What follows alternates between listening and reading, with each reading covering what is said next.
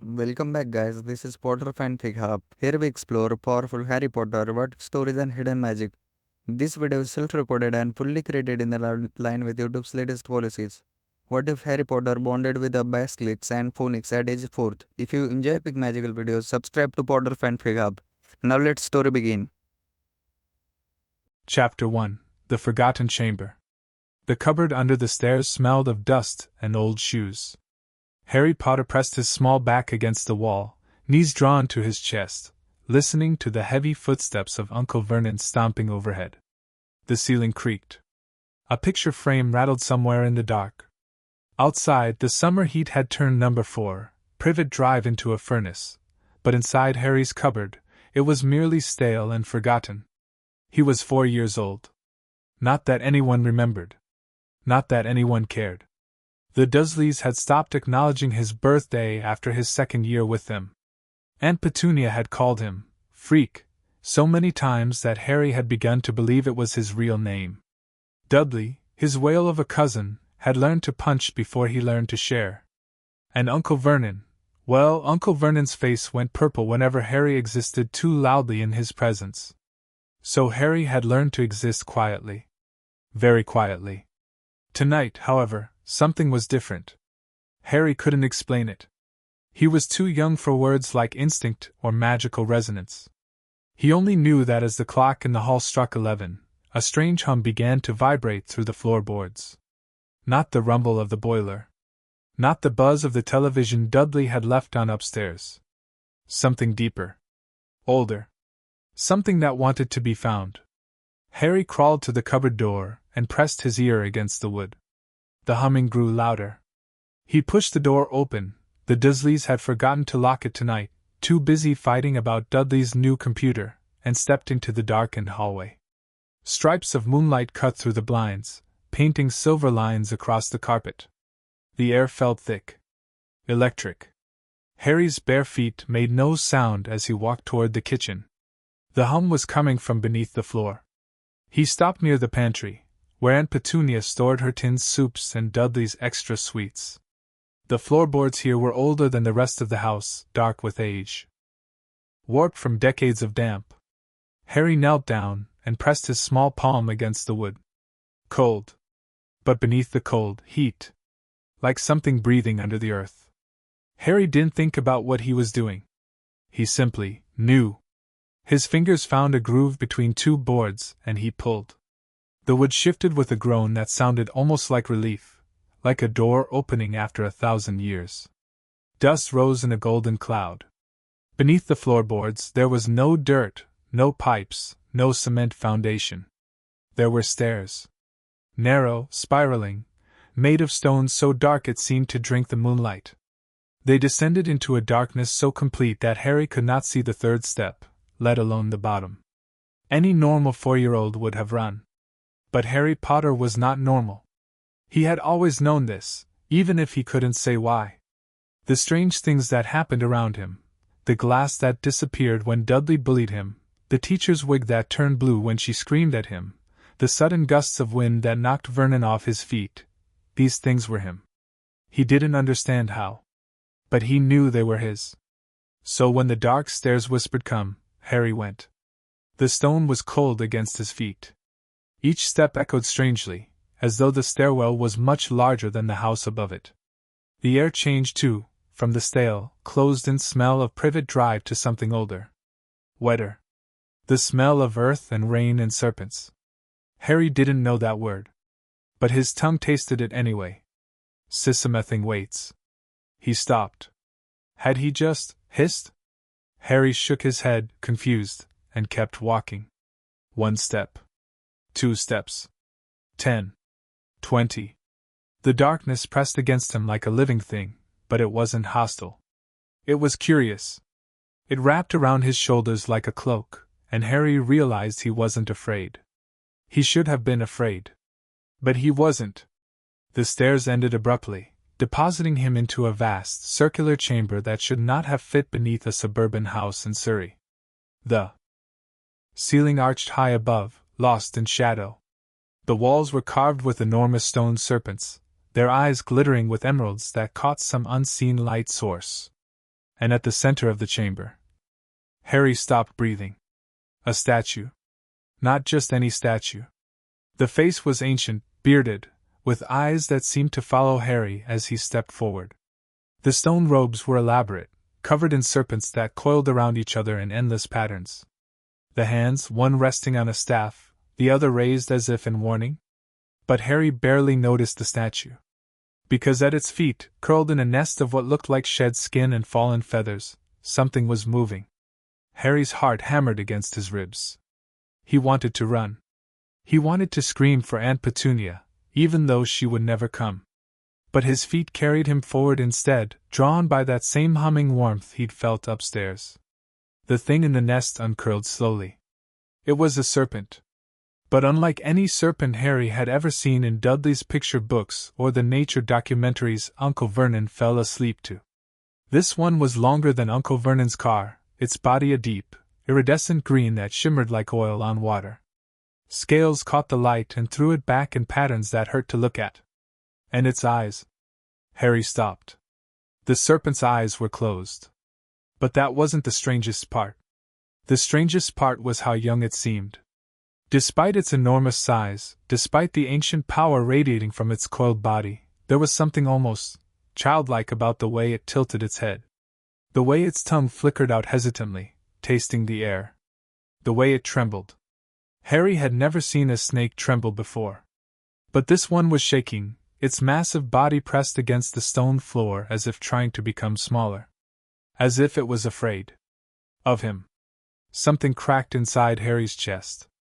Something that had been frozen since the night his parents died, since the cold doorstep, since the first time Vernon had locked him in the cupboard. He didn't understand what he was looking at. He didn't understand why this impossible chamber existed beneath his aunt's house. But he understood fear.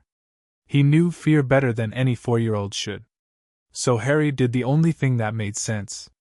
He walked forward, slowly, carefully, and sat down cross-legged on the cold stone floor. He tilted his head, mirroring the serpent. And when he opened his mouth, the words that came out were not English. "Hello?" The hiss slid from his tongue like water over glass. Natural. Effortless. As if he had been speaking this language his entire life. The serpent's head shot up.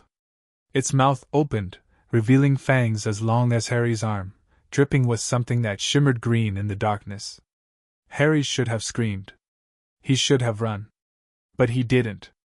Because behind those fangs, behind that terrifying display of power, the serpent's closed eyes were leaking. Tears. Green, luminous tears that glowed faintly as they slid down the serpent's scales and vanished into the stone. "You speak!"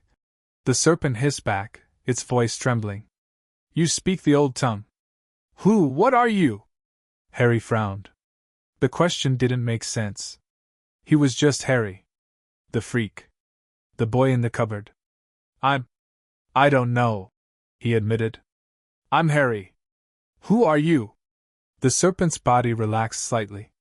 Its head lowered until it was level with Harry's face, close enough that Harry could feel the heat radiating from its scales, could smell the strange, spicy scent of its breath. "I have no name," the serpent whispered. "I have been here since before the walls were built. Before the Husay above. The statuesque servant. The guardian of the chamber. But I am alone. I have always been alone." Harry's heart ached at those words. Alone. He knew alone. "Why can't you leave?" he asked. The serpent's head turned toward the statue. The ancient face stared down at them both, unmoving, unblinking. "I was summoned here by one who is gone. I was bound to this place by magic older than your kind's memory. The spell cannot be broken by me alone." The serpent paused. "But you speak. You are not afraid. How can this be?" Harry thought about it. Really thought about it, the way only a 4-year-old can, without the layers of doubt and logic that adults wrapped around everything. "Because you're sad," he said finally. "And sad things shouldn't be alone." The serpent went very still. When it spoke again, its voice had changed. Deeper. More formal. as if it was reciting something it had been waiting centuries to say. The old magic speakaxe of a child who would come. A child born to Thos who defied the dark. A child who would speak to severed kinds and unite what was broken. The serpent's tongue flickered out, tasting Harry's scent. I thought it was a legend. A dream to keep me sane in the darkness. But you are here. You are real. Harry didn't understand most of those words. But he understood enough. I'm not a hero, he said quietly. I'm just the boy they lock in the cupboard. The serpent made a sound, a low, rumbling hiss that might have been laughter or might have been sorrow. The cupboard is not your fate, little speaker. It is your beginning. Slowly, hesitantly, the serpent uncurled further. Its massive head dipped lower until it rested on the stone floor beside Harry. The movement stirred the air, sending ripples through the dust that had settled over centuries.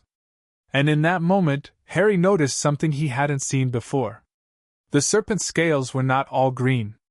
Scattered across its body, like stars in a dark sky, were patches of iridescent gold. They shimmered when the serpent breathed, catching the light from the emerald eyes of the stone serpents on the walls. Beautiful. Ancient. Alive. What are those? Harry asked, pointing. The serpent's head turned slightly, as if seeing its own scales for the first time. I do not know. They appeared when you arrived. When you spoke. Harry reached out before he could stop himself. His small fingers brushed against one of the golden scales. Fire. The word exploded behind his eyes. Not heat, not pain, knowledge. Images flooded through him, a bird made of flame, singing in a language older than time. A nest of cinnamon and ash. A tear that healed all wounds. A song that drove back darkness. Then the vision vanished, and Harry was on his back, gasping, staring up at the distant ceiling of the chamber. The serpent loomed over him, its closed eyes wide with something that looked like terror. What did you see? It demanded. Fire. Harry whispered. A bird made of fire. It was looking for you. For both of us. The serpent recoiled as if struck. Impossible. The phoenix is light. I am shadow. We cannot. It's coming. Harry interrupted, though he didn't know how he knew. He only knew it was true. Something's coming. Something that wants to bond all three of us together. The serpent was silent for a long moment. Then, very slowly, it bowed its head. Then we must prepare, little speaker. Before the fire comes. Before everything changes. Harry sat up, his heart pounding. He should go back upstairs. He should crawl into his cupboard and pretend this was all a dream. But as he looked at the massive serpent, alone, bound, terrified, he knew he couldn't. I'll come back, he said. Tomorrow night. I'll bring food. You must be hungry. The serpent's mouth opened slightly, revealing those enormous fangs. But this time, the gesture didn't seem threatening. It seemed almost like a smile. I do not eat as your kind does, little one. I survive on magic. On the old power that lingers in this place. The serpent paused. But I would welcome your company. I have not spoken in so long that I had forgotten the sound of my own voice. Harry nodded. He stood up, brushing dust from his two large pajamas. I'll come back, he repeated. I promise. The serpent's head lowered. Until its snout nearly touched Harry's chest. Before you go, touch my eyes. Harry blinked. Your eyes? But they're closed. They must remain closed. If I open them, you will die. But touch them anyway. Press your fingers against the lids. I want you to feel what I am. Harry hesitated. Then he reached up. His fingers were so small against the serpent's massive face. The scales were warm, almost hot, and he could feel something pulsing beneath them, a heartbeat, maybe, or something older. A rhythm that matched his own. He pressed his palms against the serpent's closed eyelids. Cold. Not the cold of ice or winter. The cold of deep earth. The cold of tombs and forgotten places. But beneath that cold, life. Desperate, clinging, ancient life that had refused to die despite centuries of solitude. Harry felt tears prick his own eyes. "You're so lonely," he whispered. The serpent made no sound, but its body shuddered. Harry pulled his hands away and stepped back. He looked at the statue, at the serpents on the walls, at the impossible chamber hidden beneath the most boring house on the most boring street in Surrey. "I don't know how to break the spell that's keeping you here," he said. "But I'll try. I'll try to find a way." The serpent's head rose slowly. "You are 4 years old, little speaker. You cannot even reach the kitchen counter." Harry smiled, a real smile, the first one he could remember. "Watch me." He turned and ran back toward the stairs, his bare feet slapping against the cold stone. Behind him, he heard the serpent's voice, soft and wondering. "Salazar, help us. The child is brave enough to be foolish." Harry climbed the stairs 2 at a time, pushed the floorboards aside, and crawled back into the hallway of number 4, Privet Drive. The clock read 11:47. No one had noticed he was gone. He crept back to his cupboard, closed the door, and lay down on his thin mattress. But he didn't sleep. He couldn't. Because every time he closed his eyes, he saw the serpent. Alone in the dark. Waiting for a savior who was only 4 years old and couldn't even reach the kitchen counter. Harry pressed his small hand against his chest, where the golden scales had burned against his fingers. "I'll free you," he whispered into the darkness. "I don't know how. But I will." Above him, the house settled. Uncle Vernon snored. Dudley dreamed of sweets. And somewhere deep beneath the foundations of Privet Drive, in a chamber that had not seen sunlight for 1,000 years, a basilisk opened its mouth and smiled. For the first time in centuries. It was not alone. End of Chapter 1.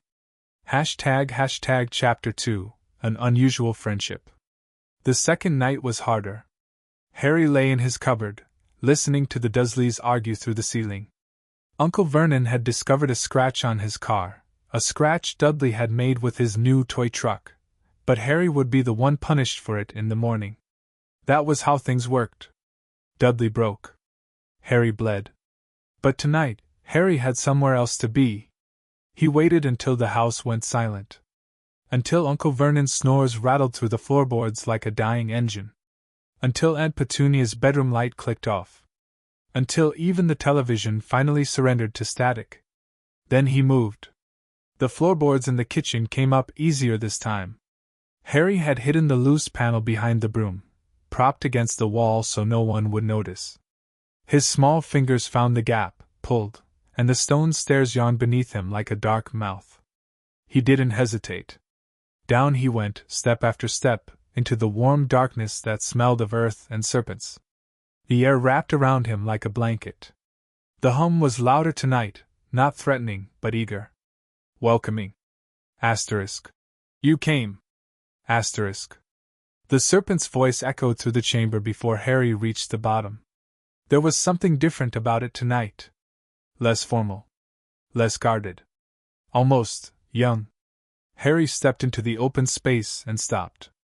The basilisk was coiled in the center of the chamber, but not in the defensive posture of the night before. Its body formed a loose spiral, like a cat settling into a sunbeam, except there was no sun here, only the green glow of emerald eyes on the walls. Its head rested on the highest coil, facing the stairs. Waiting. I said I would, Harry replied in Parseltongue, the hisses sliding off his tongue as easily as breathing. Asterisk. I keep my promises. Asterisk. Asterisk. Do you? Asterisk. The serpent's tongue flickered out, tasting the air. Asterisk. The other humans who have come here, they promised things too. They promised to return. They promised to free me. They promised many things, little speaker. Asterisk. The massive head tilted. Asterisk. They are all dead now. Asterisk. Harry should have been terrified. He was 4. He had never seen death, except for the dead birds Dudley liked to stomp on in the garden. But something about the way the serpent said those words, not with cruelty, but with weariness, made Harry's chest ache instead of freeze. I'm not other humans, he said simply. Asterisk. I'm Harry. Asterisk. The serpent was quiet for a long moment. Then, slowly, its head lowered until it rested on the stone floor. The movement brought its face close to Harry's, close enough that Harry could see the fine scales around its closed eyes, could count the ridges along its snout. No, the serpent agreed softly. Asterisk. You are not. Asterisk. Harry sat down cross-legged, just as he had the night before. He had brought something with him tonight, a small lump wrapped in a tea towel he'd stolen from the kitchen drawer. He unfolded it carefully, revealing 2 pieces of toast, slightly squashed, and a single cold sausage left over from Dudley's dinner. I don't know if you can eat this, Harry said, pushing the offering forward. But I thought maybe. The serpent's nose twitched. Its tongue flickered out again, brushing against the toast. Asterisk. What is this? Asterisk. Asterisk. Food. Human food. I mean, you said you don't eat like we do. But you must get hungry. Right? Even magic things get hungry. Asterisk. The serpent made that rumbling sound again, the one that might have been laughter. Asterisk. I do not require sustenance as you do, little one. The chamber provides. Ancient magic flows through these walls, feeding me, keeping me alive. Asterisk a pause. Asterisk. But I appreciate the gesture.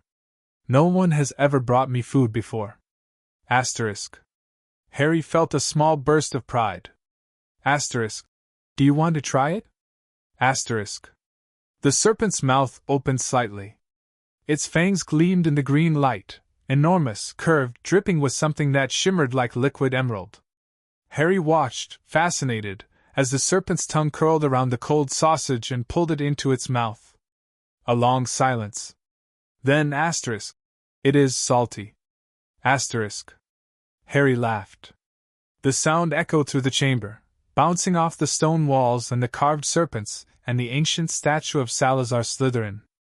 It was a small sound, the laugh of a child who didn't get to laugh often, but it filled the space like sunlight. The serpent's head rose slightly. Asterisk. What was that? Asterisk. Asterisk. Laughing. It's what humans do when something's funny. Asterisk. I have heard laughter before, the serpent said slowly. Asterisk. But not like that. Not warm. Asterisk. Harry's smile faded. Asterisk. The laughter you've heard, was it mean? Did they laugh at you? Asterisk. The serpent didn't answer, but its body tightened, coils pulling closer together. Harry understood. People laugh at me too, he said quietly. Asterisk. My cousin Dudley. His friends. They call me names. They push me down. They lock me in my cupboard when they don't want to look at me. Asterisk. He picked at a loose thread on his pajama pants. Asterisk. I used to think maybe I deserved it. Maybe I was a freak. But then I realized, they're the ones who are wrong. Not me. Asterisk. You are for. The serpent whispered. Asterisk. How can you be so certain? Asterisk. Asterisk. Because I'm not the one who hurts people. Asterisk. Harry looked up, meeting the serpent's closed eyes. Asterisk. You're not either. You're just stuck. Alone. And that's not your fault. Asterisk. The serpent's body shuddered. When it spoke again, its voice cracked, a sound like stones splitting. Asterisk. Do you know what I am, little speaker? Do you understand what the humans call me? Asterisk. Asterisk. No. Asterisk. Asterisk. They call me monster. Demon. King of serpents. My gaze kills. My venom destroys. I was created to purge the unworthy, to cleanse the castle of those who did not belong. Asterisk. The serpent's head lowered until its snout nearly touched Harry's chest. Asterisk. I am death on scales. And you are sitting beside me like I am a pet. Asterisk. Harry considered this. You haven't killed me, he pointed out. Asterisk. Because I keep my eyes closed. Asterisk. But you could open them. Harry said. Asterisk. You could open them right now, and I would die. But you don't. You're choosing not to. Asterisk. He reached out and pressed his palm against the serpent's snout. Asterisk. That doesn't sound like a monster to me. That sounds like someone who's lonely and scared and doesn't want to hurt anyone. Asterisk. The serpent's breath hitched. Something wet and glowing dripped from beneath its closed eyelids, those luminous green tears Harry had seen the night before. They slid down the serpent's scales and splashed onto the stone floor, where they sizzled and smoked before fading. I have waited 1,000 years, the serpent whispered. Asterisk. 1,000 years in darkness, bound to a master who abandoned me, trapped in a chamber that no one remembers. I have dreamed of death. I have prayed for the release of oblivion. But I could not die. The magic would not let me. Asterisk. Harry felt tears prick his own eyes. He didn't fully understand 1,000 years. His own life was only 4, but he understood waiting. He understood being trapped in a small, dark space with no one to talk to and no hope of escape. I'm here now, he said. Asterisk. I'm not leaving. Asterisk. You will grow up, the serpent replied. Asterisk. You will leave this house. You will forget this chamber. Asterisk. Asterisk. No, I won't. Asterisk. Asterisk. How can you be sure? Asterisk. Harry thought about it. He thought about the golden scales on the serpent's body, those strange, luminous patches that had appeared when he arrived. He thought about the vision of the firebird, the phoenix that was searching for them both. He thought about the hum in the walls, the pull in his chest, the way his heart beat faster whenever he thought about the dark stairs beneath the kitchen floor. Because something brought me here, he said finally. Asterisk. Something that's bigger than both of us. And I don't think it brought me here just to leave you alone again. Asterisk. The serpent was silent for a long time. Then, slowly, it uncoiled. Its massive body slid across the stone floor, scales scraping against ancient rock, until it had wrapped itself in a loose circle around Harry. Not trapping him, asterisk enclosing asterisk him. Like a wall. Like protection. You are cold, the serpent observed. Asterisk. Humans should not be this cold. Asterisk. I don't have a blanket, Harry admitted. Asterisk. Uncle Vernon says blankets are for children who deserve them. Asterisk. The serpent made a sound, a low, angry hiss that had nothing to do with words. The temperature in the chamber dropped. The emerald lights flickered. One day, the serpent said, asterisk, I will show your uncle what it means to deserve something. Asterisk. Harry smiled. Asterisk. You sound like you want to protect me. Asterisk. Asterisk. I do not know what I want anymore. I have been alone for so long that I forgot wanting was possible. Asterisk. The serpent's head settled on the stone floor, its body still encircling Harry. Asterisk. But I do not want you to be cold. And I do not want you to be alone. Perhaps that is enough for now. Asterisk. Harry leaned back against the serpent's coils. They were warm. Warmer than the cupboard. Warmer than the thin mattress. Warmer than anything Harry had felt since. He couldn't remember ever feeling this warm. Asterisk. Can I ask you something? Asterisk. Harry said. Asterisk. You may. Asterisk. Asterisk. Why did you say you have no name? Everything has a name. Even my aunt's ugly flowers have names. Petunias. That's what she named me after too.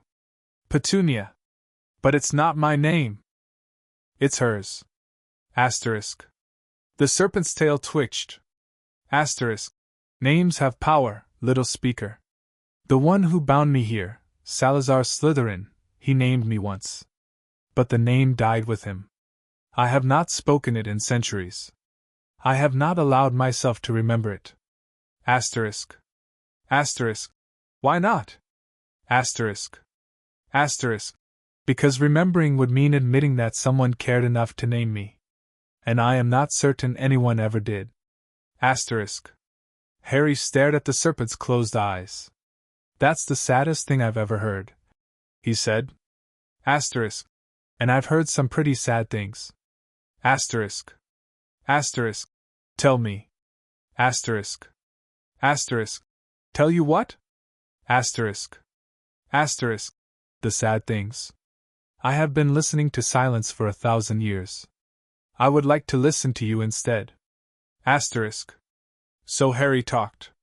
He talked about the night he'd been left on the doorstep, not that he remembered it, but Aunt Petunia had told the story often enough, always with disgust, always with the word freak thrown in like salt on a wound. He talked about the cupboard, the spiders that shared his space, the way the door locked from the outside. He talked about Dudley's fists and Uncle Vernon's belt and Aunt Petunia's cold, cold eyes that looked through him like he was made of glass. He talked until his voice grew hoarse and his eyes grew heavy. And through all of it, the serpent listened. Not with pity. Harry had seen pity on the faces of teachers who caught him with bruises, and it always made him feel smaller. This was different. The serpent listened like every word mattered. Like Harry's voice was the first music the chamber had heard in 1,000 years.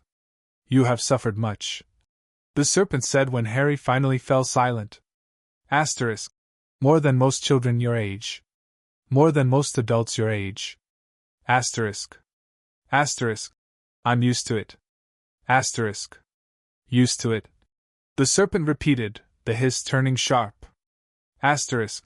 That is not a phrase a child should know. Asterisk. Harry shrugged.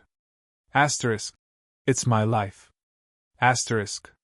The serpent's coils tightened slightly, not painfully, but firmly, as if trying to squeeze the loneliness out of Harry's bones. Asterisk. It does not have to be. Asterisk. Asterisk. What do you mean? Asterisk.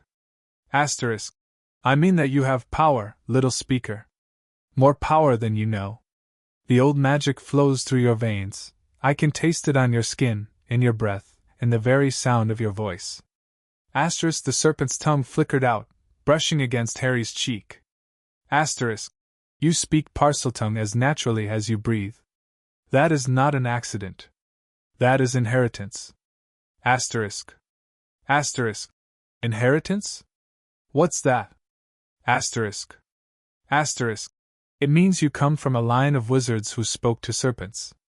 A line that stretches back to Salazar Slytherin himself. Asterisk. The serpent paused. Asterisk. It means you are an heir, whether you know it or not. Asterisk. Harry frowned. Asterisk. I don't want to be an heir. I don't even want to be Harry most days. Asterisk. Asterisk. Wanting does not matter. You are what you are. Asterisk. Asterisk. And what's that? A freak? Asterisk. The serpent's head rose sharply. Asterisk. Do not use that word. Not for yourself. Not ever. Asterisk. The voice was hard now, ancient, echoing with an authority that made the stone walls tremble. Asterisk. You are not a freak. You are not a burden. You are not a mistake left on a doorstep. Asterisk. The massive head lowered until the serpent's snout pressed against Harry's forehead. Asterisk. You are the first living creature in 1,000 years to look at me and see something other than a weapon. That makes you extraordinary. Not a freak. Extraordinary. Asterisk. Harry's lip trembled. No one had ever called him extraordinary before. No one had ever called him anything but boy or freak or that Potter child spoken in whispers. And here, in this impossible chamber beneath the most boring house in England, a creature of legend was looking at him like he mattered. Like he was good. I don't know how to be extraordinary, Harry whispered. Asterisk. You already are. Asterisk. Harry closed his eyes. The serpent's warmth surrounded him, seeping through his thin pajamas, pushing back the cold that had lived in his bones for as long as he could remember. He felt safe for the first time in his life. Truly, completely safe. Asterisk. Will you be here tomorrow? Asterisk. He asked. Asterisk. I have been here for 1,000 years, little speaker. I will be here tomorrow. and the day after, and the day after that. Asterisk. Asterisk. And the day after that? Asterisk. The serpent made that rumbling sound again, softer this time, almost gentle. Asterisk. Yes. And the day after that. Asterisk. Harry smiled against the serpent's scales. Asterisk. Then I'll come back tomorrow. And the day after.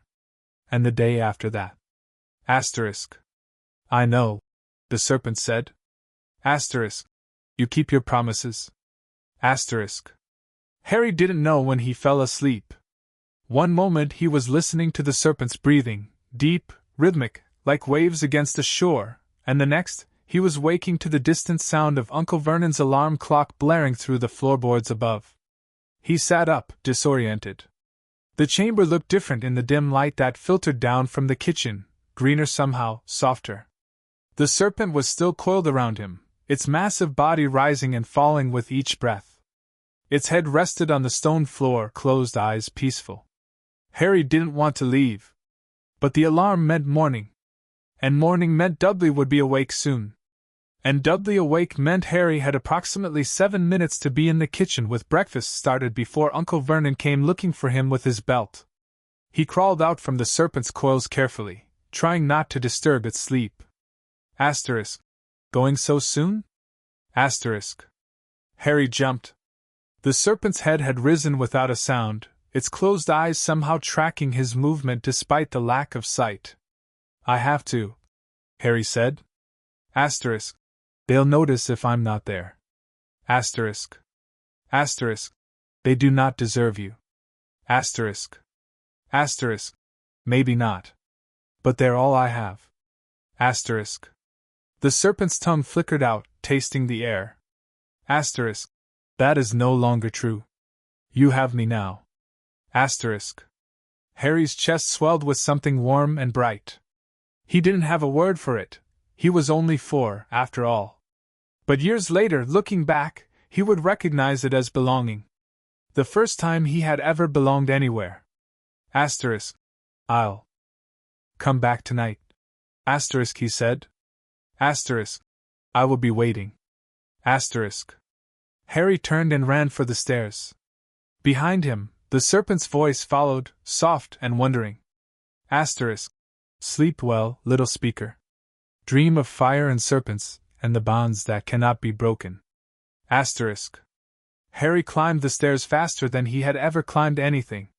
He pushed through the floorboards, replaced the panel, and ran to the kitchen just as Uncle Vernon's footsteps thundered down the stairs. Asterisk. Boy. Where's my breakfast? Asterisk. Asterisk. Coming, Uncle Vernon. Asterisk. Harry pulled eggs from the fridge, bread from the cupboard, butter from the drawer. His hands moved automatically, the way they had every morning for as long as he could remember. But his mind was still in the chamber. Still wrapped in warmth. Still listening to a voice that had called him extraordinary. Dudley stumbled into the kitchen, already whining about his cereal being the wrong color. Aunt Petunia appeared in her bathrobe, hair in curlers, face pinched with disapproval. The morning unfolded the way every morning unfolded, loud, demanding, cruel.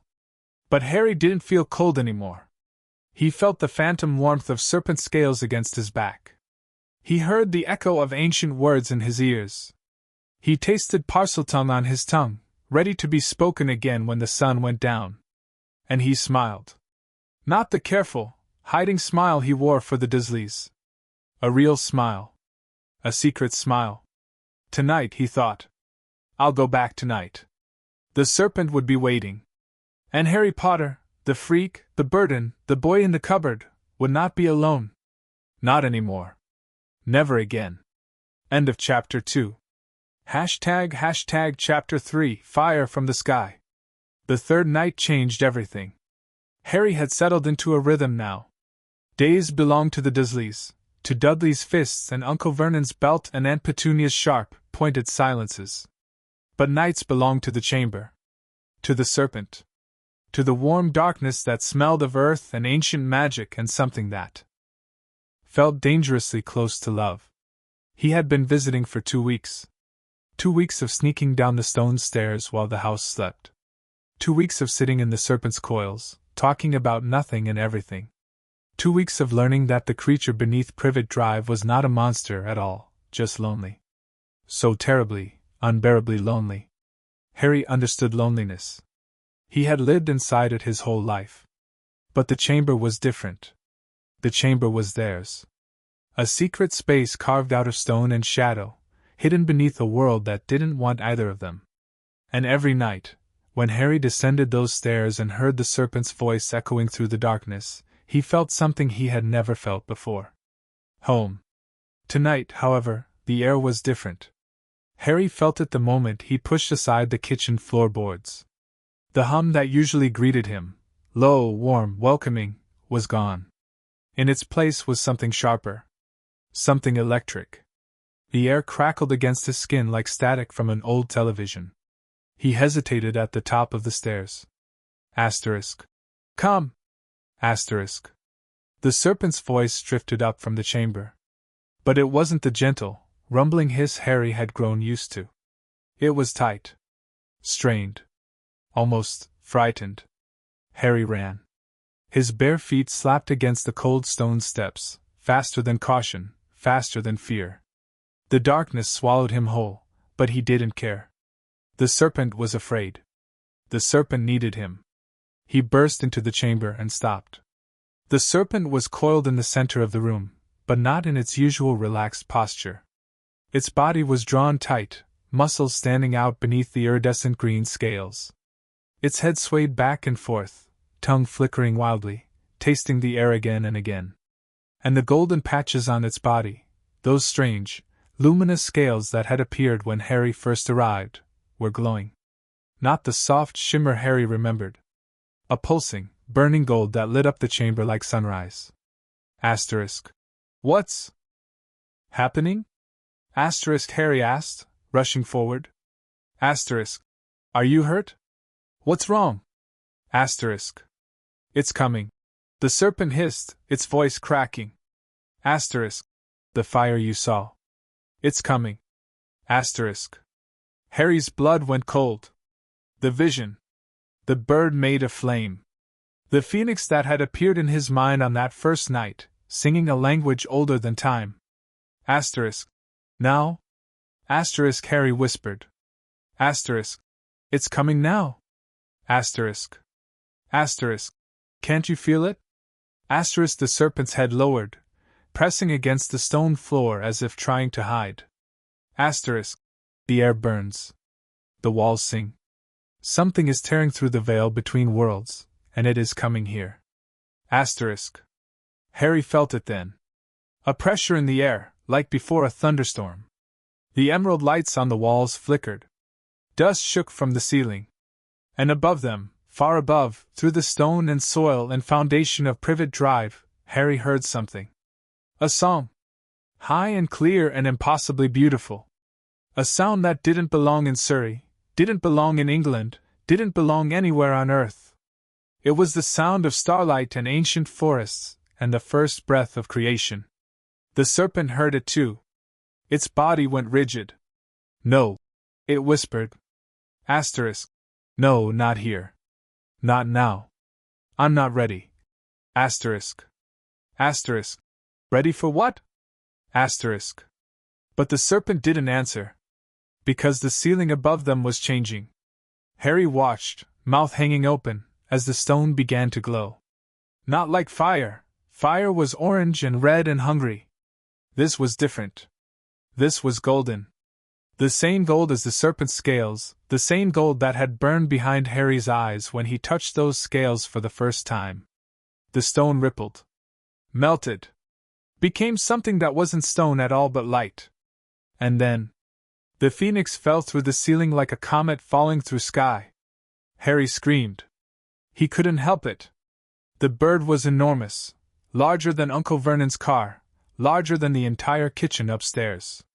Its feathers were the color of molten gold and sunset red and blood orange fire. Its tail streamed behind it like ribbons of flame, leaving trails of light that hung in the air long after it passed. Its eyes, asterisk, its eyes, asterisk. Harry had never seen eyes like that. Black as midnight, but filled with stars. Ancient. Knowing.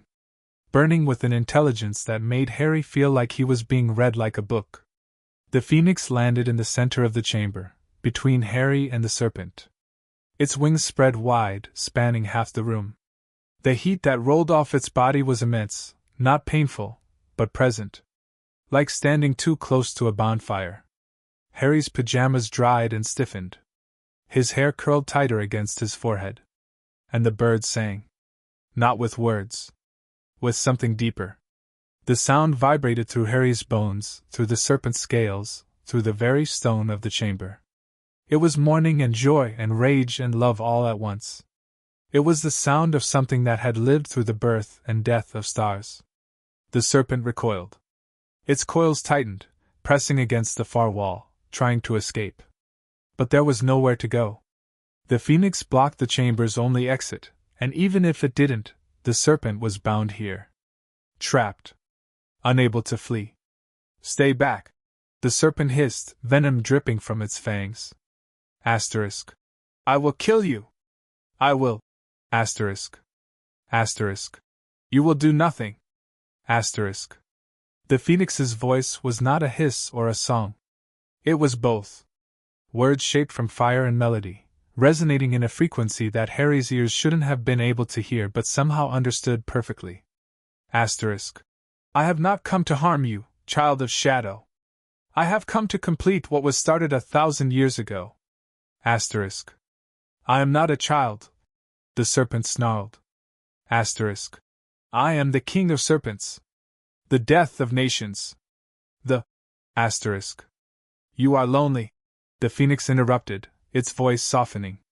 Asterisk. You have always been lonely. Even when Salazar walked these halls, you were alone. He created you to be a weapon, not a companion. He did not love you. He did not even see you. Asterisk. The serpent went very still. How dare you? It whispered. How dare you speak of things you do not understand? Asterisk. I understand more than you know. Asterisk. The phoenix took a step forward, its talons scraping against the stone floor. Asterisk. I was there when the chamber was built. I watched Salazar carve these walls with his own wand. I saw him pour his hatred and his fear into your creation, shaping you from magic and venom and the scales of serpents long dead. Asterisk. Another step. Asterisk. And I saw him leave you here. Alone. In the dark. Forgetting you even existed while he fled the castle he helped build. Asterisk. The serpent's body was shaking now. Trembling so violently that the golden scales on its body flared and dimmed like dying stars. Asterisk. Why are you telling me this? Asterisk. Asterisk. Because you deserve to know the truth. Asterisk. The phoenix stopped directly in front of the serpent, close enough that its flames reflected off the serpent's scales. Asterisk. And because the bonds of loneliness are about to be broken. Asterisk. The bird turned. Its star-filled eyes found Harry. Harry, who was 4 years old and barefoot and wearing pajamas 2 sizes too big. Harry, who had been hiding in cupboards and sleeping on thin mattresses and eating scraps from Dudley's plate. Harry, who had somehow, impossibly, found his way into an ancient chamber beneath his aunt's house. The phoenix dipped its head. Asterisk. Hello, little one. Asterisk. Harry's throat tightened. He wanted to run. He wanted to hide. But his feet wouldn't move, and his voice wouldn't work, and all he could do was stare at the bird made of fire. You're the one from my vision, he finally managed. Asterisk. The one who was looking for us. Asterisk. Asterisk. Yes. Asterisk. Asterisk. Why? Why were you looking for us? Asterisk. The phoenix's feathers rippled, sending cascades of golden light across the chamber. Asterisk. Because the old magic is waking. Because the bonds that were broken centuries ago are crying out to be remade. Because you and the serpent are 2 halves of something that needs a third. Asterisk. The bird's head turned, regarding the serpent. Asterisk. And because I am tired of watching darkness consume everything it touches. Asterisk. Harry didn't understand most of that. But he understood enough. You want to bond with us, he said. Asterisk. Like the serpent said. The tri-bond. The one that hasn't happened for centuries. Asterisk. Asterisk. Yes. Asterisk. Asterisk. Why? Asterisk. The phoenix was silent for a long moment. Then, slowly, it stepped closer. Close enough that Harry could feel the heat radiating from its feathers, could smell the strange, sweet scent of cinnamon and ash that clung to its body. Asterisk. Because you are dying, little one. Asterisk. Harry blinked. Asterisk. What? Asterisk. Asterisk. Not your body. Your soul. Asterisk. The phoenix's voice dropped, became something gentler than fire had any right to be. Asterisk. The Dursleys are killing you slowly. Not with knives or poison. With neglect. With cruelty. With the absence of love.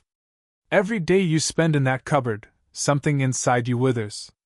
And if nothing changes, if no one intervenes, that something will die completely. Asterisk. Harry felt tears prick his eyes. He had never told the serpent about the cold emptiness inside him. The way he sometimes stared at the wall of his cupboard and felt nothing at all. The way his chest had started to hurt lately, like something was cracking open. But the phoenix saw. The phoenix knew. I cannot heal that alone, the bird continued. Asterisk. Nor can the serpent. But together. Asterisk. Its wing extended, brushing against Harry's cheek. The touch was like standing in warm sunlight. Asterisk. Together, we can save you.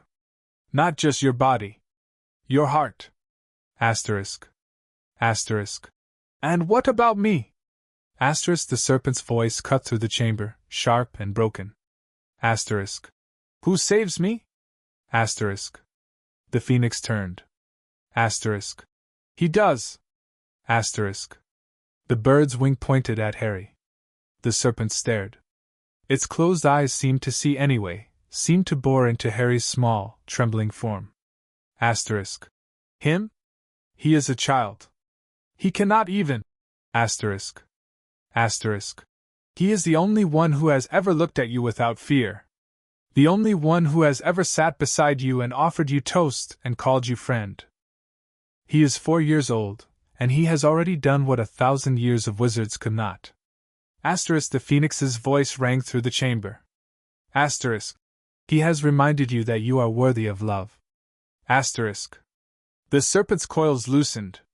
Its head lowered. And for the first time since Harry had met it, the serpent cried.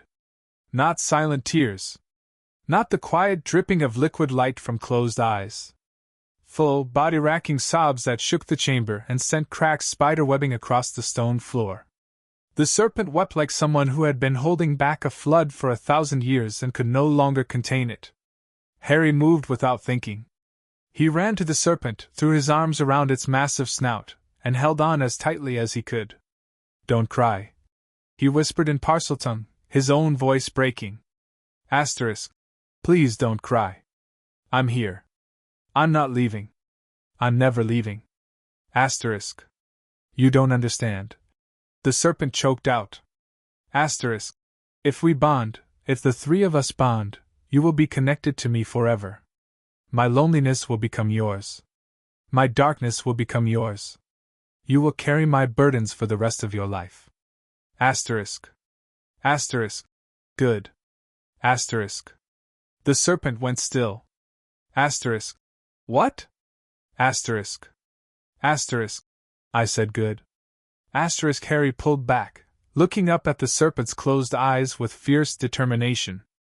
Asterisk.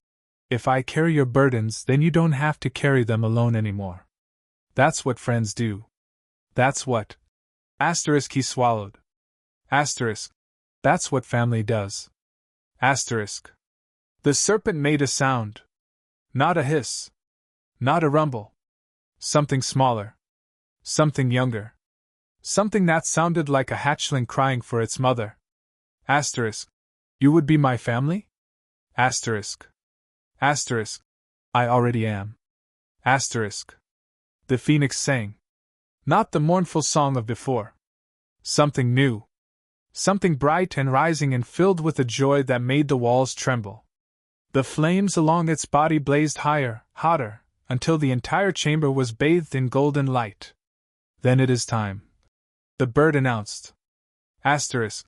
The tri-bond ritual begins now. Asterisk. Harry's heart hammered against his ribs. Asterisk. What do I have to do? Asterisk. Asterisk. Nothing. Asterisk. The phoenix stepped forward, pressing its body against Harry's back. The heat was immense but not painful, like being wrapped in a blanket of sunlight. Asterisk. The bond does not require action. It requires acceptance. You must simply allow it to happen. Allow the magic to flow through you. Allow the serpent and me to become part of your soul. Asterisk. Asterisk. Will it hurt? Asterisk. Yes, the serpent said quietly. Asterisk. Bonds of this magnitude always hurt. But the pain will pass. And what remains will be worth it. Asterisk. Harry took a deep breath. He thought about the cupboard. About Dudley's fists and Uncle Vernon's belt and Aunt Petunia's cold, cold eyes. He thought about the serpent, alone in the dark for 1,000 years. He thought about the phoenix, searching across centuries for something it had almost given up hope of finding. Do it, he said. The world exploded into light. The chamber disappeared. Harry was floating in nothing, no walls, no floor, no ceiling. Just endless white emptiness stretching in every direction. The serpent was there, its massive body coiled beside him. The phoenix was there, its flames casting rainbows across the void. And between them, connecting them, were threads.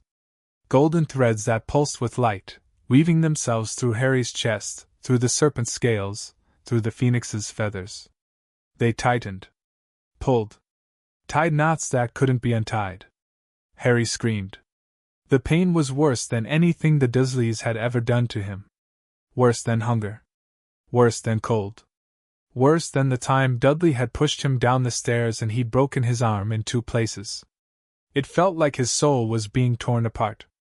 And then, it felt like his soul was being put back together. The threads pulled tighter, weaving through his heart, his lungs, his bones.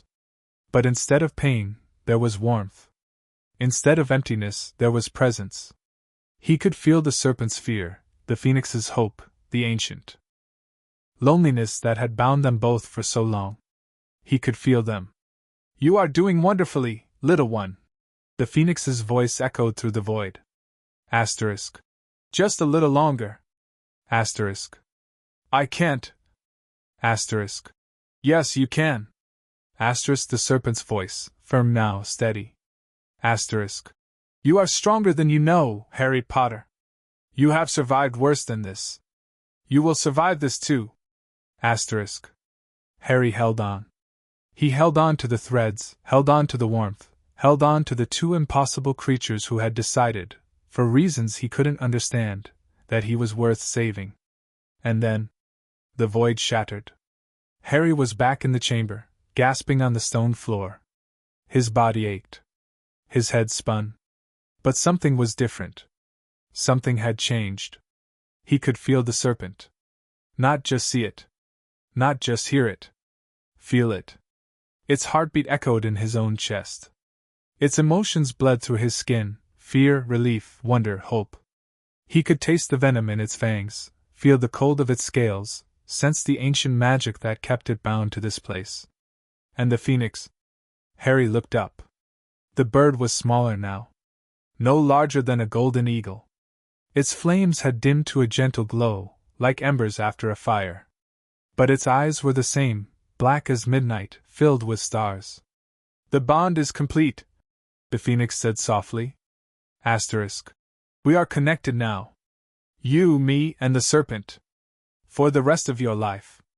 Asterisk. Harry touched his chest.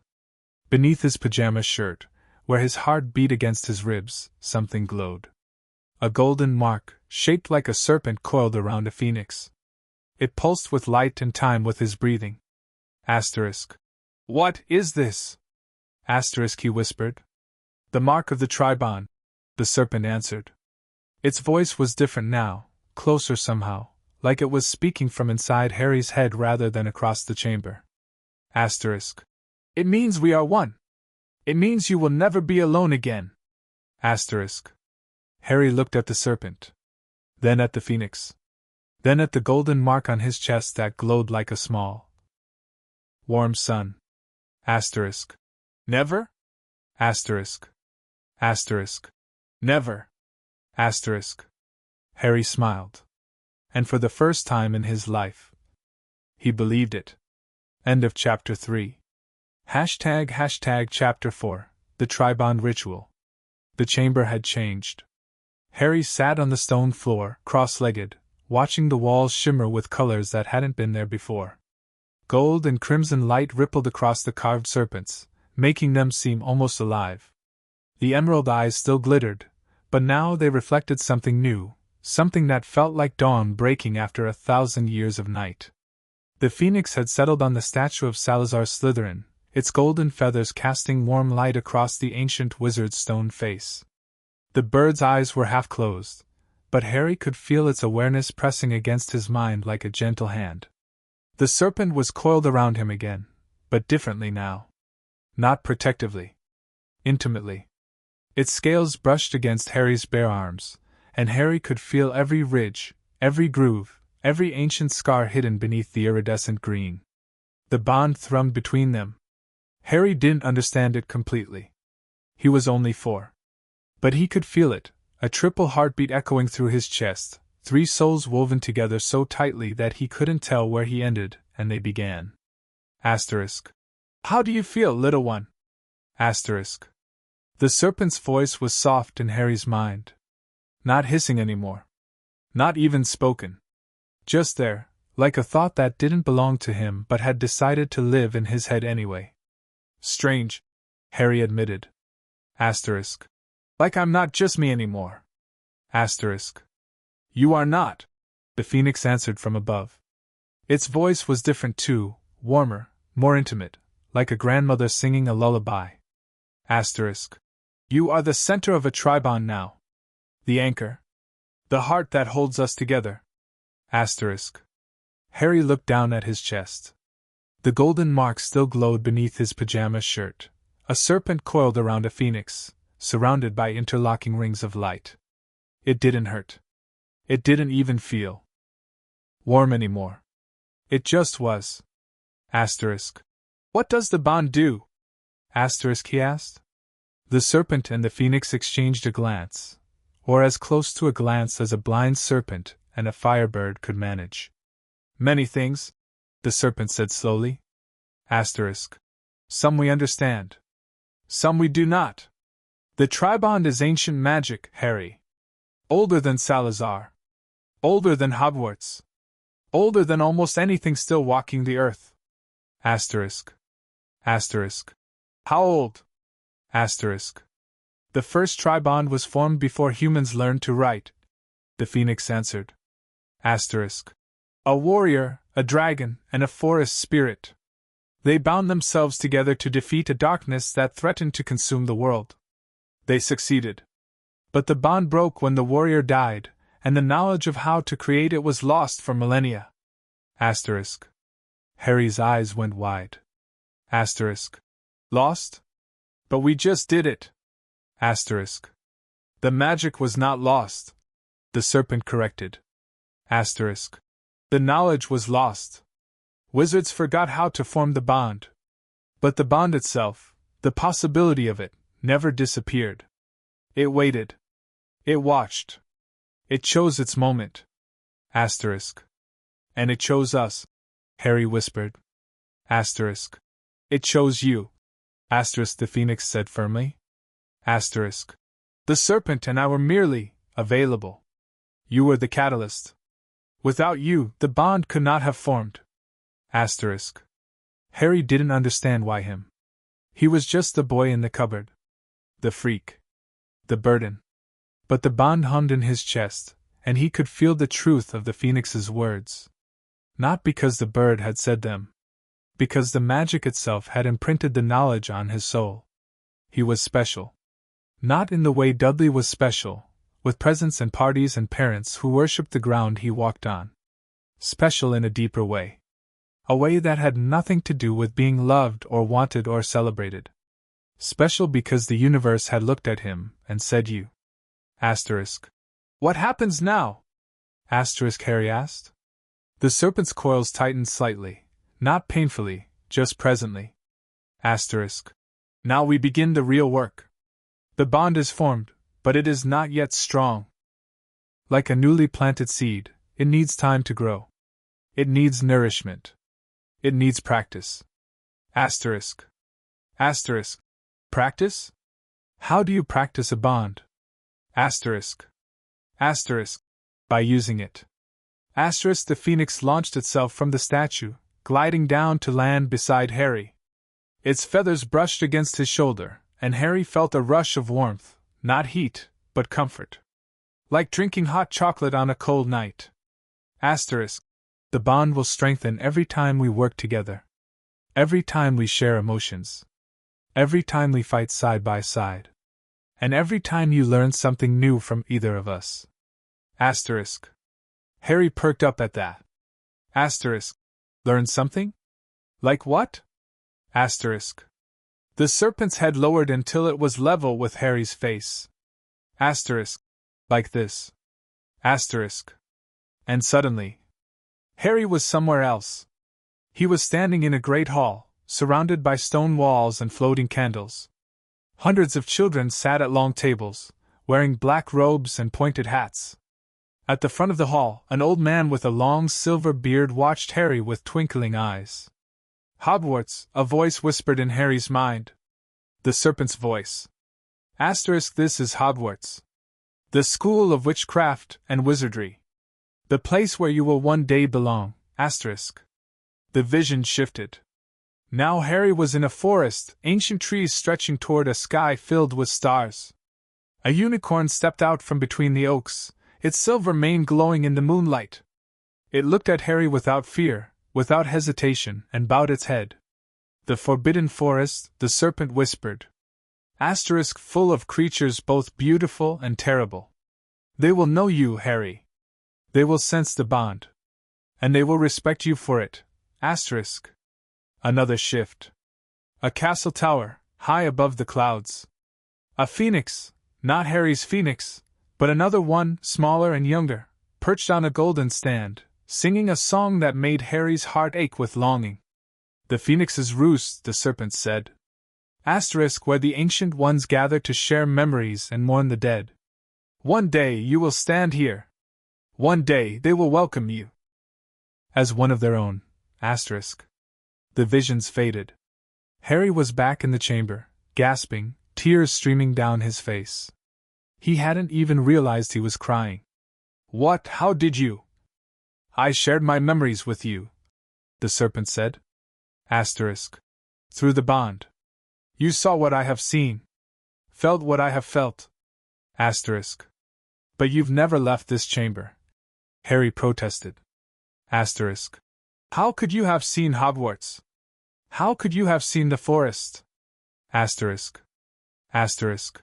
Because I was not always bound here. Asterisk. The serpent's voice grew darker, heavier. Asterisk. Before Salazar trapped me beneath this house, I lived in the dungeons of Hogwarts. I roamed the castle at night, silent as shadow. I saw everything. I remember everything. Asterisk. Harry wiped his face with the back of his hand. Asterisk. Will I be able to show you my memories too? Asterisk. Asterisk. Eventually. The bond is new. It needs time to grow two-way connections. Right now I can send to you, but you cannot send to me. That will change. Asterisk. Asterisk. And me? Asterisk. The phoenix ruffled its feathers. Asterisk. I can share my memories as well. But they are older. Stranger. They may frighten you at first. Asterisk. I'm not afraid, Harry said. The phoenix's star-filled eyes studied him.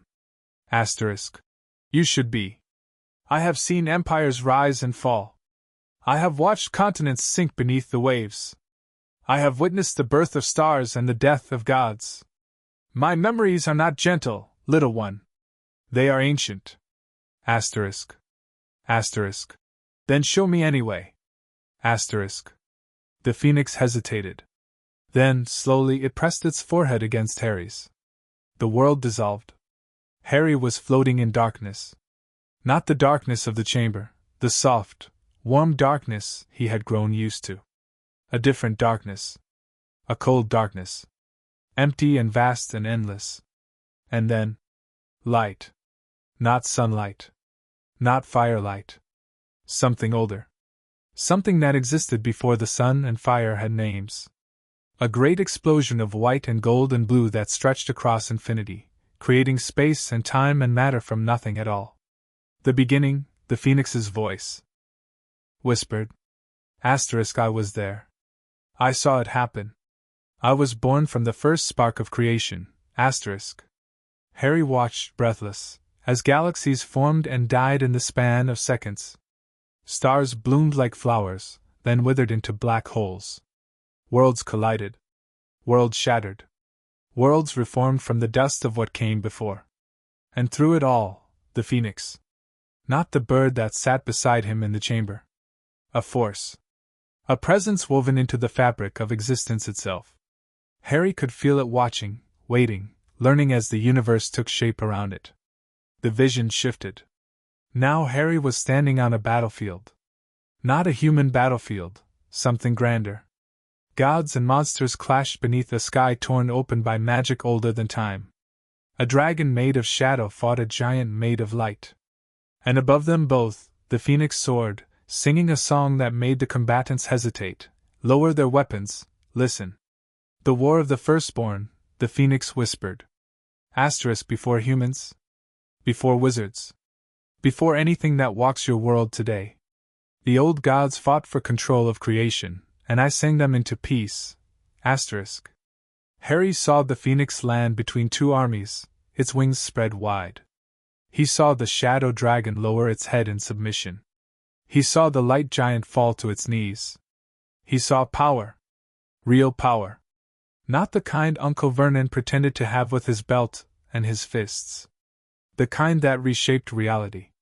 The kind that made the universe sit up and pay attention. And then, the vision ended. Harry was on his hands and knees in the chamber, vomiting onto the stone floor. His body shook uncontrollably. His teeth chattered. The golden mark on his chest blazed so brightly that he could see it through his pajama shirt. Too much. The serpent hissed, its voice sharp with anger. Asterisk. You gave him too much, too fast. He is a child. Asterisk. He asked to see? The phoenix replied, but its voice was shaken. Guilty. Asterisk. I should not have, you are right. I overestimated his capacity. Asterisk. I'm okay. Harry gasped, spitting the last of the bile from his mouth. Asterisk. I'm okay. Just give me a minute. Asterisk. The serpent's coils wrapped around him, pulling him against the warmth of its scales.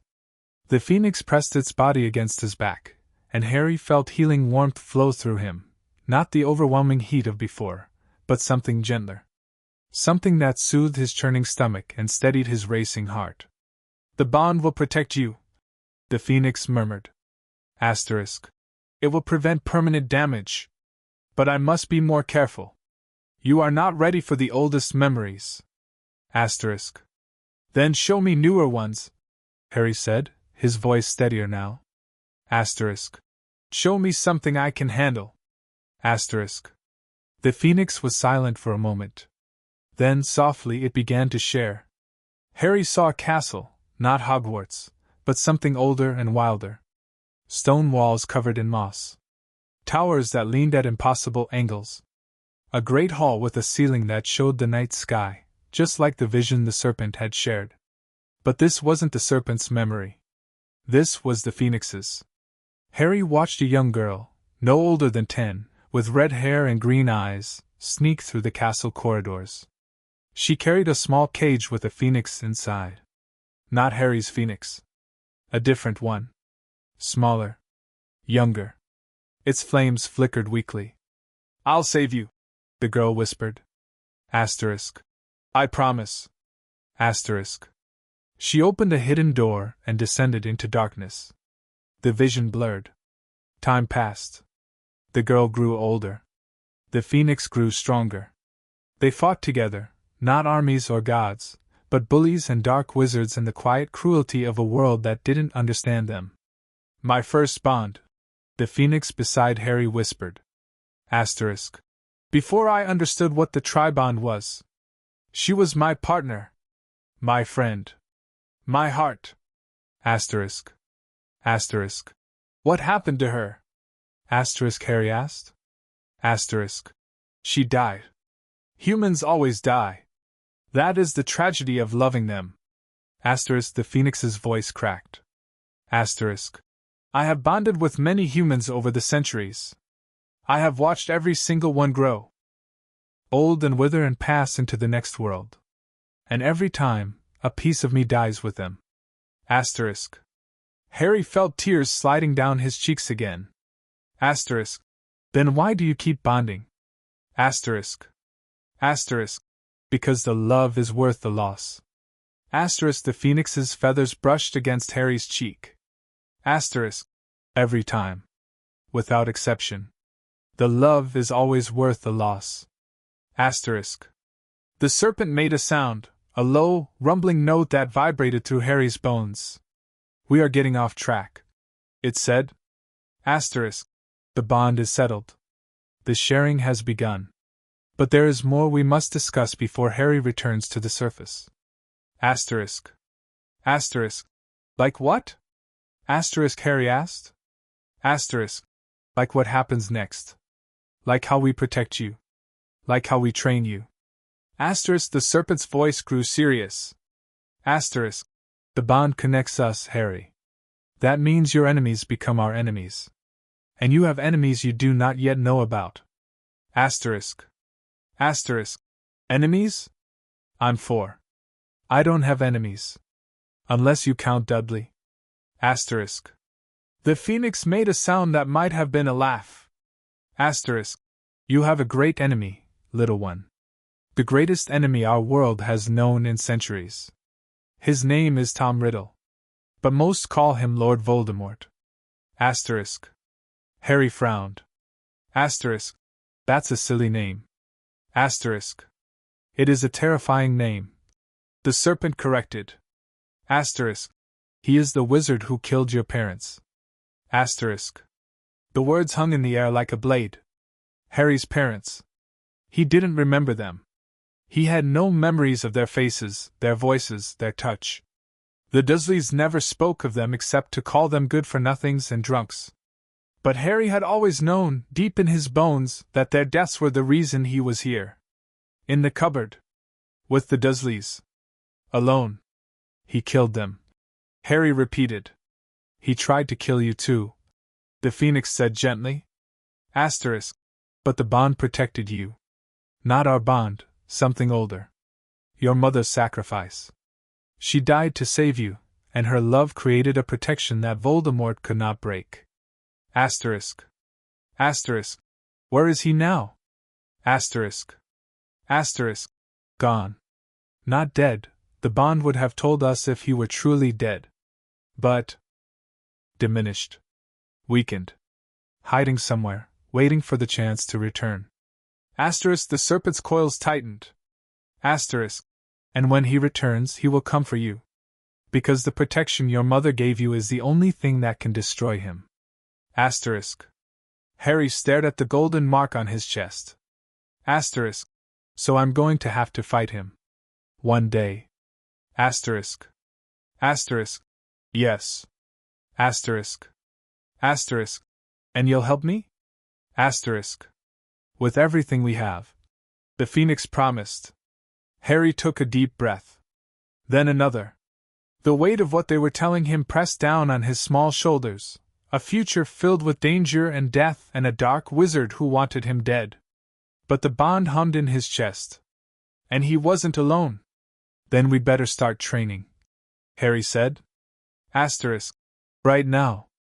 Asterisk. The serpent and the phoenix exchanged another glance. Asterisk. Right now? Asterisk, the serpent asked. Asterisk. Right now. Asterisk. Harry stood up, brushing dust from his pajamas. His legs were shaking. His stomach still churned from the phoenix's memories. But his voice was steady. Asterisk. You said the bond gets stronger when we work together. So let's work together. Teach me something. Anything. Asterisk. The phoenix tilted its head. You are remarkable, it said softly. No, Harry replied. Asterisk. I'm just too stubborn to give up. Asterisk. The serpent made that rumbling sound again, the one that might have been laughter. Asterisk. Stubbornness is its own kind of magic, little one. Never let anyone tell you otherwise. Asterisk. The phoenix hopped off the statue and landed in front of Harry. Asterisk. Very well. Lesson 1. The bond allows us to share more than memories. It allows us to share abilities. Watch. Asterisk. The bird opened its beak and sang. The sound filled the chamber, high and clear and impossibly beautiful. Harry felt the song resonate through his chest, through the golden mark, through every bone in his body. And then, he could see in the dark. Not like before, when the chamber had been lit by emerald lights and golden scales. Actually see. Every shadow became sharp and clear. Every crack in the stone floor. Every cobweb in the corners. Harry could see them all as clearly as if the sun were shining. What? Phoenix sight, the bird explained. Asterisk. I have shared it with you through the bond. It will fade when I stop singing, but eventually, with practice, you will be able to access it on your own. Asterisk. Harry spun around, marveling at the chamber. He could see the serpent's scales in perfect detail, the iridescent green, the golden patches, the tiny scars hidden beneath. He could see the phoenix's feathers, each one a miniature flame frozen in time. This is incredible, he breathed. That is just the beginning, the serpent said. Asterisk. Now watch me. Asterisk. The serpent opened its mouth. Harry felt something shift in the bond, a pulling sensation, like a thread being tugged. And suddenly, he could taste the air. Not with his tongue, with something deeper. Something primal. He could taste the dust in the chamber, the ancient magic in the walls, the sweat on his own skin. Serpent senses, the serpent explained. Asterisk. You can taste fear now. And hope. And lies. No one will ever deceive you again, Harry. Not while the bond holds. Asterisk. Harry closed his eyes, overwhelmed. The phoenix's song faded. The darkness returned. But the serpent's taste sense remained, lingering at the edges of his awareness. Keep practicing, the serpent said. Asterisk. Reach for the bond when you need us. We will always be here. Asterisk. Harry opened his eyes. The chamber was dark again. The emerald lights had dimmed to their usual glow. The phoenix had returned to its perch on the statue. The serpent had settled into its coils, breathing slow and deep. But Harry felt different. Changed. Bound. I have to go back upstairs, he said reluctantly. Asterisk. The Dursleys will wake up soon. Asterisk. Go, the serpent said. Asterisk. But remember, you are never truly leaving us now. The bond connects us across any distance. Close your eyes, and you will find us. Asterisk. Harry nodded. He turned toward the stairs, then stopped. Thank you, he said. Asterisk.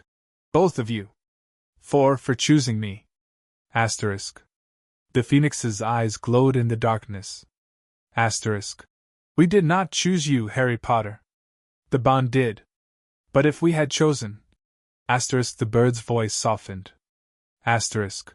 We would have chosen you. Every time. Asterisk. Harry smiled.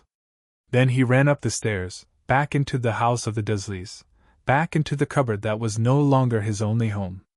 Because his home was beneath the floor now. His home was fire and shadow and ancient magic. His home was a serpent and a phoenix and a bond that would never break. And for the first time in his 4 years of life, Harry Potter was exactly where he was supposed to be. End of Chapter 4. ## Chapter 5, Secrets of the Serpent. The nights blurred together like watercolors in rain. Harry lost count of how many times he had descended the stone stairs. 10? 20? 50? The days under the Dursleys' roof had become a blur of chores and bruises and hunger, but the nights belonged to the chamber. To the serpent. To the phoenix. To the bond that grew stronger with every passing hour. Harry was still 4. His body was still small, still bruised, still hungry. But something inside him had changed. The golden mark on his chest glowed brighter each night, and the warmth that spread through his veins felt less like borrowed magic and more like his. Tonight the serpent had promised to teach him something new. Real magic, the serpent had said before Harry climbed the stairs at dawn. Asterisk. Not the tricks the phoenix shares. The old magic. Salazar's magic. Your inheritance. Asterisk. Harry had thought about those words all day. He had thought about them while making Uncle Vernon's breakfast, while scrubbing Dudley's muddy shoes, while hiding in his cupboard from Dudley's friends. Inheritance. The word echoed through his mind like a bell. He didn't know what it meant. Not really. But the serpent had said it with such weight, such reverence, that Harry knew it was important. The chamber felt different tonight. The emerald lights on the walls burned brighter, casting sharp green shadows across the stone floor. The carved serpent seemed to move in the corner of Harry's eye, not really moving, but watching. Waiting. The phoenix was absent. Harry had felt it leave an hour ago, through the bond. A distant pulse of warmth, then nothing. The bird had flown somewhere, hunting, perhaps, or visiting places only phoenixes could go. I send it away, the serpent said, answering Harry's unasked question. Asterisk. What I am about to teach you is not for its ears. The phoenix serves the light. But this magic. Asterisk. The serpent's tongue flickered out, tasting the air. Asterisk. This magic belongs to the dark. Asterisk. Harry's stomach tightened. Asterisk. Dark magic? Asterisk. Asterisk. Not evil magic. There is a difference, little one. Dark magic is not cruel. It is simply old. Older than light. Older than the phoenix's fire. Asterisk. The serpent's head lowered until it was level with Harry's face.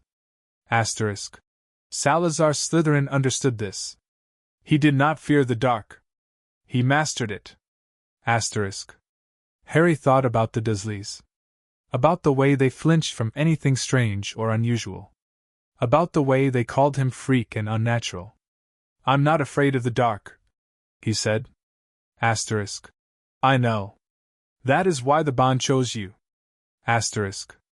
The serpent uncoiled itself, sliding across the stone floor toward the statue of Salazar Slytherin. Harry followed, his bare feet silent against the cold rock. The statue loomed above them, ancient, weathered, its stone face stern and unreadable. But tonight something was different. The serpent's eyes, the carved ones on the statue's face, were glowing. A soft, pulsing green that matched the lights on the walls. Touch the staff, the serpent instructed. Harry looked at the statue's hand. It gripped a stone staff, carved with serpents that coiled around each other in endless spirals. The staff was higher than Harry's head, but he jumped, caught the bottom of it, and hung there. For a moment before dropping back to the floor. I can't reach, he admitted. The serpent made that rumbling sound, the one that meant it was amused. Asterisk. You do not need to touch it physically. Reach through the bond. Feel the staff. It is connected to me, and I am connected to you.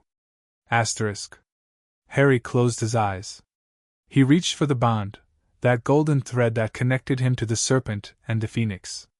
It was easier now than it had been at first. Like flexing a muscle he hadn't known he had. He found the serpent's presence in the bond. Warm, ancient, patient. And through the serpent, he found the staff. Knowledge flooded through him. Not words or images, but understanding. He understood that the staff was a key. That the statue was a door. That the chamber was not just a room but a vault, a repository for knowledge Salazar Slytherin had deemed too dangerous for ordinary wizards. "Open it!" the serpent whispered.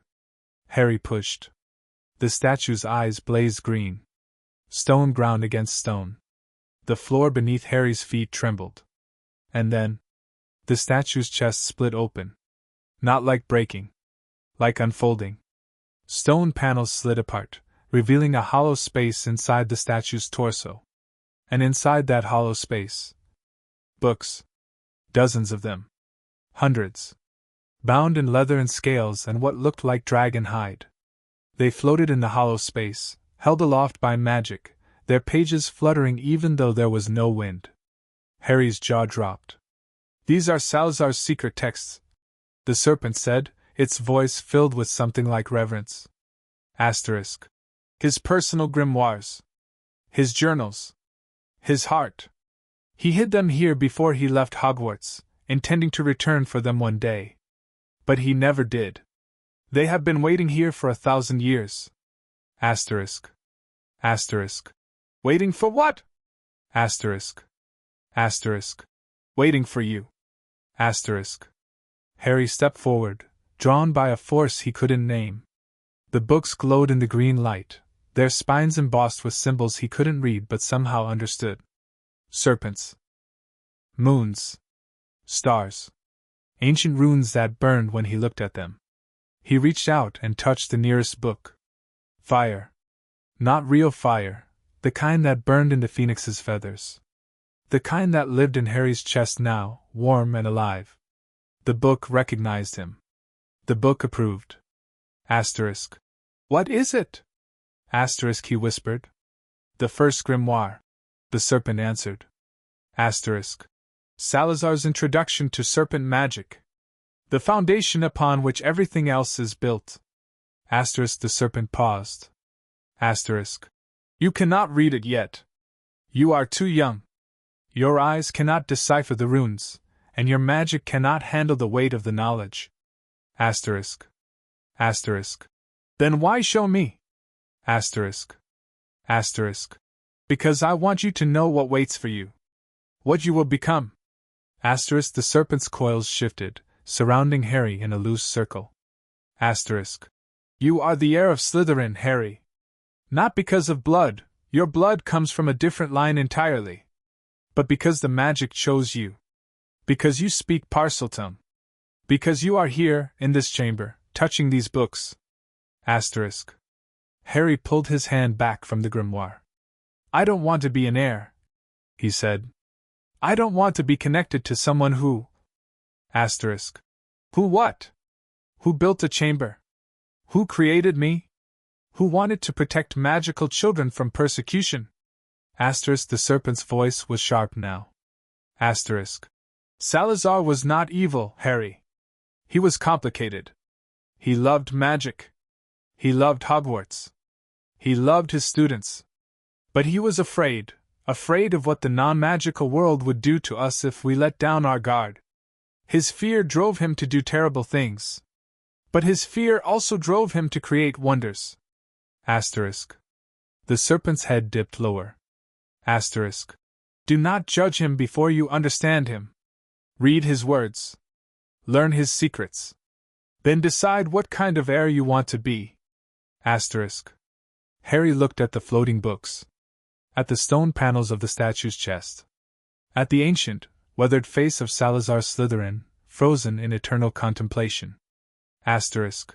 "Will you teach me?" Asterisk, he asked. Asterisk. "Not from the books. From yourself. You said you had knowledge Salazar gave you?" Asterisk. Asterisk. "I do." Asterisk. Asterisk. "Then teach me. Please." Asterisk. The serpent was silent for a long moment. Then, slowly, it began to speak. "Magic is older than wands. the serpent said. Asterisk. Older than words. Older than thought. In the beginning, there was only magic, an endless river of possibility flowing through the void. The first creatures, the phoenixes, the dragons, the serpents, learned to drink from this river. They became magic made flesh. Asterisk. Harry sat cross-legged on the stone floor, his chin resting on his hands. The serpent's voice filled the chamber, echoing off the walls, wrapping around him like smoke. Asterisk. Humans came later. They could not drink from the river the way the old creatures could. Their bodies were too fragile, their minds too limited. So they learned to channel the river instead. They built wands to focus it. They created spells to shape it. They invented rules to contain it. Asterisk. But that's not real magic, Harry said. The serpent's head turned toward him. Asterisk. What do you mean? Asterisk. Asterisk. Real magic, the kind you and the phoenix have, it doesn't need wands or spells. It just is. Like breathing. Like heartbeat. Asterisk. The serpent made that rumbling sound again, but softer this time. Approving. Asterisk. You understand more than most wizards twice your age, little one. Yes. Wand magic is a crutch. A tool. Useful, but limited. The magic Salazar practiced, the magic I will teach you, is different. It is the old magic. The wild magic. The magic that flows through my veins and the phoenix's feathers and the bond that connects us all. Asterisk. Asterisk. Can I learn it? Even though I'm human? Asterisk. Asterisk. You already have it. You simply do not know how to use it yet. Asterisk. The serpent's tail twitched, and a small stone rose from the floor. It floated in the air between them, glowing faintly. Asterisk. Watch. Asterisk. The stone began to change. Its rough edges smoothed. Its gray surface darkened to black. And then, asterisk scales star. Tiny iridescent scales that shimmered green and gold in the emerald light. The stone had become a serpent. Not alive, a statue, small enough to fit in Harry's palm. But perfect. Detailed. Beautiful. I did not use a spell, the serpent said. Asterisk. I did not use a wand. I simply willed the stone to become what it was meant to be. The magic flowed through me, and the stone obeyed. Asterisk. The stone serpent floated toward Harry. He caught it, turned it over in his hands. The scales felt real. Warm. Almost alive. Asterisk. Can I do that? Asterisk. Asterisk. One day. But first, you must learn to feel the magic. Not the borrowed magic of wands and spells. Your magic. The magic that lives in your blood, your bones, your breath. Asterisk. Harry closed his eyes. He reached for the bond, not the golden thread that connected him to the serpent and the phoenix, but something deeper. Something that was his alone. At first, he felt nothing. Then, a spark. Small. Faint. Hidden beneath layers of hunger and exhaustion and fear. But there. A flicker of warmth in his chest, separate from the bond, separate from everything. I feel it, he whispered. Asterisk. Good. Now hold on to it. Don't let it go. Asterisk. Harry focused on the spark. It grew brighter, warmer, spreading through his chest like honey. He could feel his heartbeat sinking with it, could feel his breath becoming slower and deeper. Asterisk. Now open your eyes. Asterisk. Harry opened them. The chamber looked different. The shadows were sharper. The emerald lights were brighter. He could see currents in the air, faint ribbons of gold and green that swirled around the serpent's body, around the statue, around the floating books. Asterisk. What are those? Asterisk, he asked. Asterisk. Magic. You are seeing magic, Harry. The old magic. The river that flows through everything. Asterisk. Harry reached out and touched one of the golden ribbons. It sang. Not like the phoenix's song, not music, exactly. A vibration that traveled up his arm and into his chest, resonating with the spark he had found. For a moment, Harry understood everything. The chamber. The bond. The serpent. The phoenix. The Dursleys. The cupboard. It all made sense. Then the moment passed, and Harry was just a 4-year-old boy sitting on a cold stone floor. But he remembered. He would always remember. Asterisk. What was that? Asterisk, he asked, his voice shaking. That was the truth, the serpent said. Asterisk. The magic showed you the truth of things. It will do that sometimes, when you touch it, when you let it flow through you. The truth can be beautiful. It can also be terrible. You must be prepared for both. Asterisk. Harry looked at his hands. They were glowing, faintly, golden, the same color as the ribbons he had touched. Asterisk. Is this what Salazar could do? Asterisk. Asterisk. Salazar could do more. But he had centuries to practice. You have only just begun. Asterisk. The serpent's coils loosened, and Harry felt a gentle push toward the stairs. Asterisk. Enough for tonight. The magic has tired you more than you realize. Go. Sleep. We will continue tomorrow. Asterisk. Harry stood up. His legs wobbled. The spark in his chest had dimmed to a faint ember, but it was still there. Still his. One more thing, he said. Asterisk. Before I go. Asterisk. Asterisk. Yes? Asterisk. Asterisk. You said Salazar created you. But you're alive. You think. You feel. You hope. Asterisk. Harry looked at the serpent's closed eyes. Asterisk. Doesn't that mean he gave you a soul? Asterisk. The serpent went very still. I do not know, it admitted. Asterisk. I have asked myself that question for 1,000 years. I have never found an answer. Asterisk. Asterisk. Then let me find it for you. Asterisk. The serpent's mouth opened slightly, not in threat but in surprise. Asterisk. What? Asterisk. Asterisk. You said the bond lets us share memories. Feelings. Maybe it can share souls too. Maybe you have a soul because I have a soul. And we're connected now. So part of me is part of you. And part of you is part of me. Asterisk. Harry pressed his hand against his chest, where the golden mark glowed. Asterisk. That means you're not just a creation anymore. You're real. Asterisk. The serpent made a sound Harry had never heard before. Not a hiss. Not a rumble. Not laughter. A sob. Go. The serpent choked out. Asterisk. Please. Before I. Asterisk. Harry nodded. He turned and ran for the stairs, his heart pounding, his chest aching. Behind him, the serpent wept. And somewhere in the darkness above, the phoenix felt the serpent's tears through the bond and turned back toward the chamber, its wings blazing with golden fire. But Harry didn't see any of that. He was already climbing the stairs, already crawling back into the cupboard, already curling up on his thin mattress with the stone serpent still clutched in his hand. He fell asleep smiling. Because tomorrow, he would learn more. Tomorrow, he would be stronger. Tomorrow, he would take another step toward becoming the wizard the serpent believed he could be. And for now, that was enough. End of Chapter 5. ## Chapter 6, The Phoenix's Gift. Harry dreamed of fire. Not the hungry fire that consumed houses and forests.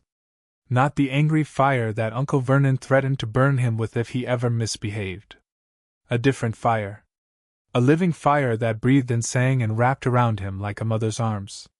In the dream, Harry stood in the center of a great nest made of cinnamon sticks and ash. The phoenix sat before him, but it wasn't the phoenix he knew from the chamber. This one was enormous, larger than the entire house at Privet Drive, its feathers burning with colors Harry had never seen before. Colors that didn't have names. Colors that hurt to look at. You are ready, the phoenix said. Asterisk. Ready for what? Asterisk. Asterisk. For my gift. Asterisk. The phoenix opened its beak and sang.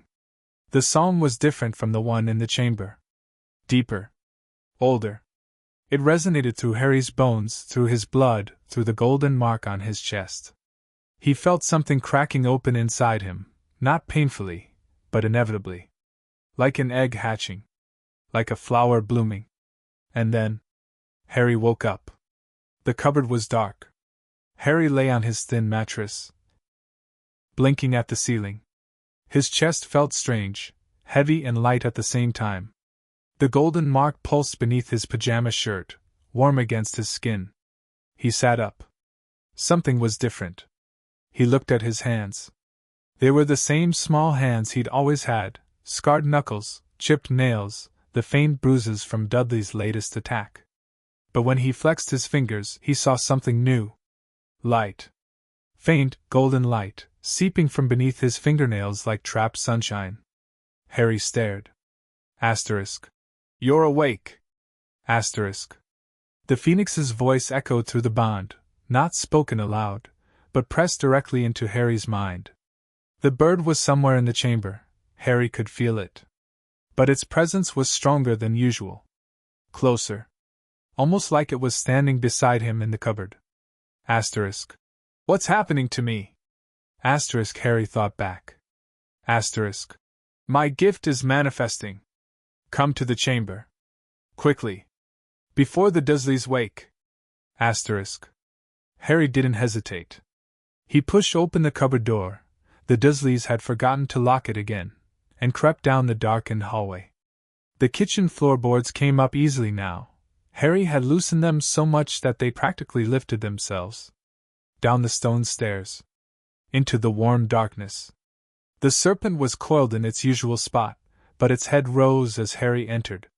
Even with its eyes closed, Harry could feel the serpent staring at him. You're glowing, the serpent said. Harry looked down. He was glowing. Golden light seeped from his chest, his hands, his face. It wasn't bright enough to hurt, but it was definitely there, a soft, warm radiance that pushed back the shadows of the chamber. The phoenix sat on the statue of Salazar Slytherin, its star-filled eyes fixed on Harry. The gift is settling, the bird said. Asterisk. It will take time for you to adjust. Asterisk. Asterisk. What gift? Asterisk. Harry asked. Asterisk. What did you give me? Asterisk. The phoenix launched itself from the statue and glided down to land in front of Harry. Its feathers brushed against his cheek. And Harry felt a rush of warmth, not the heat of fire, but the comfort of a hand on his shoulder.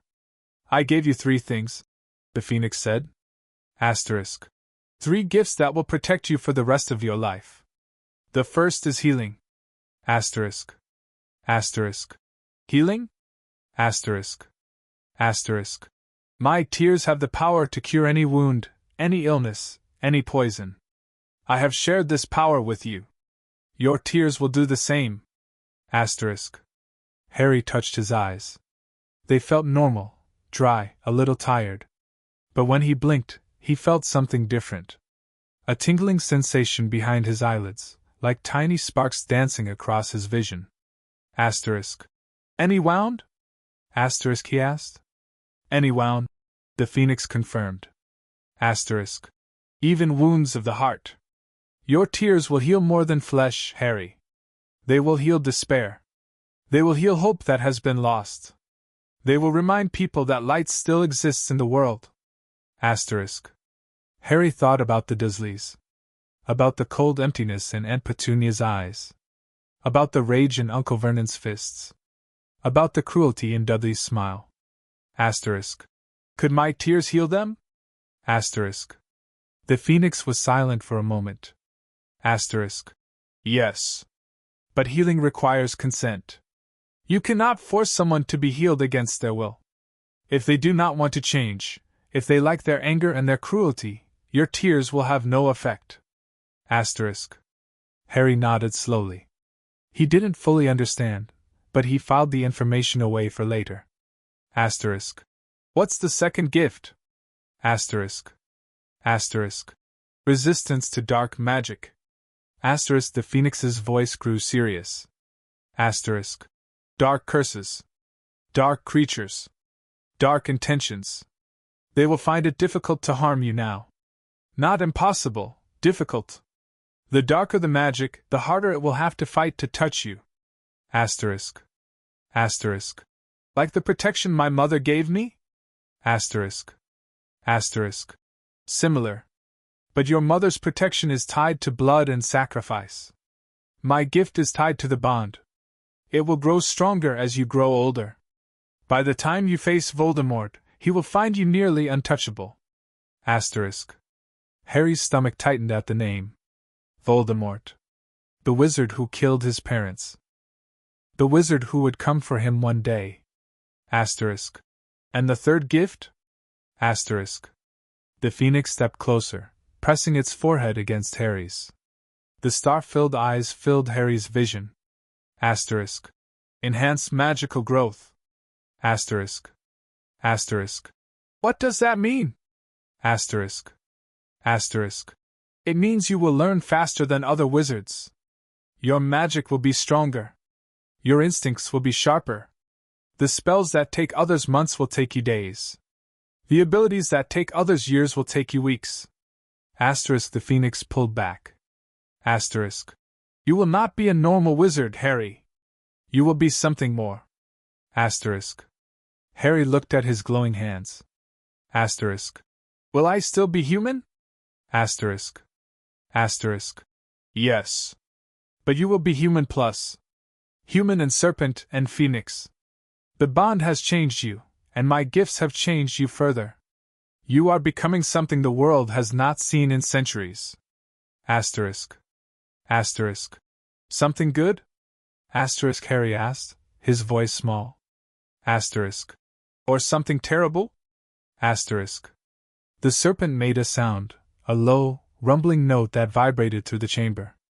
That depends on you, it said. Asterisk. Power is not good or evil. Power simply is. What matters is how you use it. Asterisk. Harry thought about the Dursleys.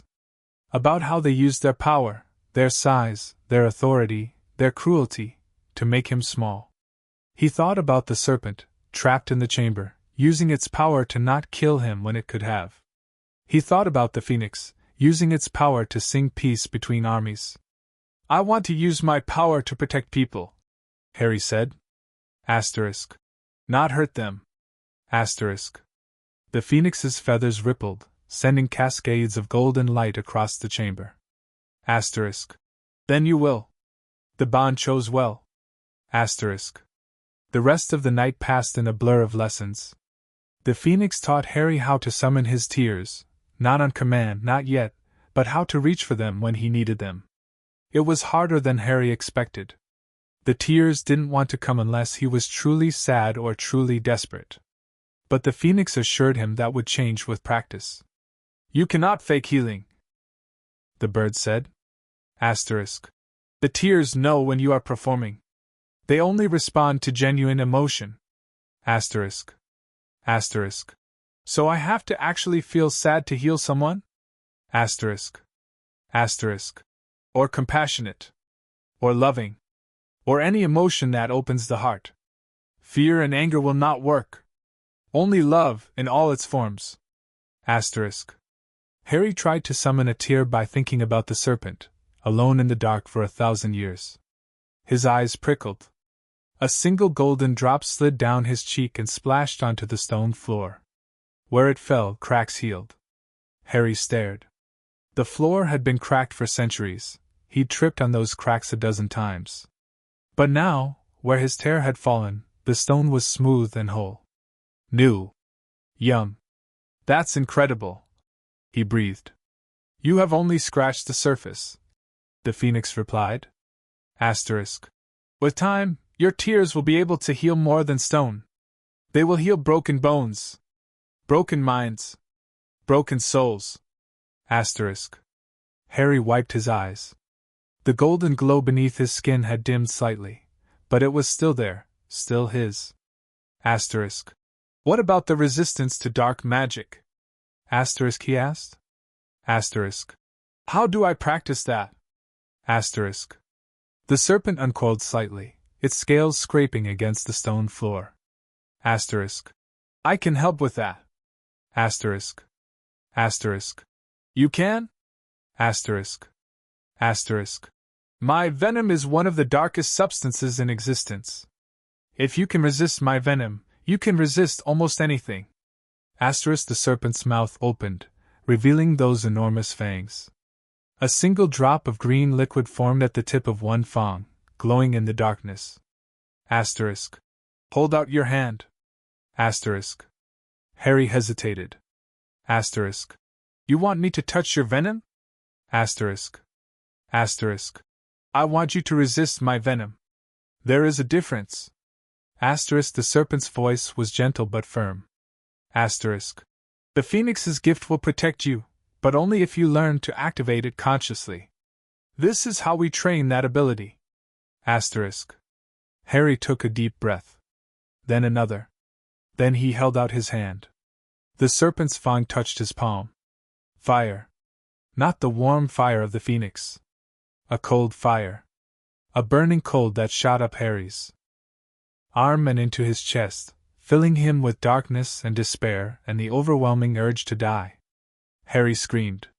But even as the venom spread through his veins, something else rose to meet it. Golden light poured from his chest, from his hand, from the mark beneath his shirt. The light pushed against the venom, fought it, burned it away. The cold fire receded. Harry fell to his knees, gasping. His hand was black where the venom had touched, but even as he watched, the blackness faded. His skin returned to normal. The golden light dimmed. You resisted, the serpent said, and there was pride in its voice. Asterisk. Not completely. The venom touched you before the gift activated. But you resisted. For a first attempt, that is remarkable. Asterisk. Harry looked at his palm. There was no mark. No scar. No sign that anything had happened at all. It felt like dying, he whispered. Asterisk. That is what dark magic feels like, Harry. It is the absence of life. The absence of love. The absence of hope. Asterisk. The phoenix pressed its body against Harry's back, warming him. Asterisk. But you have all three. That is why you can resist it. Asterisk. Harry sat there for a long moment, catching his breath. His heart pounded. His hands shook. But beneath the fear and the pain, he felt something else. Strength. He had faced the serpent's venom, the darkest substance in existence, and he had survived. Again, he said. The serpent tilted its head. Asterisk. What? Asterisk. Asterisk. Again. I want to try again. I want to get better at resisting. Asterisk. Harry, you need time to recover. Asterisk. I don't have time. Asterisk. Harry's voice cracked. Asterisk. You said Voldemort is coming. You said he wants to kill me. I can't afford to rest. I can't afford to recover. I need to be ready. Asterisk. The serpent and the phoenix exchanged a glance. He has your stubbornness, the serpent said to the phoenix. He has yours too, the phoenix replied. Asterisk. Neither of us knows when to quit. Asterisk.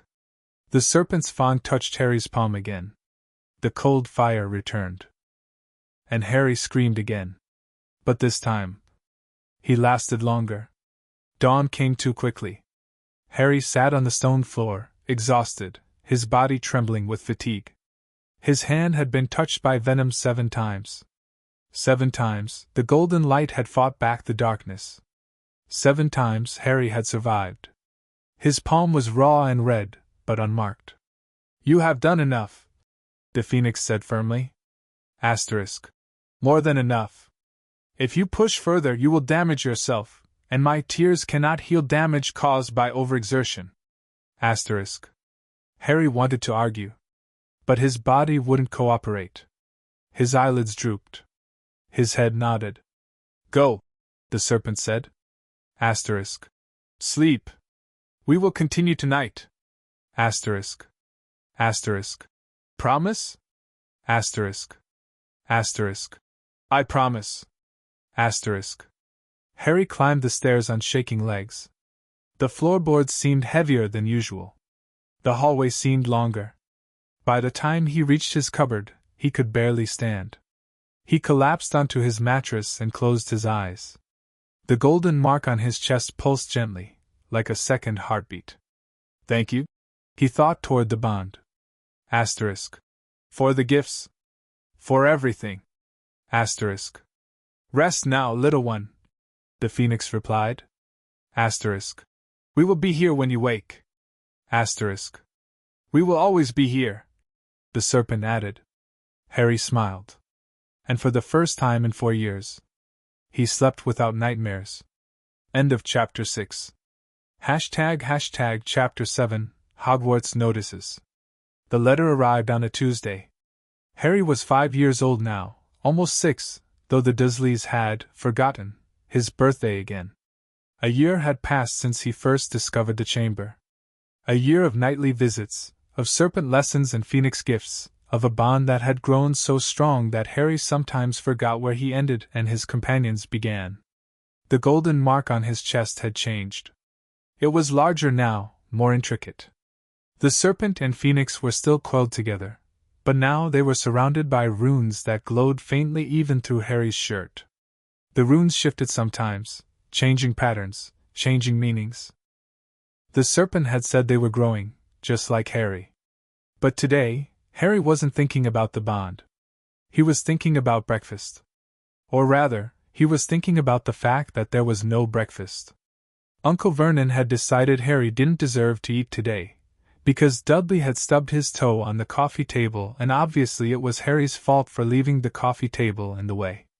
So Harry sat in his cupboard, stomach growling, waiting for the Dursleys to leave for work and school so he could sneak into the kitchen and scavenge something from the trash. That was when the letter arrived. It didn't come through the mail slot. It didn't come through the window. It simply appeared, sliding under the cupboard door as if pushed by an invisible hand. Thick parchment, emerald green ink, a wax seal stamped with a lion, a badger, an eagle, and a serpent. Harry stared at it. No one had ever written him a letter. No one even knew he existed, except the Dursleys, and they certainly wouldn't send him something so beautiful. He picked it up with trembling fingers. The seal broke easily. The parchment unfolded. And Harry read words that would change everything. Hogwarts School of Witchcraft and Wizardry. Headmaster, Albus Dumbledore. Order of Merlin, First Class, Grand Source. CHF, Warlock, Supreme Mugwump, International Confede of Wizards. Dear Mr. Potter. We are pleased to inform you that you have been accepted at Hogwarts School of Witchcraft and Wizardry. Please find enclosed a list of all necessary books and equipment. Term begins on September 1st. We await your owl by no later than July 31. Yours sincerely, Minerva McGonagall, Deputy Headmistress. Harry read the letter 3 times. Then he read it again. Hogwarts. The serpent had mentioned that name. The School of Witchcraft and Wizardry. The place where you will one day belong. But Harry was only 5. Almost 6. The letter said students started at 11. Something is wrong. He thought toward the bond. The letter came too early. The serpent's presence stirred in his mind, warm, ancient, curious. Let me see. Harry pressed the letter against his chest, against the golden mark.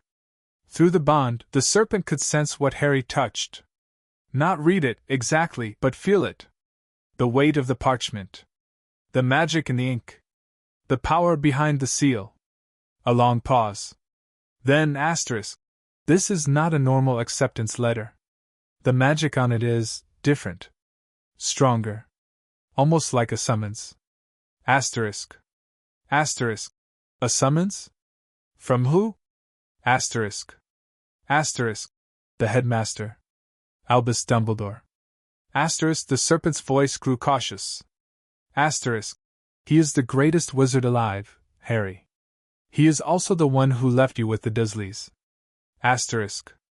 Harry's blood went cold. Asterisk. He left me here? He knew about the Dursleys and he left me here anyway. Asterisk. Asterisk. He believed he was protecting you.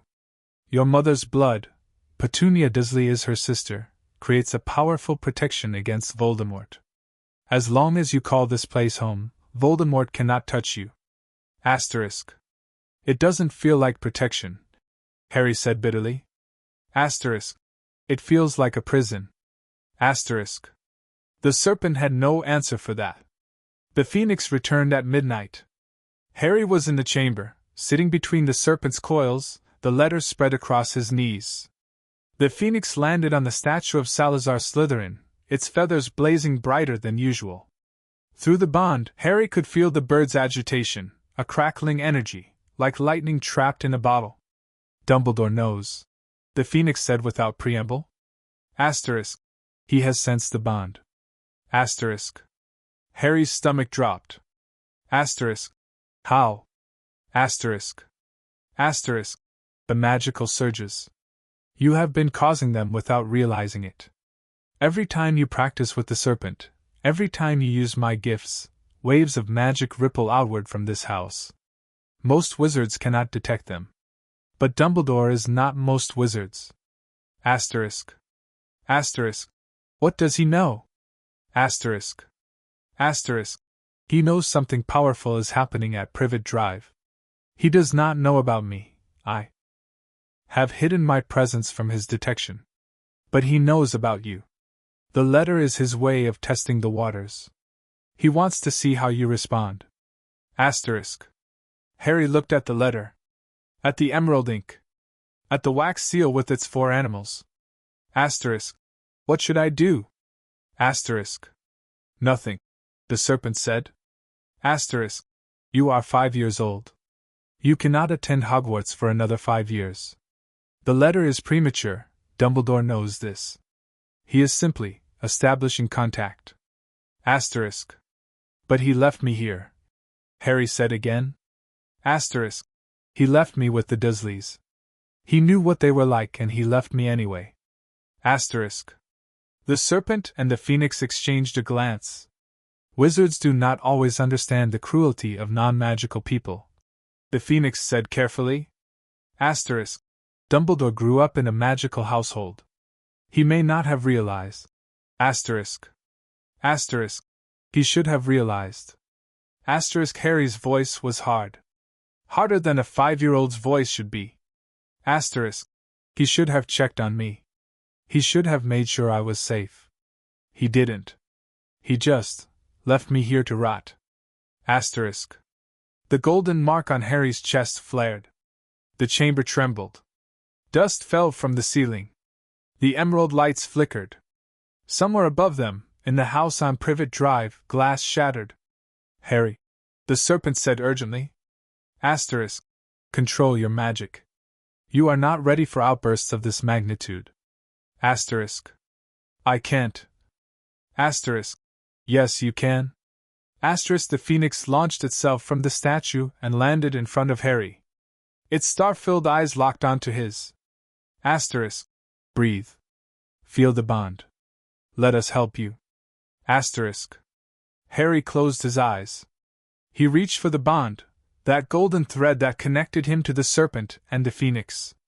Their warmth flooded through him, soothing the rage, calming the storm. The trembling stopped. The lights steadied. Above them, the shattered glass settled.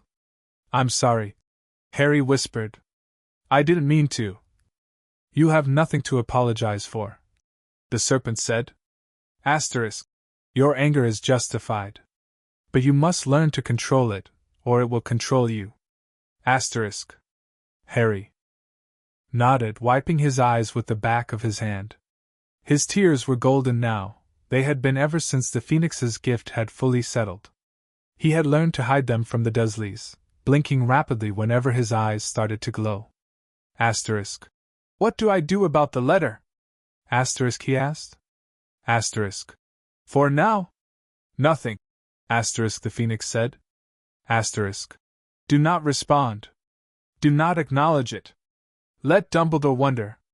Let him wait. Asterisk. Asterisk. But what if he comes here? What if he finds the chamber? Asterisk. Asterisk. He will not. The chamber is hidden by magic older than Hogwarts itself. Salazar built it to withstand detection from even the most powerful wizards. Asterisk, the serpent's coils tightened around Harry, comforting. Asterisk. You are safe here, little one. You are always safe here. Asterisk. Harry looked at the letter one more time. Then he folded it carefully and tucked it into his pocket. The weeks that followed were strange. More letters arrived. Not the thick, formal acceptance letter, smaller ones. Shorter. Written in the same emerald ink, but in different handwriting. Asterisk. Harry, if you are receiving these, please respond. I only wish to help. Asterisk. Asterisk. The magical signatures coming from your location are unlike anything I have encountered. I am concerned. Asterisk. Asterisk. Please. Let me explain why I left you with your aunt and uncle. It was not cruelty. It was protection. Asterisk. Harry read each letter, then burned them in the Phoenix's flame. He did not respond. He did not acknowledge. Dumbledore had had 5 years to check on him. 5 years of hunger and bruises and locked cupboards. 5 years of being called freak and boy and you useless thing. Harry was not ready to forgive. You are hardening your heart, the serpent observed one night.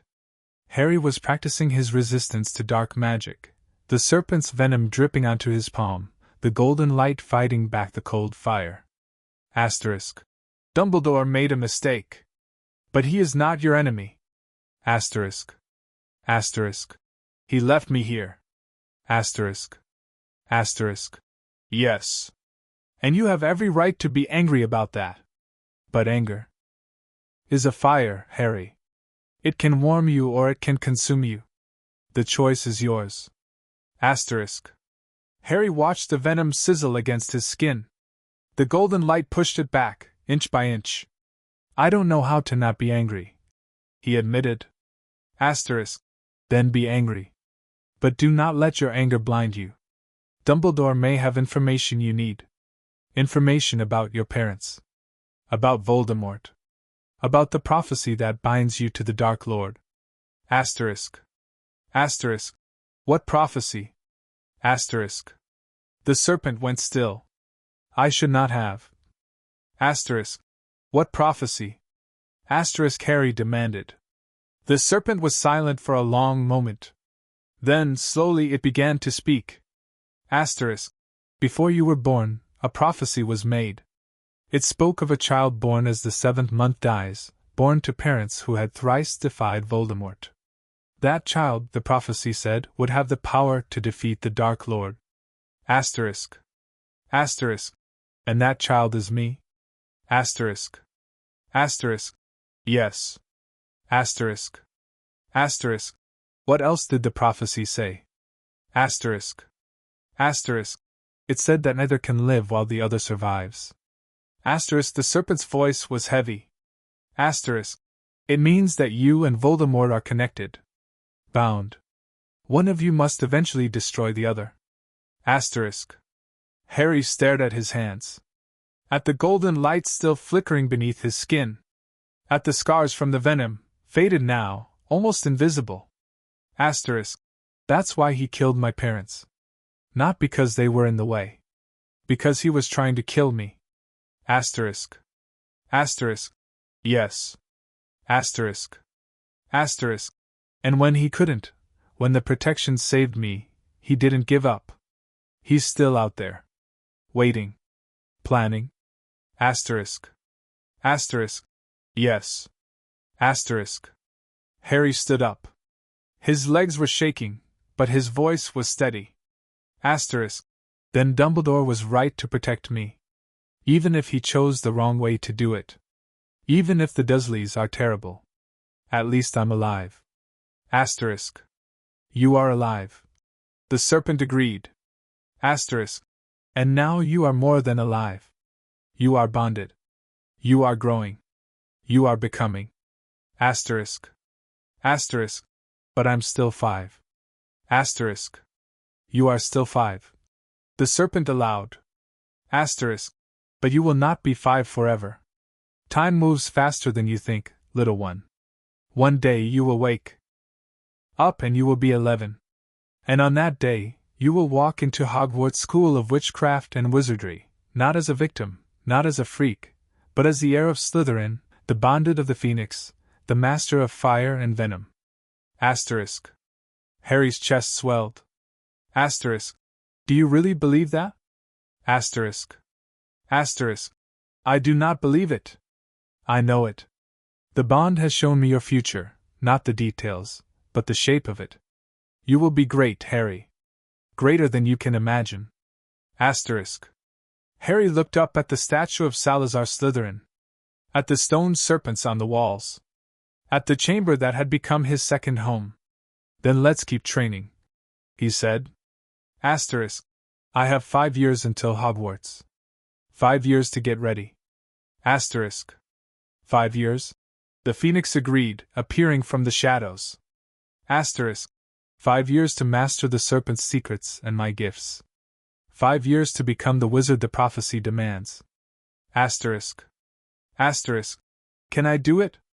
Asterisk. The Phoenix pressed its forehead against Harry's. Asterisk. You already are. Asterisk. That night Harry wrote his first letter back to Dumbledore. It was short. Barely 3 lines. Asterisk. I am safe. I am not ready to meet you yet. When I am, I will come to you. Do not send more letters. Asterisk. He didn't sign it. He didn't need to. The magic in his handwriting, the faint golden glow that lingered on the parchment, would tell Dumbledore everything he needed to know. The Phoenix carried the letter in its beak and flew into the night. Harry watched from the chamber's entrance, the serpent coiled behind him, both of them silent. He will not stop, the serpent said. Asterisk. Dumbledore is not the kind of man who accepts silence. Asterisk. Asterisk. I know. Asterisk. Asterisk. Then why did you write? Asterisk. Harry watched the Phoenix's golden form disappear into the clouds. Asterisk. Because I wanted him to know that I'm not afraid of him. That I'm not hiding. That I'm here, and I'm becoming something he doesn't understand. Asterisk. Asterisk. And what are you becoming? Asterisk. Harry touched the golden mark on his chest. Myself, he said. Asterisk. For the first time in my life, I'm becoming myself. Asterisk. The serpent made that rumbling sound, the one that meant it was proud. Asterisk. Then that is enough for tonight. Come. We have much work to do before dawn. Asterisk. Harry turned and walked back into the chamber, into the warm darkness, into the embrace of ancient magic and older friends. Above him, in a castle far away, an old man with a silver beard read a golden letter and wept. Because the boy he had abandoned, the boy he had failed, was no longer a boy at all. He was something else entirely. And Albus Dumbledore did not know whether to be relieved or terrified. End of Chapter 7. Chapter 8, The Hidden Heir.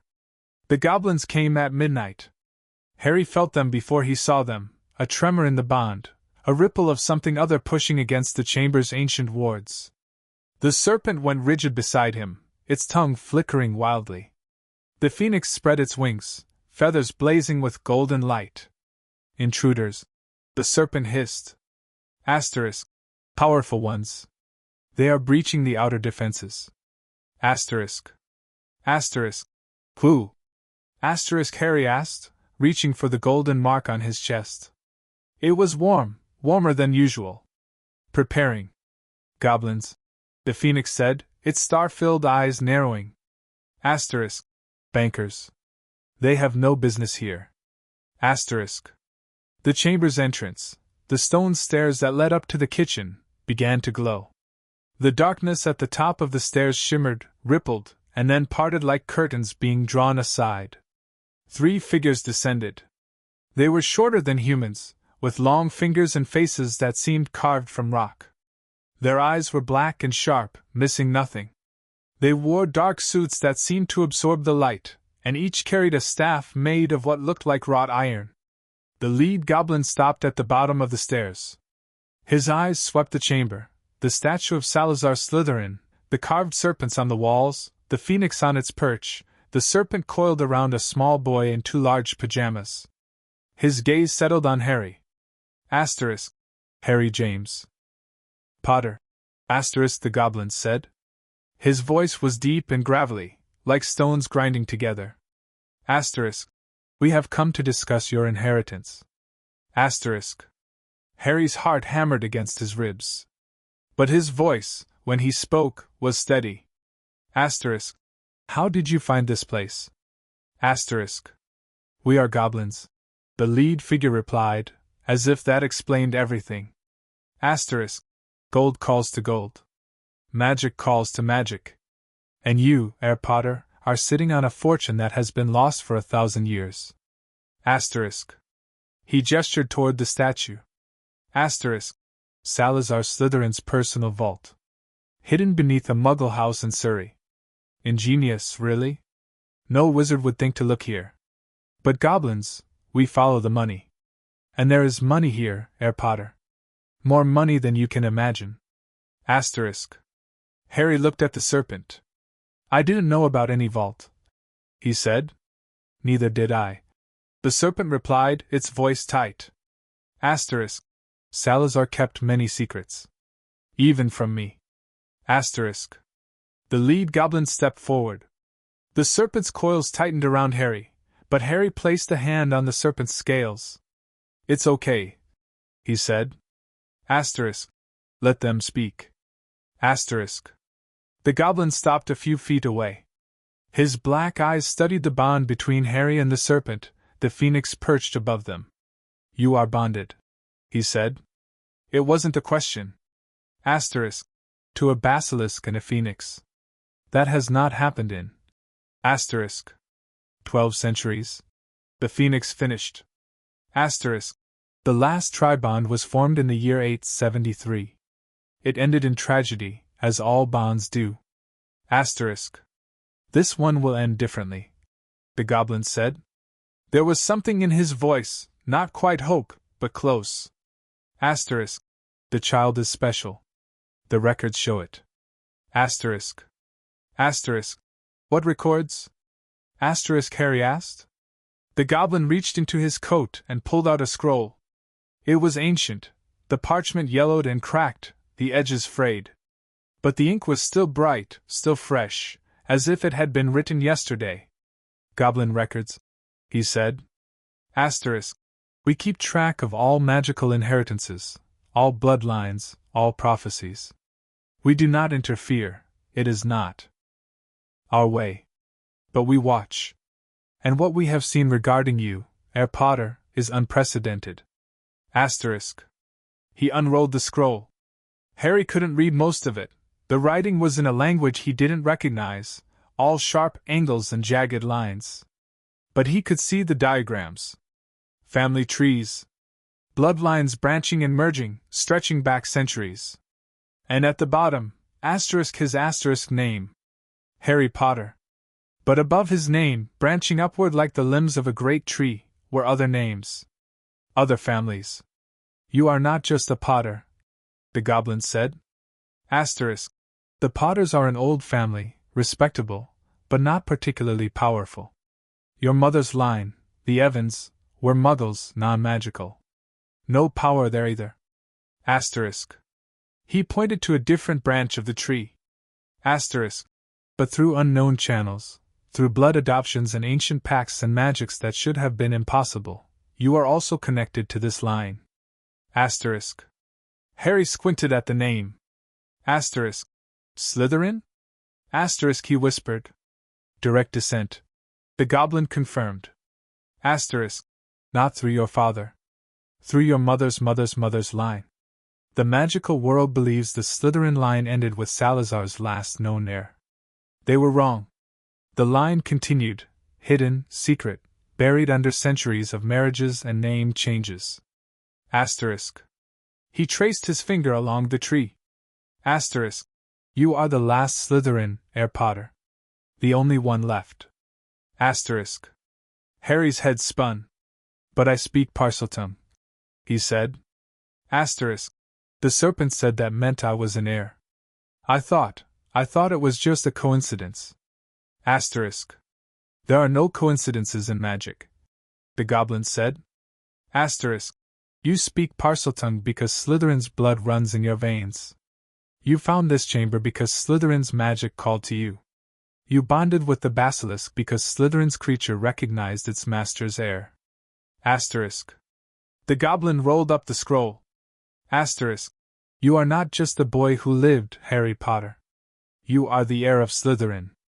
And that changes everything. Asterisk. The chamber fell silent. Harry sat on the stone floor, the serpent's coils warm around him, the phoenix's presence a steady glow in his chest. The three goblins stood before him, waiting. Asterisk. Why are you telling me this? Asterisk. Harry asked finally. Asterisk. What do you want? Asterisk. The lead goblin's lips curved into something that might have been a smile. Asterisk. We want nothing. We are informing you of your inheritance because it is your right to know. What you do with that knowledge is your choice. Asterisk. Asterisk. But you came here. At midnight. With guards and staffs and... Asterisk. Asterisk. We came because the magical signatures emanating from this location have alarmed our censors. The Tribond alone would have drawn attention. But combined with the awakening of Slytherin's vault... Asterisk. The goblin shrugged. Asterisk. We had to see for ourselves. Asterisk. Asterisk. And now that you've seen? Asterisk. Asterisk. Now we offer you a choice. Asterisk. The goblin reached into his coat again and pulled out a key. It was made of black stone, carved with runes that glowed faintly green. Asterisk. This is the key to the Slytherin vault. It has been waiting for an heir for 1,000 years. Take it, and the vault is yours. Refuse it, and the vault remains sealed until another heir appears. Asterisk. Asterisk. Are there other heirs? Asterisk. Asterisk. No. You are the last. Asterisk. Harry looked at the key. It seemed to pulse in the goblin's hand, reaching toward him, wanting him. Asterisk. What's in the vault? Asterisk. Asterisk. Gold. Artifacts. Books. Potions. Things Salazar Slytherin deemed too dangerous to leave at Hogwarts. Asterisk. The goblin's black eyes gleamed. Asterisk. Things that could make you the most powerful wizard of your generation. Asterisk.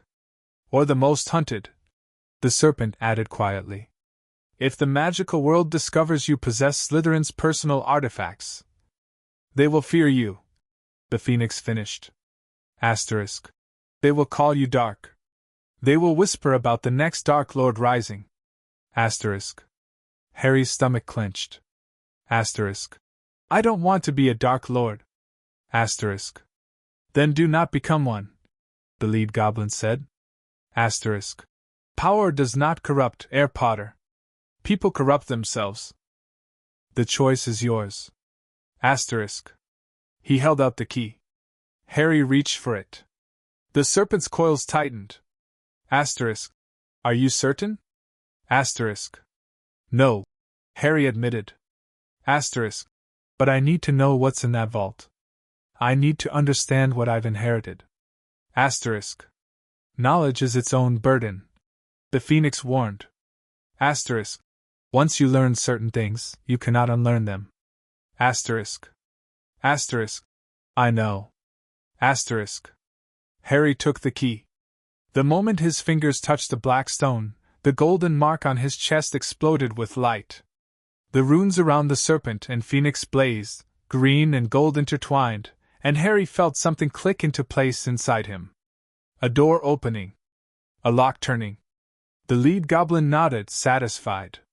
The vault recognizes you, he said. Asterisk.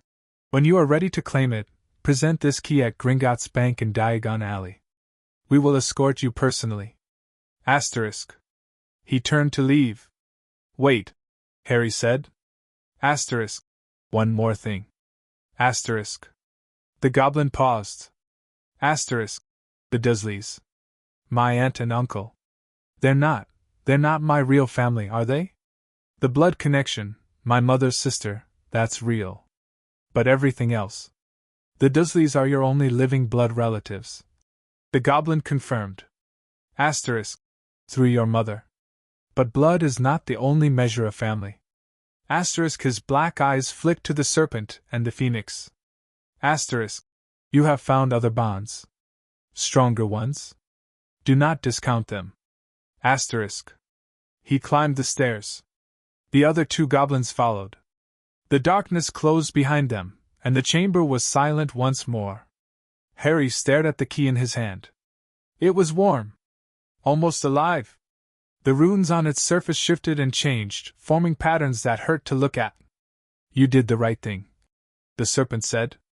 Asterisk. Did I? Asterisk. Asterisk.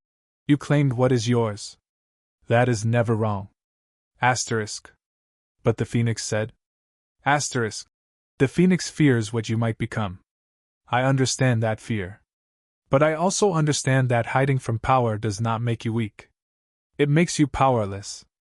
Asterisk. The serpent's head lowered until it was level with Harry's. Asterisk. You are the heir of Slytherin. That is not a curse. It is an opportunity. Asterisk. Asterisk. An opportunity for what? Asterisk. Asterisk. For change. For growth. For showing the magical world that Slytherin's legacy does not have to be one of darkness and blood purity. Asterisk. The serpent's voice was fierce. Asterisk. Salazar made mistakes. Terrible mistakes. But he also created wonders. You can honor the wonders while rejecting the mistakes. You can be a different kind of heir. Asterisk. Harry clutched the key to his chest. Asterisk. I don't know if I'm strong enough for that. Asterisk. You are not strong enough yet. The phoenix agreed, gliding down to land beside him. Asterisk. But you will be. That is what the next 5 years are for. Asterisk. 5 years, Harry repeated. Asterisk. 5 years until Hogwarts. 5 years to figure out what kind of wizard I want to be. Asterisk. Asterisk.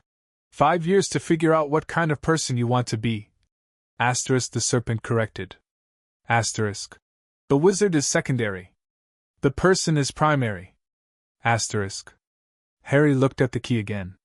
Then he looked at the serpent. At the phoenix. At the bond that connected them all. I want to be someone who protects people, he said. Asterisk. Someone who stops Dark Lords instead of becoming one. Someone who. Asterisk. He swallowed. Asterisk. Someone my parents would be proud of. Asterisk. The phoenix pressed its forehead against Harry's. Asterisk. They are already proud of you, little one. They have been watching. They have been waiting. And they have not been disappointed. Asterisk. Harry's eyes filled with golden tears. Asterisk. You can see them? My parents? Asterisk. Asterisk. I cannot see the dead. But I can feel their love. It surrounds you, Harry. It has never left. Asterisk. Harry closed his eyes and let the tears fall. They splashed onto the stone floor, and where they landed, flowers bloomed. Small white flowers, the same flowers Aunt Petunia had growing in her garden. The same flowers that had given her name. Your mother's favorite, the phoenix said softly. Asterisk. She planted them every spring. Asterisk. Harry picked one of the flowers and tucked it behind his ear. Tell me about her, he said. Asterisk. Tell me about both of them. I want to know everything. Asterisk. And so the phoenix talked. It talked about Lily Evans, the bright-eyed girl who had charmed everyone she met, who had been head girl, who had refused to be intimidated by purebloods who looked down on her Muggle heritage. It talked about James Potter, the arrogant boy who had grown into a man willing to die for his family, who had loved his son before he even saw his face. The serpent listened too, adding details the phoenix didn't know. It had watched James and Lily from the shadows during their years at Hogwarts, had seen their joy and their fear and their desperate love. Harry listened to it all. And when the sun began to rise, when the Dursleys started to stir upstairs, Harry climbed the stairs with a heart that felt both heavier and lighter than it had before. He had inherited a legacy he didn't ask for. He had claimed a vault he didn't understand. But he had also learned something more important. He was not alone. He had never been alone. His parents' love surrounded him. The bond protected him. The serpent and the phoenix believed in him. And one day, when he was ready, he would walk into Hogwarts not as a frightened orphan, but as the heir of Slytherin. The hidden heir. The boy who lived. And the magical world would never know what hid it. End of Chapter 8. Chapter 9, A Different Diagon Alley. 7 years had passed since Harry first descended the stone stairs beneath Privet Drive. 7 years of secrets and training and a bond that had grown so deep that Harry sometimes forgot the serpent and phoenix were separate beings at all. Their thoughts intertwined with his, their emotions colored his perceptions, their knowledge had become his knowledge. Harry was 11 years old now. He stood in the kitchen of number 4, Privet Drive, if you could call it standing. He was more braced, his small body rigid with tension, as Uncle Vernon's purple face loomed inches from his own. "Listen here, boy," Vernon growled, spit flying from his lips. "I don't know what game you're playing with those letters." "The letters are real," Harry said quietly. "You know they are. You've been burning them for a month, but they keep coming." "Real?" Vernon's fist slammed onto the kitchen table. Dishes rattled. Dudley, now almost as wide as he was tall, flinched in the corner. "There's no such thing as magic. There's no such thing as witches and wizards. And there's no bloody way you're going to some freak school for." "Vernon." Aunt Petunia's voice was cold, controlled.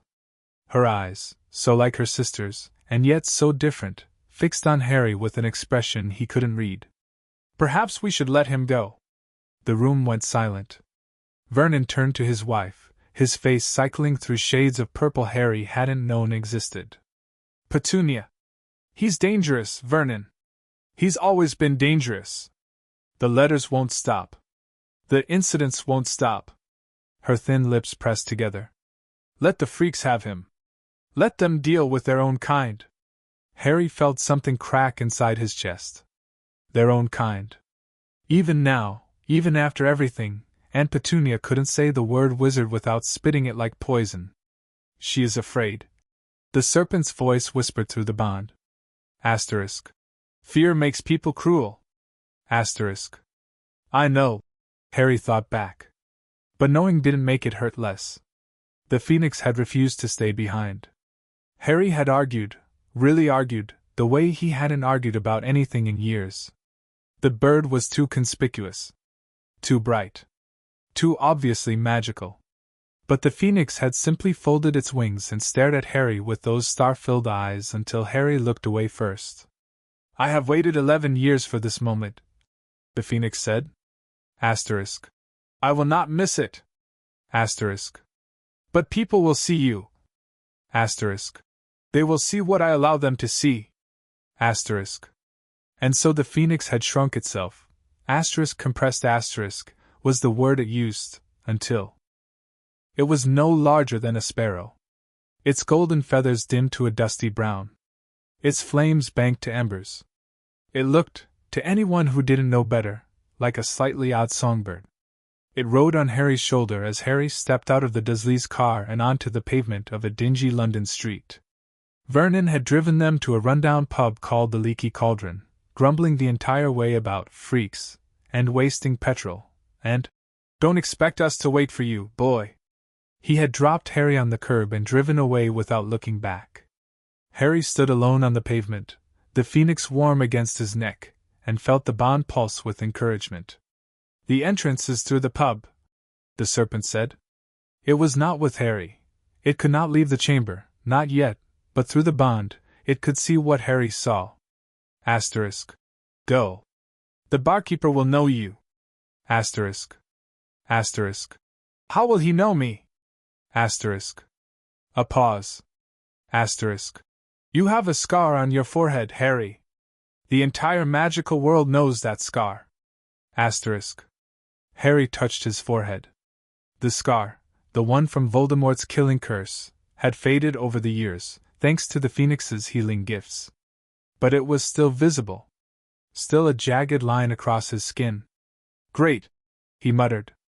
Asterisk. Famous before I've even bought a wand. Asterisk. Fame is a tool, the Phoenix said. Asterisk. Use it. Do not let it use you. Asterisk. Harry pushed open the door to the leaky cauldron. The pub was dark and crowded, filled with witches and wizards who looked up as Harry entered. Their conversation stuttered. Their eyes widened. Whispers spread through the room like ripples in a pond. That's him. The Potter boy. You can see the scar. Looks just like James. But those eyes, Lily's eyes. Harry kept his face neutral, the way the serpent had taught him. Neutral is armor, the serpent always said. Show nothing, and they cannot hurt you. The barkeeper, a stooped, toothless man named Tom, hurried over. Mr. Potter! Mr. Potter, what an honor! We weren't expecting you. Until later, but... The letter said September 1st. Harry said. I need to buy my supplies. Of course. Right this way. I'll open the passage to Diagon Alley myself. Tom led Harry through the pub to a small walled courtyard. He tapped a brick with his wand, and the wall began to fold in on itself, bricks tumbling and rearranging until an archway stood where solid stone had been. Beyond the archway. Oh, Harry breathed. Diagon Alley was alive. Shop fronts glowed with golden light. Street vendors called out their wares, cauldrons and quills and telescopes and owls. Witches and wizards bustled past in robes of every color, children dragging parents toward ice cream shops and broomstick stores. The cobblestones gleamed under a sky that seemed somehow brighter than the London sky had been. The Phoenix stirred on Harry's shoulder, its dull brown feathers flickering with a hint of gold. It has changed, it said softly. Asterisk. And yet it remains the same. Asterisk. Asterisk. You've been here before? Asterisk. Asterisk. Many times. In many centuries. Asterisk. Harry stepped through the archway. The noise of the alley washed over him, 100 conversations, 1,000 footsteps, the hoot of owls and the crackle of fire from a nearby wand shop. He stood in the center of it all, 11 years old and wearing Dudley's old clothes, and felt impossibly small. Then the bond pulsed. You are not small, the serpent said firmly. Asterisk. You are the heir of Slytherin. The bonded of the Phoenix. The master of fire and venom. Walk like it. Asterisk. Harry straightened his shoulders. He lifted his chin. And he walked into Diagon Alley like he owned it. The goblins were waiting for him at Gringotts. Harry had expected to have to ask for directions, to wait in line, to explain who he was. But the moment he stepped through the great bronze doors of the Wizarding Bank, a goblin in elaborate robes hurried toward him. Herr Potter, the goblin said. It was the same one from 7 years ago, the lead goblin who had visited the chamber. Gribhook, Harry remembered. We have been expecting you. Gribhook, Harry said, nodding. The goblin's black eyes widened slightly. You remember me. I remember everyone who visits my home. Something flickered across Gribhook's face, respect, perhaps, or surprise. This way, please. Your vaults require your personal attention. Vaults. Plural.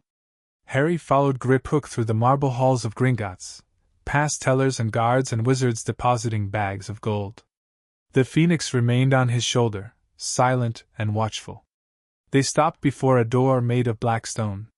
Gribhook placed his hand on the door, and it swung open silently, revealing a small room with a single chair and a pedestal.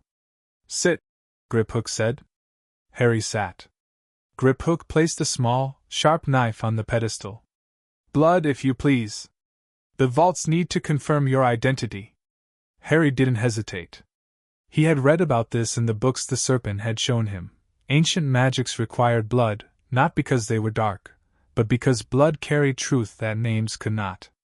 He picked up the knife and pricked his finger. A single drop of blood fell onto the pedestal. The room shuddered.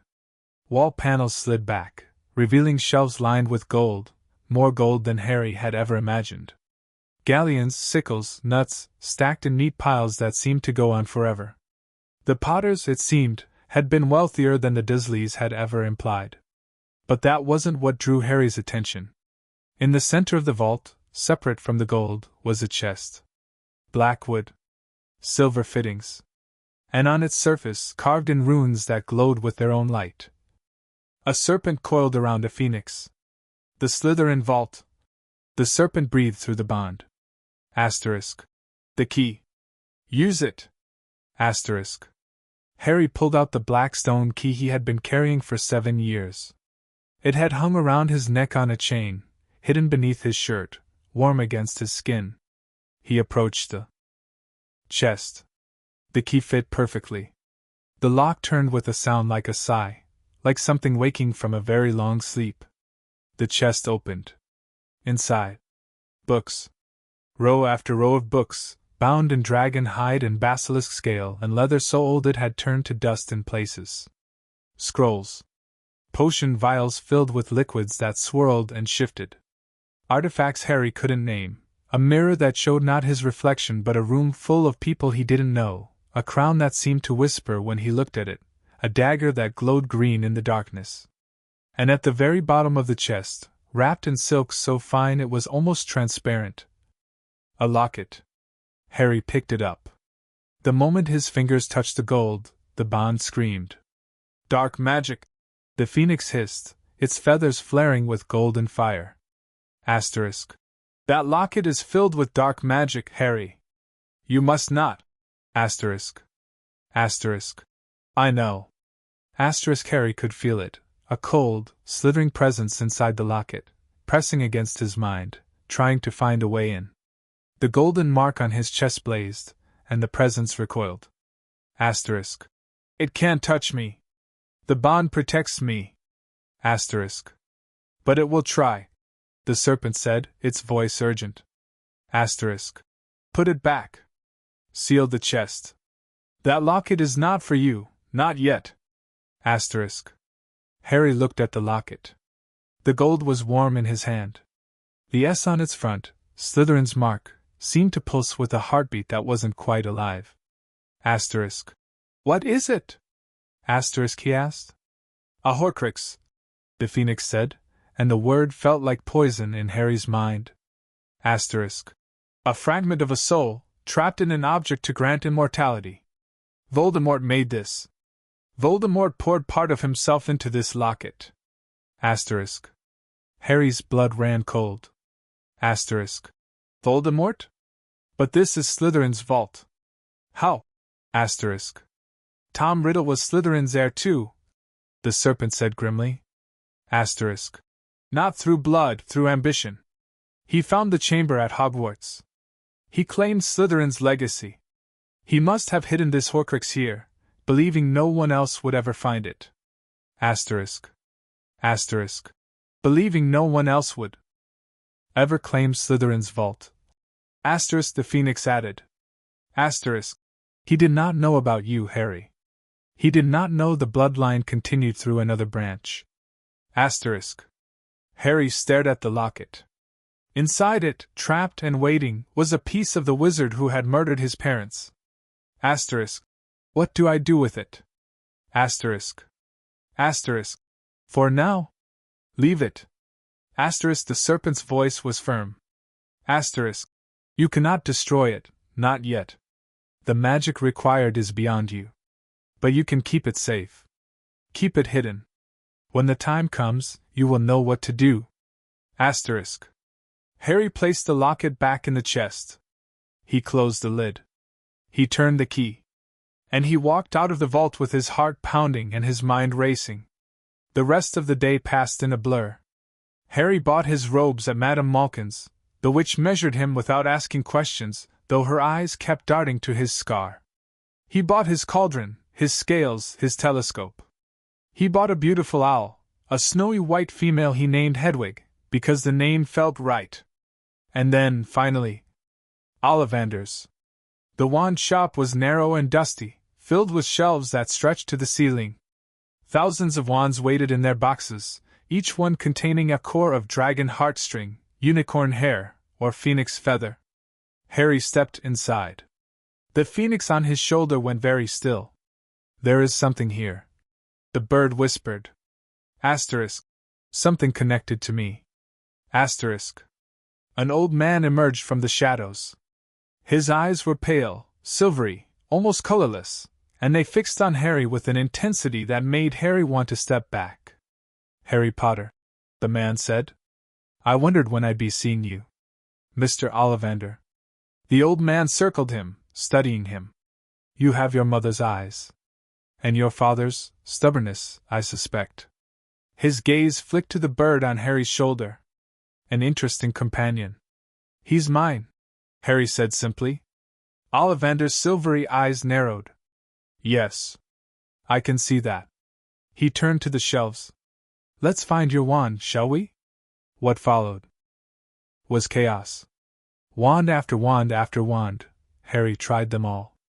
Ollivander handed him boxes, Harry waved them, and nothing worked. The shelves rattled. Dust fell from the ceiling. A vase shattered in the corner. "Most peculiar," Ollivander murmured. "Most peculiar indeed." The phoenix stirred on Harry's shoulder. "Ask him for the one with the phoenix core," the bird said. Asterisk. "The one that came from me." Asterisk. Asterisk. "From you?" Asterisk. Asterisk. "I donated a tail feather many years ago. It was used to make 2 wands, twin wands connected by their cores. One of those wands belongs to Tom Riddle." Asterisk. Harry's stomach dropped. Asterisk. "Voldemort?" Asterisk. Asterisk. "Yes. The other, asterisk, asterisk, is meant for me." Asterisk. Harry looked at Ollivander. "Do you have any wands with phoenix feather cores?" Ollivander's eyes widened. "How did you?" He shook his head, muttering, and disappeared into the back of the shop. He returned with a dusty box. "The phoenix feather core is unusual," Ollivander said. "Very powerful. Very temperamental. I only ever made 2 wands with feathers from the same bird." He opened the box. "This is the second." Harry picked up the wand. Heat flooded through him, not the cold fire of the serpent's venom, but the warm fire of the phoenix's presence. Golden light flared from his chest, from his fingertips, from the wand itself. Ollivander stumbled backward. "Merlin's beard," he whispered. "The wand chooses the wizard, Mr. Potter. But I have never seen a wand choose quite so enthusiastically." Harry looked at the wand in his hand. It was beautiful, dark wood, simple design, with a faint golden sheen that seemed to come from within. It hummed against his palm, and through the bond, he could feel the phoenix's approval. "This is right," the bird said. Asterisk. "This is how it should be." Asterisk. Asterisk. "Even though it's connected to Voldemort?" Asterisk. Asterisk. "Especially because of that. The connection will be a weapon, Harry. Not a weakness." Asterisk. Harry paid Ollivander 7 galleons, though the old man seemed reluctant to take them, and walked out of the shop into the golden light of Diagon Alley. He had his wand. He had his supplies. He had his companions. And in 5 days he would board the Hogwarts Express. Asterisk. "Are you ready?" Asterisk the serpent asked through the bond. Harry looked up at the sky. The sun was setting, painting the clouds in shades of orange and gold. "No," he said honestly. Asterisk. "But I'm going anyway." Asterisk. The phoenix trilled softly on his shoulder. And somewhere deep beneath Privet Drive, In a chamber that had become a second home, the serpent smiled. End of chapter 9.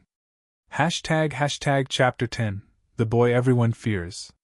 The Hogwarts Express waited on platform 9 3/4 like a scarlet serpent coiled between the pillars of King's Cross Station. Harry stood on the platform, Hedwig's cage in one hand, his trunk levitating behind him, a simple spell the serpent had taught him years ago. The phoenix was hidden again, shrunk to sparrow size, nestled in the hood of Harry's new robes. Its warmth pressed against the back of his neck, a constant comfort. Around him, families clustered together. Mothers kissed cheeks. Fathers adjusted ties. First years trembled and older students laughed, and the steam from the great red engine curled into the air like living things. And everywhere. Whispers. That's him. The Potter boy. Look at the scar. Harry kept his face neutral. Neutral as armor. He had worn this armor for 7 years, practiced it in the chamber, perfected it under the serpent's patient guidance. The whispers could not touch him. The stares could not hurt him. But then a boy with white blonde hair and a sneer like a blade stepped into his path. Well, the boy said. Asterisk. The famous Harry Potter. I expected someone taller. Asterisk. Harry looked at him. The boy was pale, sharp-featured, with cold gray eyes that reminded Harry of Aunt Petunia at her worst. 2 large boys flanked him, bodyguards, Harry realized, or simply followers. Asterisk. Who are you? Asterisk, Harry asked. The boy's sneer widened. Asterisk. Draco Malfoy. My father will be hearing about this. Asterisk. Asterisk. About what? Me not knowing your name? Asterisk. Draco's cheeks flushed. Asterisk. You'll learn respect soon enough, Potter. My father says. Asterisk. Asterisk. I don't care what your father says. Asterisk. Harry stepped around him and walked toward the train. Behind him, he heard Draco sputtering, heard the 2 bodyguards muttering, heard the whispers of the crowd shift and change. Asterisk. Did you see that? He just walked away from a Malfoy. Maybe the rumors are true, maybe he is different. Asterisk. You handled that well, the Phoenix murmured through the bond. He reminded me of Dudley. Harry thought back. Asterisk. Thinks he owns the world because his parents told him so. Asterisk. Asterisk. And does he? Asterisk. Asterisk. No. No one owns the world. Asterisk. The train compartment was empty. Harry slid the door shut, locked it with a flick of his wand, another spell from the serpent's lessons, and collapsed onto the bench. Hedwig's cage went on the seat beside him. His trunk slid under the bench. The phoenix emerged from his hood, shaking out its feathers, returning to its true size in a flash of golden light. You are nervous, the bird observed. Asterisk. I'm not nervous. I'm... Asterisk. Asterisk. Nervous. Asterisk. Harry glared at the phoenix, but the bird was right. His hands were shaking. His heart was pounding. The golden mark on his chest pulsed rapidly, echoing his anxiety. Asterisk. What if they hate me? Asterisk, he asked. Asterisk. What if they're all like Malfoy? What if I don't fit in? Asterisk. The phoenix tilted its head. Asterisk. You have never fit in, Harry. That is not a weakness. That is your greatest strength. Asterisk. Asterisk. It doesn't feel like a strength. Asterisk. Asterisk. It will. Give it time. Asterisk. The train lurched into motion. Harry watched through the window as platform 9 3/4 slid away, replaced by the grey sprawl of London, then by green fields and rolling hills. The sun broke through the clouds, painting the landscape in gold. Someone knocked on the compartment door. Harry looked up. Through the glass, he could see a round-faced boy with a torn robe and tear tracks on his cheeks. Come in, Harry called. The boy slid the door open. He had a toad in his hands, or rather, he was clutching a toad like a lifeline. Asterisk. I'm sorry to bother you. Have you seen a toad? Neville's lost his, and I'm helping him look, only I got separated from my friends and… Asterisk. I haven't seen a toad, Harry said. Asterisk. But I can help you look after I settle in. Asterisk. The boy's eyes widened. Asterisk. You're Harry Potter. Asterisk. Asterisk. Last I checked. Asterisk. Asterisk. I'm Ron. Ron Weasley. Asterisk. The boy stuck out his hand. Harry shook it. Ron's hand was warm and slightly sweaty, and he was staring at Harry's scar with the kind of open fascination most people tried to hide. It's just a scar, Harry said. Asterisk. I know. I just… Asterisk. Ron flushed. Asterisk. Sorry. Mum always says I have no tact. Asterisk. Asterisk. Your mum sounds smart. Asterisk. Ron grinned, a wide, infectious grin that made his freckles dance. Asterisk. She'd like you. She likes anyone who agrees with her. Asterisk. He sat down across from Harry, the toad forgotten for the moment. Asterisk. So is it true? What they're saying about you? Asterisk. Asterisk. What are they saying? Asterisk. Asterisk. That you can talk to snakes. That you've got some kind of creature bonded to you. That you're not entirely human anymore. Asterisk. Ron's voice dropped to a whisper. Asterisk. My brother Fred said you're the heir of Slytherin. Said the goblins announced it at Gringotts. Asterisk. Harry's stomach clenched. The goblins had announced it. Of course they had. Goblins had no loyalty to wizardkind, no reason to keep secrets. They had seen the vault open, seen the key turn, and they had talked. It's true, Harry said. Asterisk. I can speak Parseltongue. I am bonded to a basilisk and a phoenix. And I am the last living heir of Salazar Slytherin. Asterisk. Ron went pale. Blimey, he whispered. Asterisk. Is that a problem? Asterisk. Ron stared at him for a long moment. Then, slowly, he shook his head. Asterisk. My dad always said you can't judge someone by their family. He said the Malfazar. Proof of that, pure bloods to the bone, and look at them. Evil gets the lot. Asterisk. Ron leaned forward. Asterisk. You're not evil, are you? Asterisk. Asterisk. I don't think so. Asterisk. Asterisk. Then I don't care who your great-great-grandfather was. Asterisk. Ron stuck out his hand again. Harry shook it. And through the bond, he felt the serpent's approval and the phoenix's warmth. You have made a friend, the serpent said. Asterisk. That is good. Friends are rare and precious. Asterisk. I know. Harry thought back. Asterisk. I won't waste him. Asterisk. The rest of the journey passed in a blur of chocolate frogs and wizard cards and stories about Ron's older brothers, Fred and George, the twins, who Ron described with a mixture of exasperation and hero worship. They're troublemakers, Ron said, asterisk, but they're brilliant troublemakers. They once turned Percy's hair green for a whole week. Asterisk. Asterisk. Percy? Asterisk. Asterisk. My other brother. Prefect. Toto Burke. Asterisk. Harry laughed. It felt strange, laughing with someone his own age. He had done so little of it in his life. The compartment door slid open again. A girl stood there, bushy brown hair, front teeth slightly too large, a nervous energy that seemed to crackle around her like static. Asterisk. Has anyone seen a toad? Asterisk, she asked.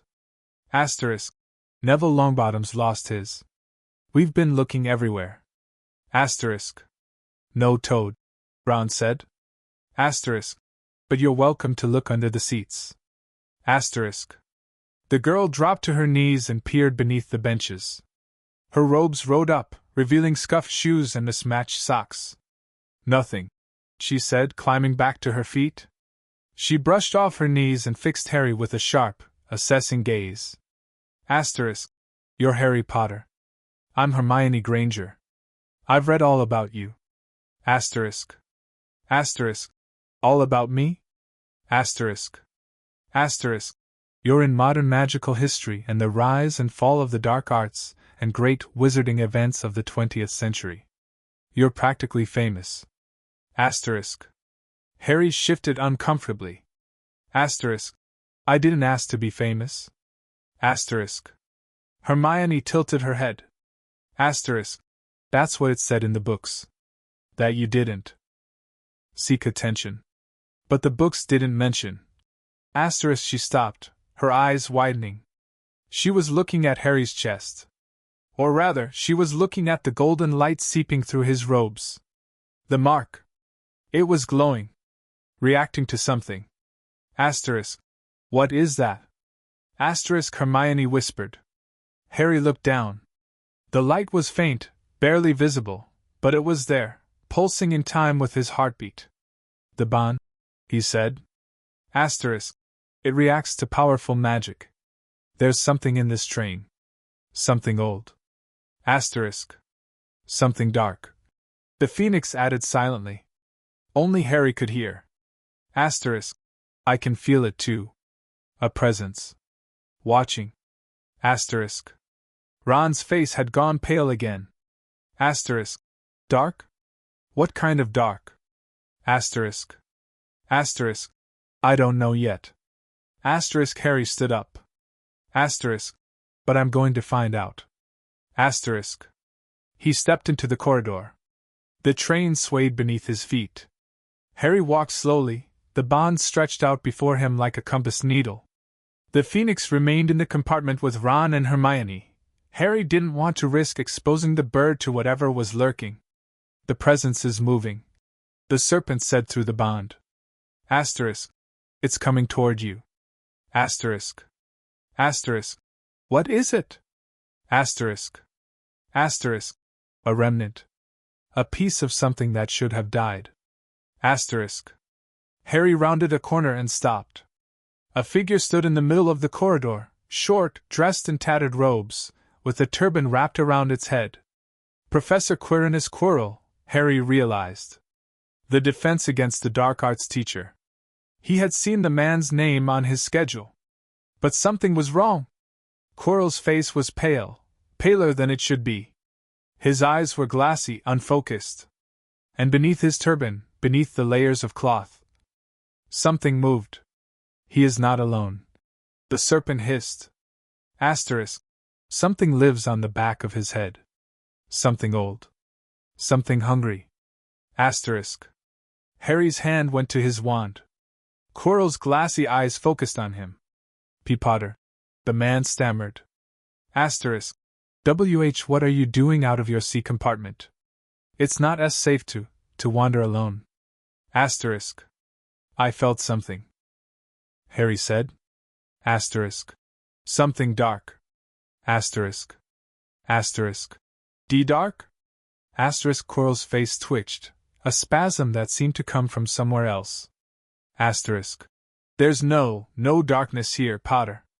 Just an old professor on his way to. Asterisk. Asterisk. You're lying. Asterisk. The words came out flat. Cold. The same tone the serpent used when it was done playing games. Quirrell's face twitched again. And behind him, pressed against the back of his turban. A face. Harry saw it for only a second. A second was enough. Pale skin. Red eyes. No nose, just slits where a nose should have been. And a mouth that smiled with too many teeth. Then the face was gone, hidden beneath the turban again, and Quirrell was stumbling backward, clutching his head, muttering to himself in a voice that wasn't entirely his own. Asterisk. Not here. Not now. He is not ready. Asterisk. Harry stood frozen. The bond blazed in his chest, golden fire pushing back against something cold and slithering that was trying to reach for him. Voldemort. The Phoenix's voice rang through his mind. Asterisk.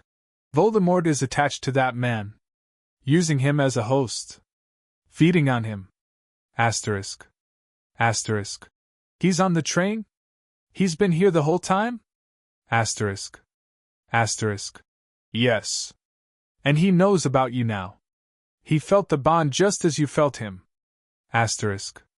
Harry stared at Quirrell, at the trembling man who was also, impossibly, the Dark Lord who had murdered his parents. Asterisk. What do I do? Asterisk. Nothing, the serpent said firmly. Asterisk. Not here. Not now. There are too many witnesses. Too many children. You wait. You watch. And when the time comes. Asterisk. Asterisk. I know. Asterisk. Harry turned and walked back toward his compartment. His legs felt like stone. His heart hammered against his ribs. Asterisk. When the time comes, I'll be ready. Asterisk. Yes, the serpent agreed. Asterisk. You will. Asterisk. Harry didn't tell Ron and Hermione what he had seen. He couldn't. The words wouldn't come.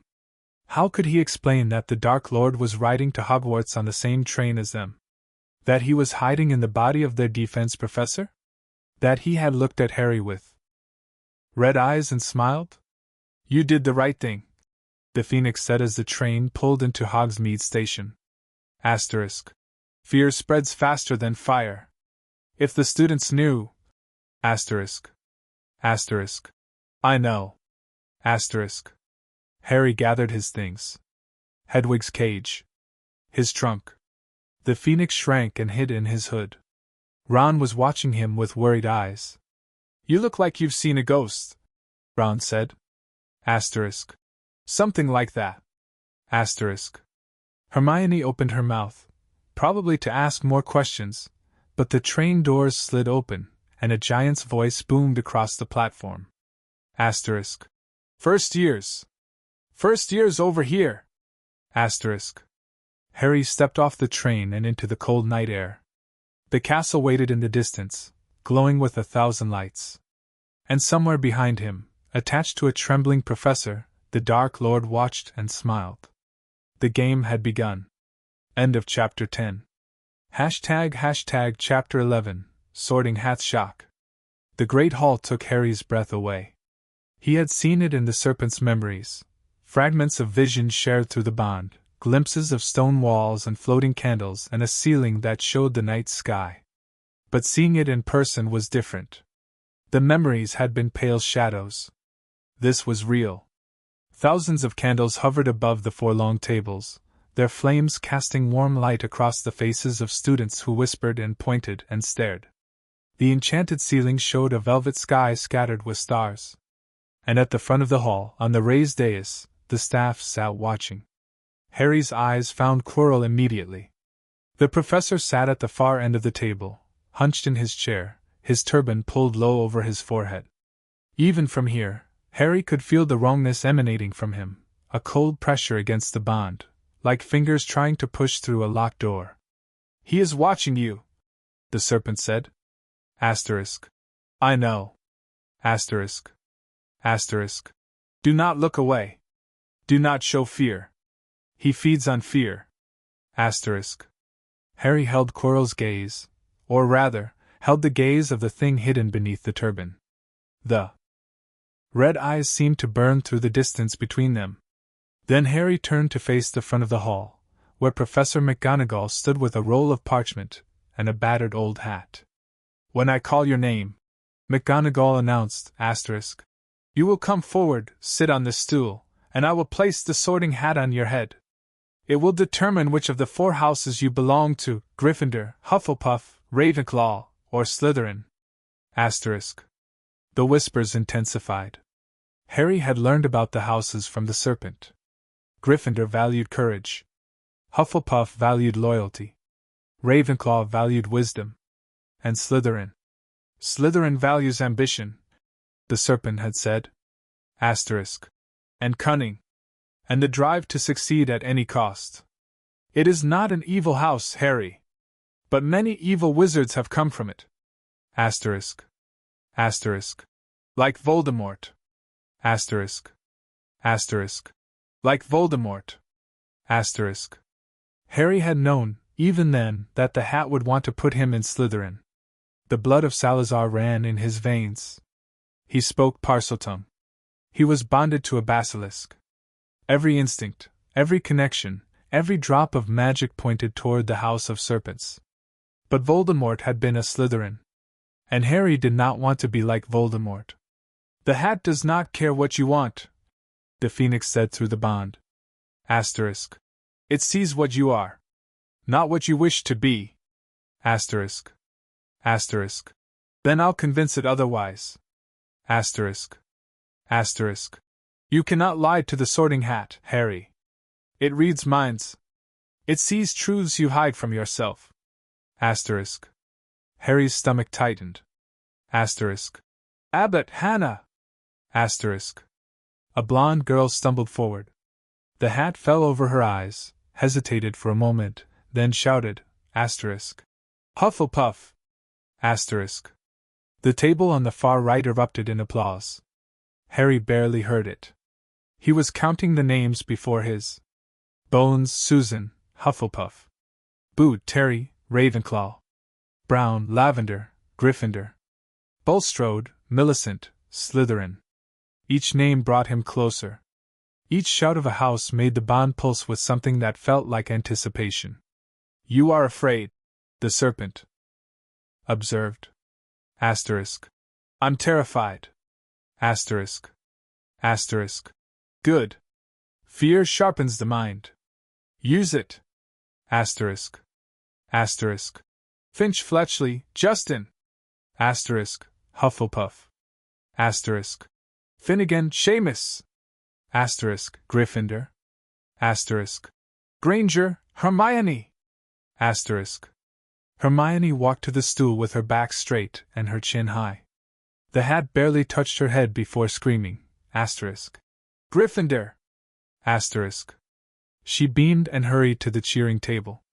Asterisk. "Longbottom, Neville!" Asterisk. The round-faced boy from the train, the one who had lost the toad, tripped over his robes as he walked to the stool. The hat took longer with him. A full minute passed. Then 2. Neville's face was pale, his hands shaking. Asterisk. "Gryffindor!" Asterisk. The hat finally shouted. Neville practically fell off the stool in his rush to escape. Asterisk. "Malfoy, Draco!" Asterisk. Draco swaggered forward, his sneer firmly in place. The hat had barely touched his blonde head before it shouted, asterisk. "Slytherin!" Asterisk. Draco's smirk could have lit up the great hall. He strode to the Slytherin table, where older students clapped him on the back and pointed him toward a seat near the front. Asterisk. "Potter, Harry!" Asterisk. The hall went silent. Harry walked forward. The bond hummed in his chest. The golden mark burned beneath his robes.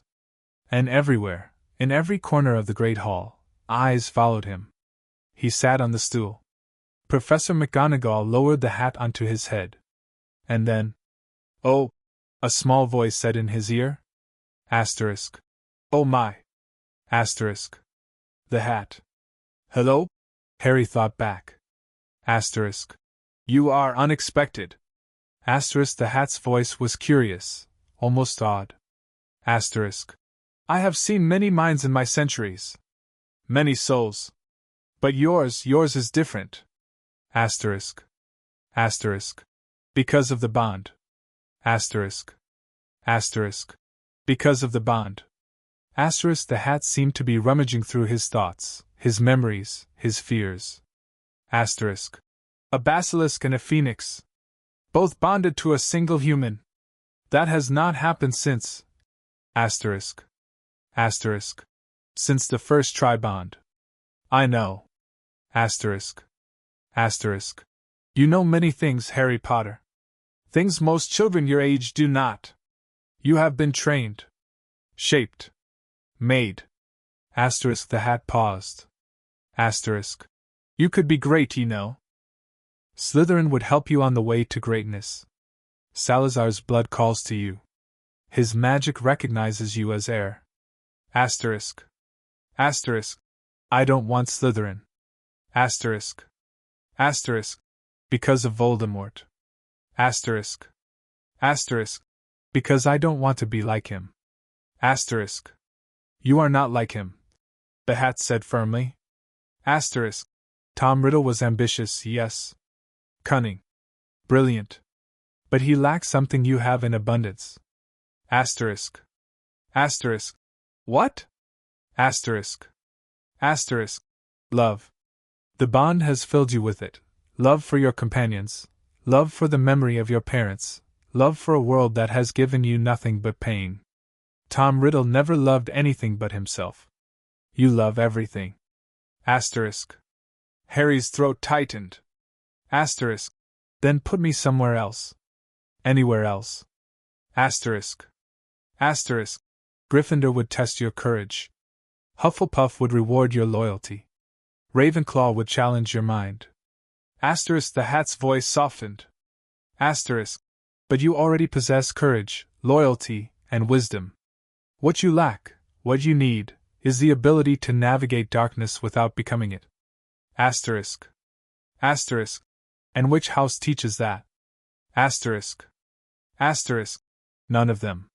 That is something you must learn on your own.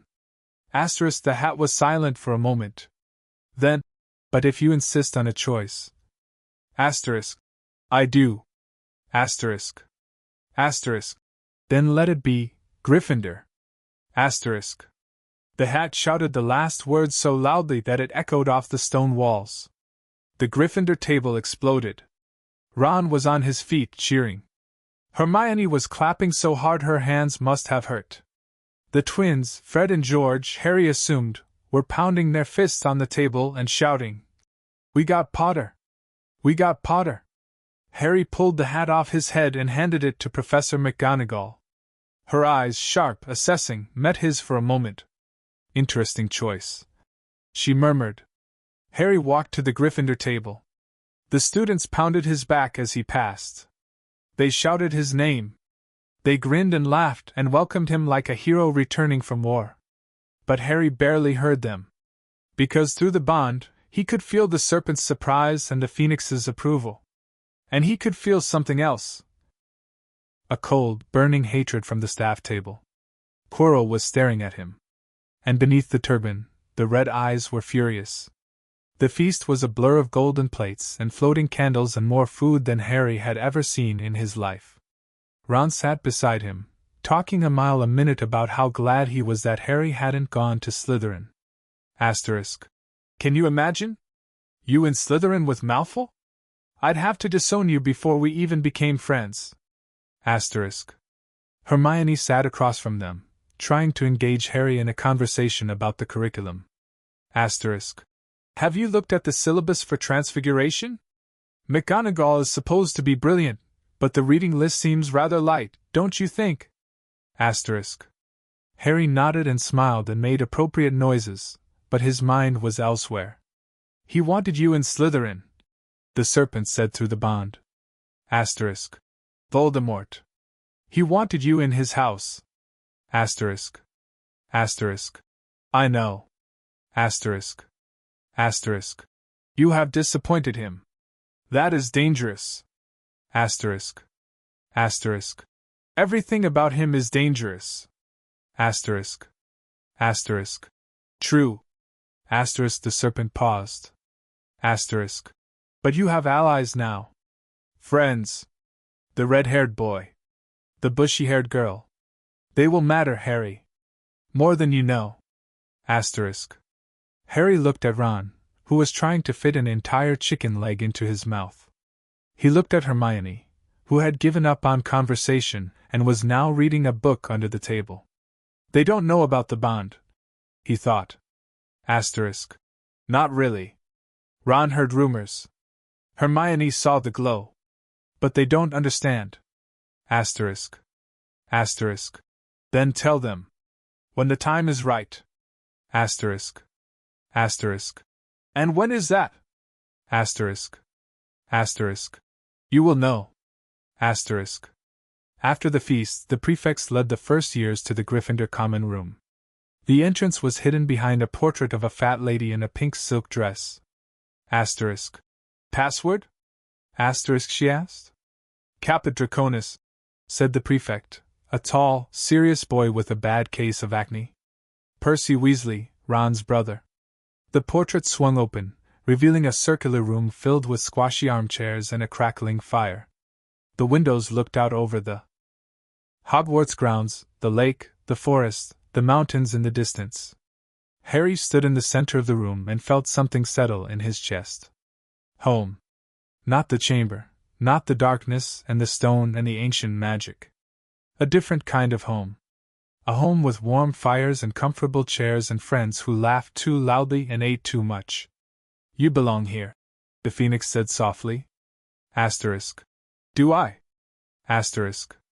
Asterisk. You belong everywhere, Harry.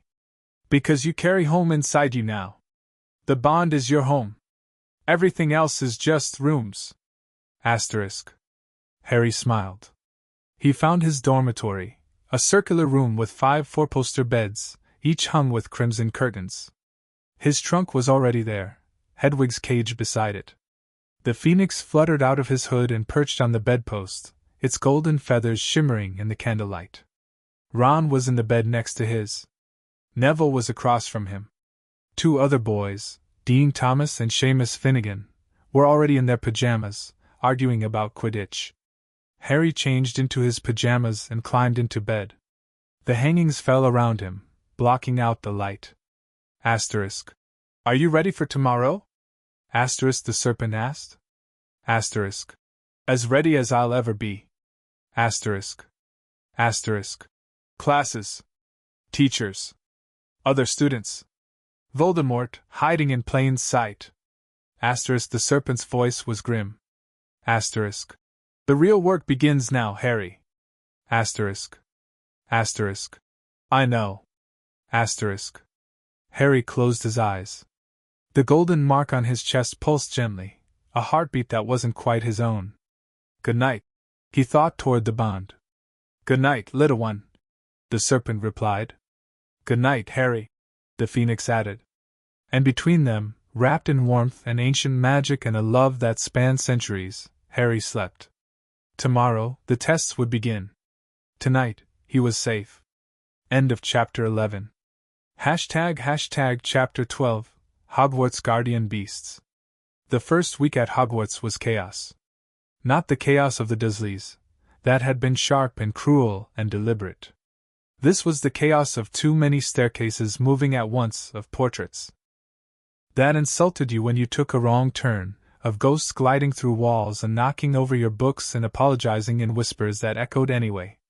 Harry learned quickly that being the boy who lived meant never being alone. Everywhere he went, eyes followed. Whispers trailed behind him like smoke. Students stepped into his path to shake his hand or to stare at his scar or to ask, in hushed voices, if the rumors were true. Asterisk, could he really talk to snakes? Was he really bonded to a basilisk? Had he really been raised by muggles who locked him in a cupboard? Asterisk. Harry answered questions with a blank face and a calm voice. The serpent had taught him that neutral is armor. But the armor was hard to maintain when he was lost for the 3rd time that day. Left, the Phoenix said from his shoulder. The bird had shrunk to sparrow size again, its feathers a dull brown that drew no attention. Asterisk. The charms classroom is to the left. Asterisk. Asterisk. How do you know? Asterisk. Asterisk. I have been in this castle before. Many times. The walls remember me, even if the people do not. Asterisk. Harry turned left, and found himself in a corridor he recognized. The charms classroom door was just ahead, propped open, with first years already filing inside. You're going to have to teach me the castle layout, he muttered. Asterisk. I fully intend to. Asterisk. Professor Flitwick was a tiny man with a booming voice and a kind face. He perched on a stack of books to see over his desk and began the first lesson with a simple spell, Wingardium Leviosa. Swish and flick, he squeaked, demonstrating with his wand. Enunciation is crucial. It's Wingardium Leviosa, not Leviosa. Hermione got it right on her first try. Ron made his feather catch fire. Neville's feather didn't move at all. Harry waited until the other students were busy, then raised his wand. Asterisk. Wingardium Leviosa. Asterisk. The feather rose gracefully into the air. It floated to the ceiling, did a loop, and settled gently on Professor Flitwick's desk. Flitwick's eyes went wide. Extraordinary, he breathed. Most students take days to achieve that level of control. Mr. Potter, have you practiced magic before? A little, Harry said. It was not a lie. The serpent had taught him many things over the years. Wandless magic. Silent magic. Magic that didn't look like magic at all. A simple levitation charm was nothing compared to what he could do in the chamber. But Flitwick didn't need to know that. You're hiding, the Phoenix observed as Harry took his seat. Asterisk. I'm surviving. Asterisk. Asterisk. There is a difference. Asterisk. Asterisk. Not at Hogwarts. Not yet. Asterisk. The next day brought potions. Harry had been dreading this class. The serpent had told him about Snape, about the greasy hair and the black robes, and the way he favored Slytherins above all others. But the serpent had also told him something else. Severus Snape loved your mother, the serpent had said. Asterisk. He loved her desperately, hopelessly, and she chose your father instead. That love turned to guilt when she died. And guilt turned to hatred when he looked at you. Asterisk. Asterisk. He hates me because he loved my mother? Asterisk. Asterisk. He hates you because you remind him of everything he lost. And everything he failed to protect. Asterisk. Harry had thought about those words as he walked into the dungeons. The classroom was cold and dim, lined with jars of preserved animals floating in murky liquid. Snape stood at the front, his black robes billowing despite the still air, his dark eyes scanning the students with predatory intensity. When his gaze landed on Harry, it sharpened. Ah, Snape said, his voice soft and silky and dangerous. Harry Potter. Our new celebrity. A few Slytherins snickered. Harry said nothing. Snape glided down the aisle between the desks, stopping directly in front of Harry. His black eyes bored into Harry's green ones. Tell me, Mr. Potter, Snape said. What would I get if I added powdered root of asphodel to an infusion of wormwood? Harry knew the answer. The serpent had drilled potion ingredients into him for years. But he also knew, could feel, that this was a trap. Snape didn't want a correct answer. Snape wanted a reason to humiliate him. The draught of living death. The serpent whispered through the bond. Harry met Snape's eyes. The draught of living death, he said calmly. Snape's eye twitched. Where, Mr. Potter, would you look to find a bezoar? Asterisk. In the stomach of a goat. Asterisk. A bezoar is found in the stomach of a goat, Harry said. It saves you from most poisons. Another twitch. What is the difference, Mr. Potter, between monkshood and wolfsbane? Asterisk. There is no difference. Asterisk. There is no difference, Harry said. They are the same plant. Also known as aconite. The classroom was silent. Snape stared at Harry for a long, long moment. Then, without another word, he turned and walked back to the front of the room. 5 points from Gryffindor, he said. For insolence. Harry hadn't been insolent. He had answered the questions correctly, calmly, without hesitation. But he didn't argue. He simply wrote down the instructions for the potion and began measuring ingredients. Beside him, Ron was white-faced. He hates you, Ron whispered. I know. How can you be so calm? Because I've faced worse than Severus Snape, Harry thought. I've faced serpent venom and dark magic and the red eyes of Lord Voldemort. But he just shrugged. Practice. The real test came on Halloween. Harry had felt something building all week, a tension in the bond, a prickling at the back of his neck. The serpent was restless in the chamber, its coils shifting constantly, its tongue flickering as if tasting something foul. Something is coming, The serpent said on the morning of October 31st. Asterisk. Something dark. I can feel it moving beneath the castle. Asterisk. Asterisk. Voldemort? Asterisk. Asterisk. Yes. He is planning something. Asterisk. Harry went to class with his wand in his sleeve and his senses stretched to their limits. The day passed uneventfully. Charms, transfiguration, lunch, history of magic. Harry barely paid attention to Professor Binns' droning voice. He was too busy listening to the band, waiting for something. At dinner, the hall was decorated with floating pumpkins and live bats. The food was spectacular: roast chicken and buttered potatoes and treacle tart that made Ron moan with pleasure. And then… Asterisk. Troll! Asterisk. Professor Quirrell burst through the great doors, his turban askew, his face chalk white. Troll, in the dungeons, thought you ought to know. He collapsed in a dead faint. The hall erupted. Harry didn't move. He felt it now, the darkness, pressing against the bond like a hand against glass. The troll was a diversion. A distraction. Voldemort was doing something else, something hidden, while everyone panicked about the troll. The third-floor corridor, the Phoenix said suddenly. Asterisk. The one Dumbledore warned us about at the feast. Voldemort is trying to get in. Asterisk. Asterisk. What's in the corridor? Asterisk. Asterisk. The Philosopher's Stone. It can turn any metal to gold and produce the elixir of life. Voldemort needs it to regain his body. Asterisk. Harry stood up. Where are you going? Ron asked, his face pale. To find Hermione. It wasn't a lie. Hermione was missing. She had been in the bathroom all afternoon, crying because Ron had made fun of her in Charms class. And the troll was heading toward the dungeons, where the bathroom was. Be careful, the serpent said. Asterisk.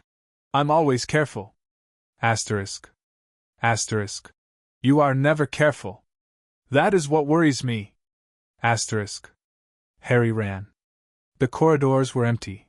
Everyone was being escorted to their common rooms. But Harry knew the castle now, knew the shortcuts and secret passages the Phoenix had shown him. He reached the girls' bathroom just as the troll did. It was enormous, at least 12 feet tall, with gray skin and a club the size of a small tree. Its small, dark eyes fixed on Hermione, who was pressed against the far wall, screaming.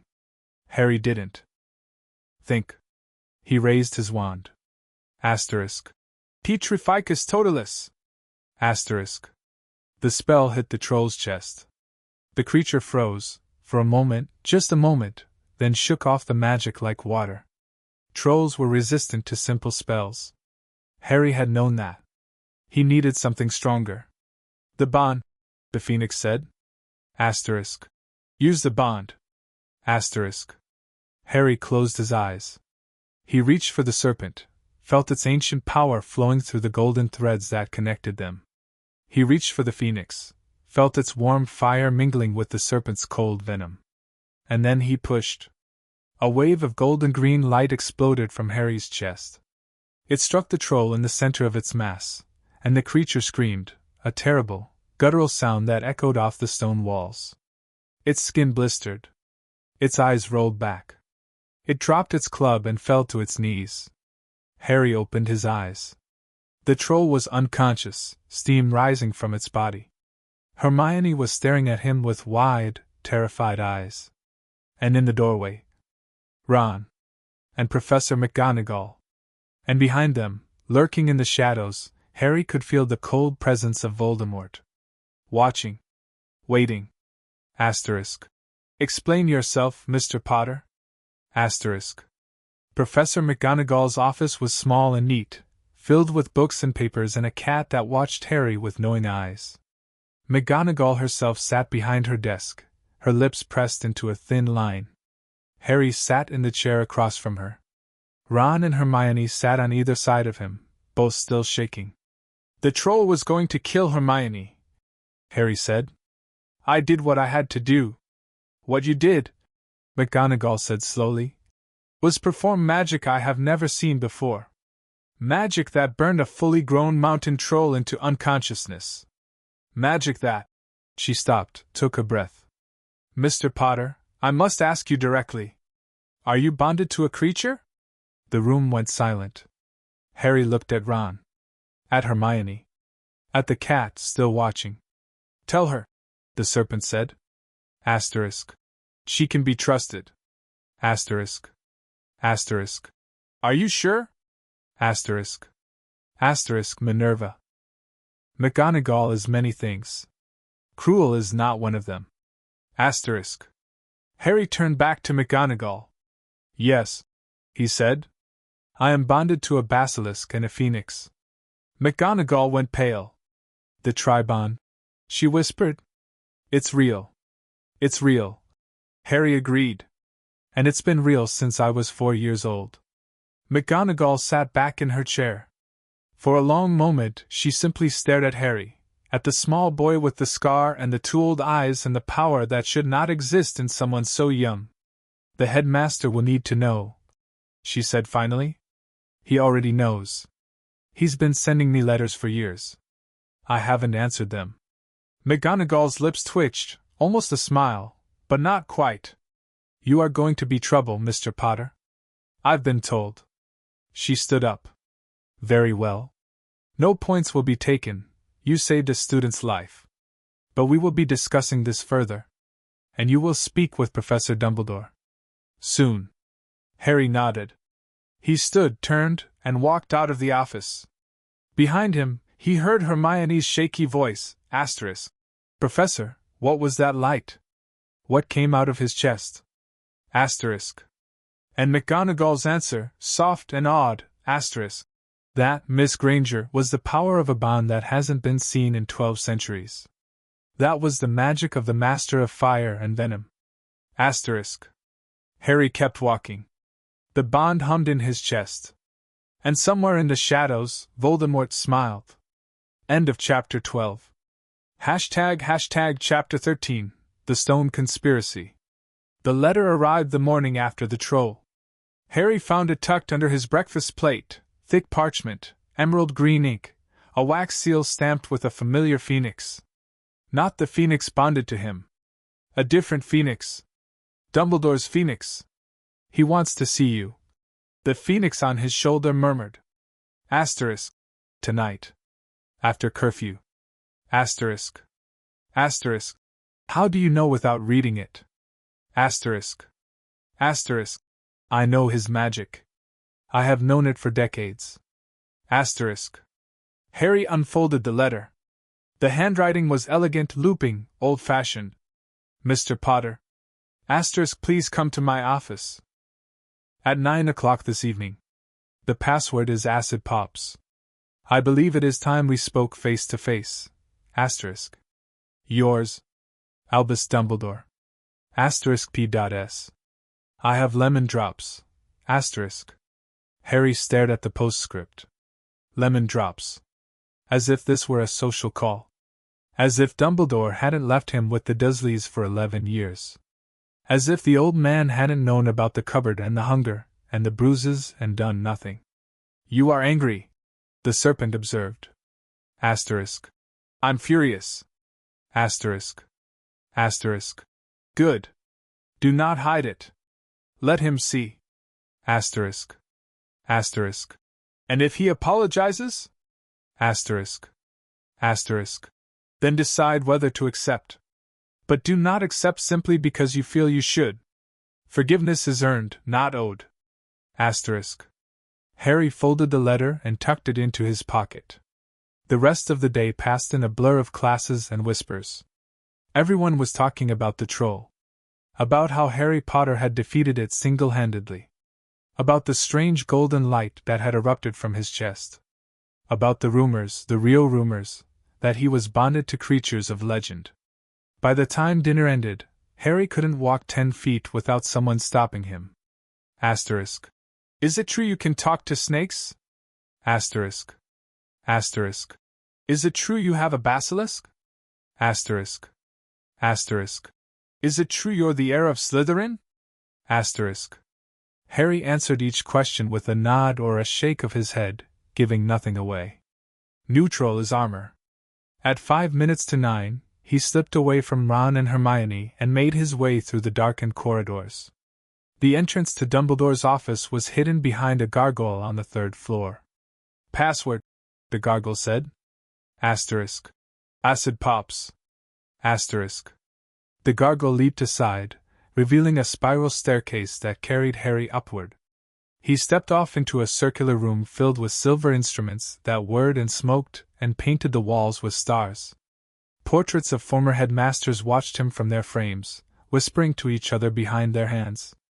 And behind a large desk, surrounded by books and papers and a sleeping phoenix on a golden perch. Albus Dumbledore. He was older than Harry had expected. His beard was long and silver, his robes were purple with gold embroidery, and his eyes were sharp. They looked at Harry and saw too much. He is powerful, the phoenix on Harry's shoulder said silently. Asterisk. More powerful than most. But he is also tired. Older than he looks. Burdened by choices that have haunted him for decades. Asterisk. I don't care, Harry thought back. Asterisk. He left me with the Dursleys.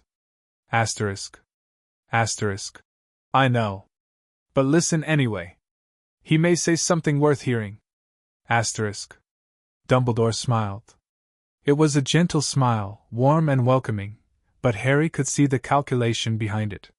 The weighing. The measuring. Harry, Dumbledore said. Asterisk. Please. Sit. Asterisk. Harry sat. The phoenix on the perch, Fawkes, Harry remembered, lifted its head and trilled softly. The sound resonated through the bond, and Harry's phoenix stirred on his shoulder, answering with a soft chirp of its own. Dumbledore's eyes widened. 2 phoenixes, he murmured. Asterisk. In the same room. That has not happened in. Asterisk. In a very long time. Harry finished. Asterisk. I know. Asterisk. Dumbledore leaned back in his chair. His eyes moved from Harry's scar to his shoulder to the golden glow visible through his robes. Asterisk. You know many things, Harry. Things I did not expect you to learn for years. Asterisk. Asterisk. I had good teachers. Asterisk. Asterisk. The Basilisk. Asterisk. Asterisk. And the Phoenix. Asterisk. Dumbledore nodded slowly. Asterisk. The Tribond. I had hoped. He stopped. Asterisk. I had hoped the legends were exaggerated. That no such power existed in the world. But you are proof that it does. Asterisk. Asterisk. Is that why you left me with the Dursleys? Because you were afraid of what I might become? Asterisk. The question hung in the air like a blade. Dumbledore's face flickered, just for a moment, and Harry saw something raw beneath the calm surface. Guilt. Regret. Grief. I left you with the Dursleys because your mother's blood creates a protection that Voldemort cannot breach, Dumbledore said quietly. Asterisk. As long as you call that house home, as long as you share your aunt's roof, the Dark Lord cannot touch you. I still believe, that protection is worth the cost. Asterisk. The cost. Harry repeated. Asterisk. You mean 11 years of hunger. 11 years of bruises.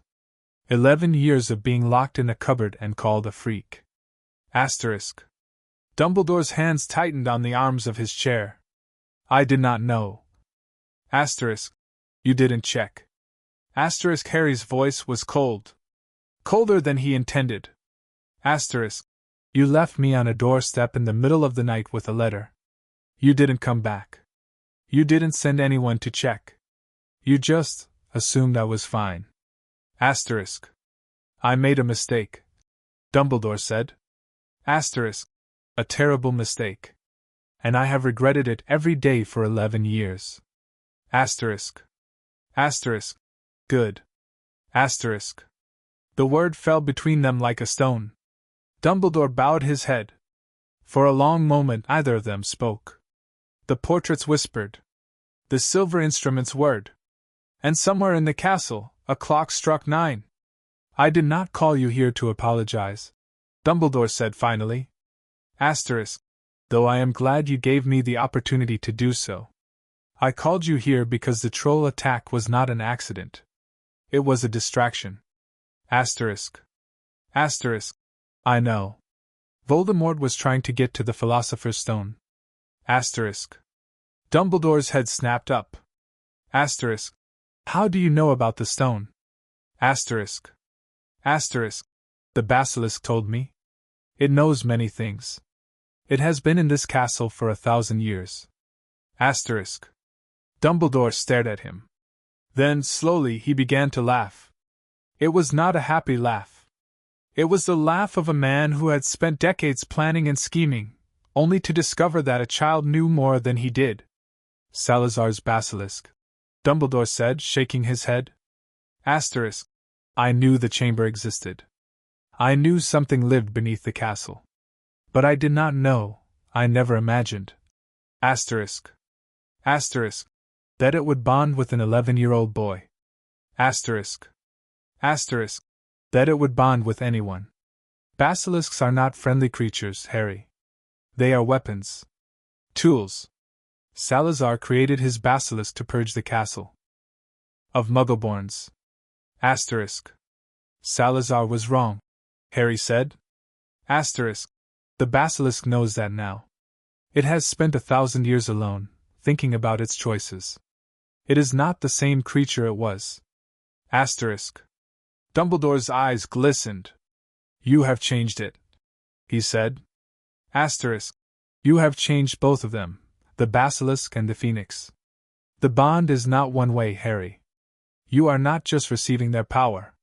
You are giving them something in return. Asterisk. Asterisk. What? Asterisk. Asterisk. Hope. Asterisk. The word echoed through the office. Harry didn't know what to say to that. So he said nothing. Dumbledore stood up and walked to the window. The stars outside were bright, scattered across the velvet sky like diamonds on black cloth. Voldemort wants the stone, Dumbledore said. Asterisk. He wants it to restore his body, to return to full power. He cannot touch you because of your mother's protection, but that protection only lasts as long as you call the Dursleys' house home. Once you turn 17. Asterisk. Asterisk. I know. The bond will protect me after that. The serpent's venom and the phoenix's fire. Voldemort cannot touch me now, and he will not be able to touch me then. Asterisk. Dumbledore turned. Asterisk. You are certain of this? Asterisk. Asterisk. I am certain. Asterisk. Asterisk. Then the stone is not as urgent as I feared. Voldemort cannot use it to harm you directly. Asterisk. Asterisk. He can use it to harm other people. Asterisk. Harry stood up. Asterisk. He can use it to regain his body and terrorize the magical world. He can use it to kill Muggleborns and half-bloods and anyone who stands against him. The stone matters, Professor. Not because of me. Because of everyone else. Asterisk. Dumbledore's eyes widened. You sound like a general, he said. Asterisk. Not a child. Asterisk. Asterisk. I stopped being a child the first time Uncle Vernon locked me in the cupboard. Asterisk. The silence stretched between them. Then Dumbledore nodded. Very well, he said. Asterisk. You know about the stone. You know about Voldemort. What do you intend to do with this knowledge? Asterisk. Stop him, Harry said simply. Asterisk. Before he hurts anyone else. Asterisk. Asterisk. Alone?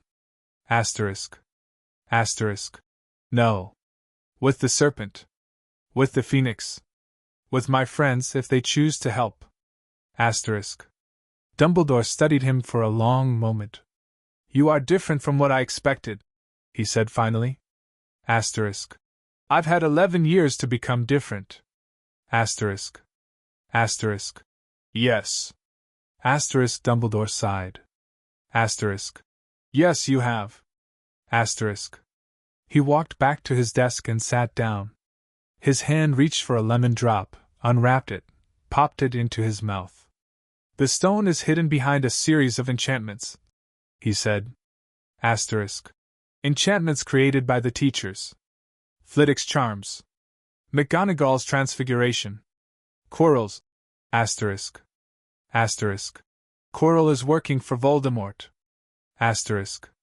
Dumbledore went very still. Asterisk. How do you know this? Asterisk. Asterisk. I saw him on the train. Voldemort is attached to the back of his head, hiding under his turban. The red eyes. The face. I saw it. Asterisk. Dumbledore's face drained of color. Quirinus, he whispered. Asterisk.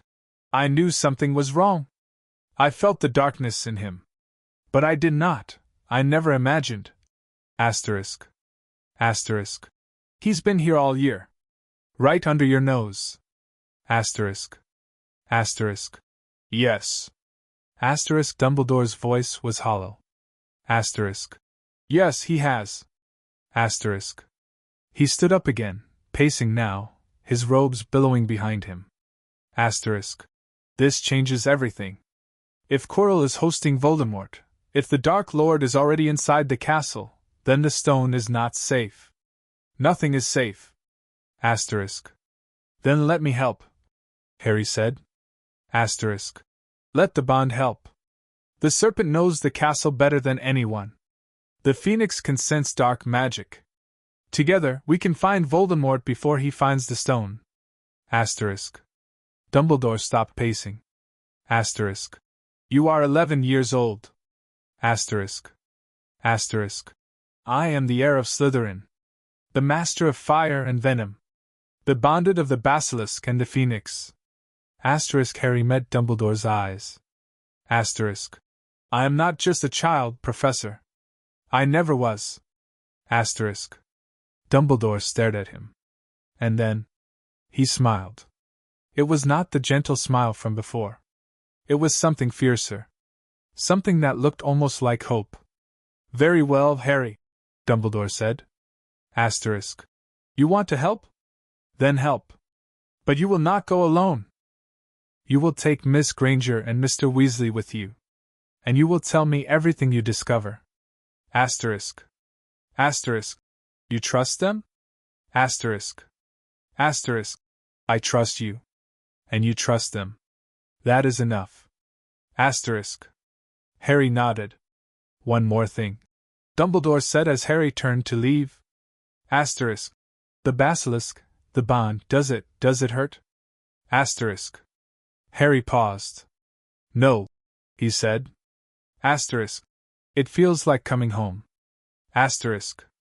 He walked out of the office, down the spiral staircase, and into the dark corridors beyond.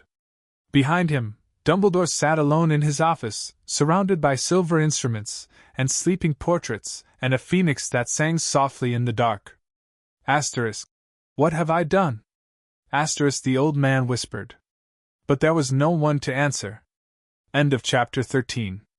## chapter 14, The Forbidden Truth. The chamber beneath Hogwarts was different from the one beneath Privet Drive. Harry had known it existed. The serpent had spoken of it often, the place of its birth, the dungeon where Salazar Slytherin had shaped it from magic and venom, and the scales of serpents long dead. But knowing and seeing were two different things. He stood in the entrance now, his wand raised, golden light spilling from the bond to push back the shadows. Behind him, Ron and Hermione waited, their faces pale in the glow. Asterisk. Are you sure about this? Asterisk. Ron had asked for the 10th time. No, Harry had answered. Asterisk. But we need to know what's protecting the stone. And the serpent knows things the teachers don't. Asterisk. So down they had gone, through a hidden entrance in Moaning Myrtle's bathroom, down a dark pipe that had nearly broken Ron's ankle, into a tunnel that smelled of damp earth and ancient magic. And now they stood before the Chamber of Secrets. It was enormous, larger than the Great Hall, with serpentine pillars that stretched toward a ceiling lost in darkness. The floor was carved with runes that glowed faintly green, And at the far end of the chamber, Salazar's statue. Harry breathed. The serpent's voice echoed through his mind, warm and wistful. Asterisk. I was born there. In the shadow of his stone robes. He held me in his hands and named me, and I have never forgotten that moment. Asterisk. Asterisk. What did he name you? Asterisk. A pause. Asterisk. I will tell you one day. Not today. Asterisk. Harry walked forward, his footsteps echoing off the stone. Ron and Hermione followed close behind, their wands raised, their eyes wide. This is insane, Ron muttered. Asterisk. We're in the Chamber of Secrets. The actual Chamber of Secrets. My mum is going to kill me. Asterisk. Only if we survive, Hermione whispered back. And at this rate. Asterisk. Shh. Asterisk. Harry held up his hand. They had reached the statue. Salazar's Slytherin stone face stared down at them, cold and judgmental, his beard carved in intricate detail. But something was different from the chamber beneath Privet Drive. The eyes of this statue were open, glowing green, pulsing with magic. The entrance to the inner sanctum, the serpent said. Asterisk. Touch the staff, Harry. The way will open. Asterisk. Harry reached up. His fingers brushed the stone staff. And the world shifted. They were no longer in the chamber.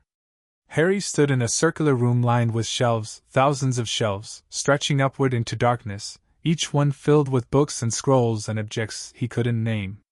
A single torch burned in the center of the room, casting flickering shadows across the walls. Ron and Hermione stood beside him, both gaping. Asterisk. Where are we? Asterisk. Ron asked. Salazar's study, Harry said. The knowledge came through the bond, planted there by the serpent. Asterisk. His private study. Hidden beneath the chamber. No one has been here since he died. Asterisk. 1,000 years, Hermione whispered. Asterisk. This has been here for 1,000 years. Asterisk.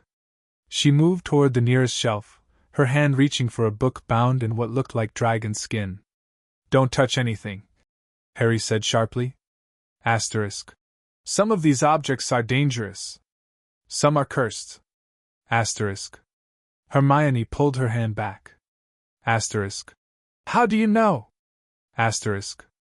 Asterisk. The serpent told me. It knows everything in this room. Asterisk. Harry walked to the center of the study. The torch there burned with green flame, basilisk fire, the serpent called it, different from the phoenix's golden light. Cold rather than warm. Ancient rather than eternal. The records you seek are on the third shelf to your left, the serpent said. Asterisk. Bound in black leather. The title is Prophecies of the Tribond. Asterisk. Harry found the book easily. It was larger than the others, its cover embossed with a serpent coiled around a phoenix, the same symbol as the mark on his chest. The pages were yellowed and brittle, the ink faded but still legible. Asterisk. What does it say? Asterisk. Hermione asked, peering over his shoulder. Harry read aloud.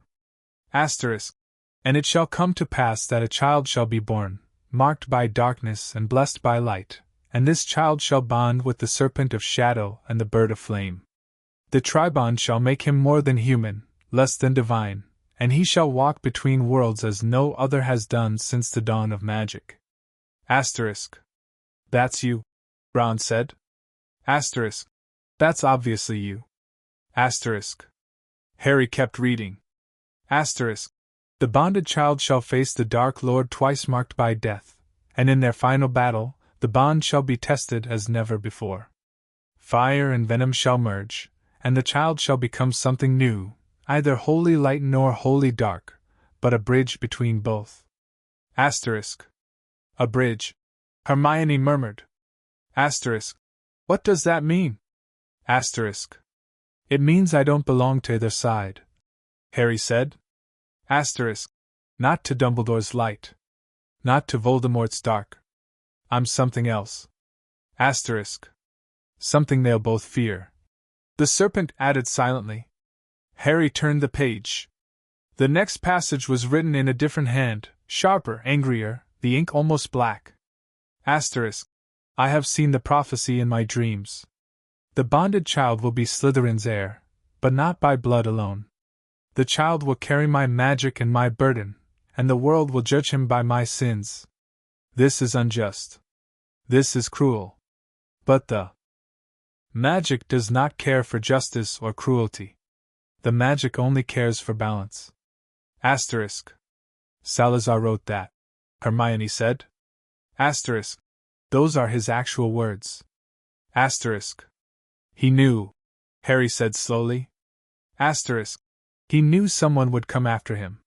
Someone who would have to carry his legacy. Asterisk. And he felt guilty about it. Ron added. Asterisk. Look at the handwriting. He was angry. Not at the child, at himself. Asterisk. Harry stared at the words. Salazar Slytherin, the most hated of the Hogwarts founders, the man who had wanted to purge the school of Muggleborns, had written about injustice and cruelty. Had called his own legacy a burden. People are complicated, the Phoenix said through the bond. Asterisk. Even people who do terrible things. Asterisk. I know. Harry thought back. Asterisk. The serpent taught me that. Asterisk. He turned another page. And stopped. The text was different here, not a prophecy, not a journal entry. A letter. Addressed to the heir who comes after. Asterisk. If you are reading this, you have claimed my study and my magic. You are the last of my line, whether by blood or by choice. I do not know you. I do not know what kind of person you will be. But I know this, the world will try to use you. Dumbledore will want your power for the light. Voldemort will want your blood for the dark. Both will claim to love you. Both will claim to protect you. Neither will see you as anything more than a weapon. Asterisk. Harry's hands trembled. Asterisk. Do not let them. You are not a weapon. You are a person, flawed and frightened and capable of great good or great evil. The bond does not dictate which path you take.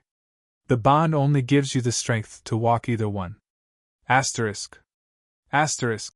Choose wisely, heir of Slytherin. Choose for yourself. And if you cannot choose for yourself, choose for those who cannot choose at all.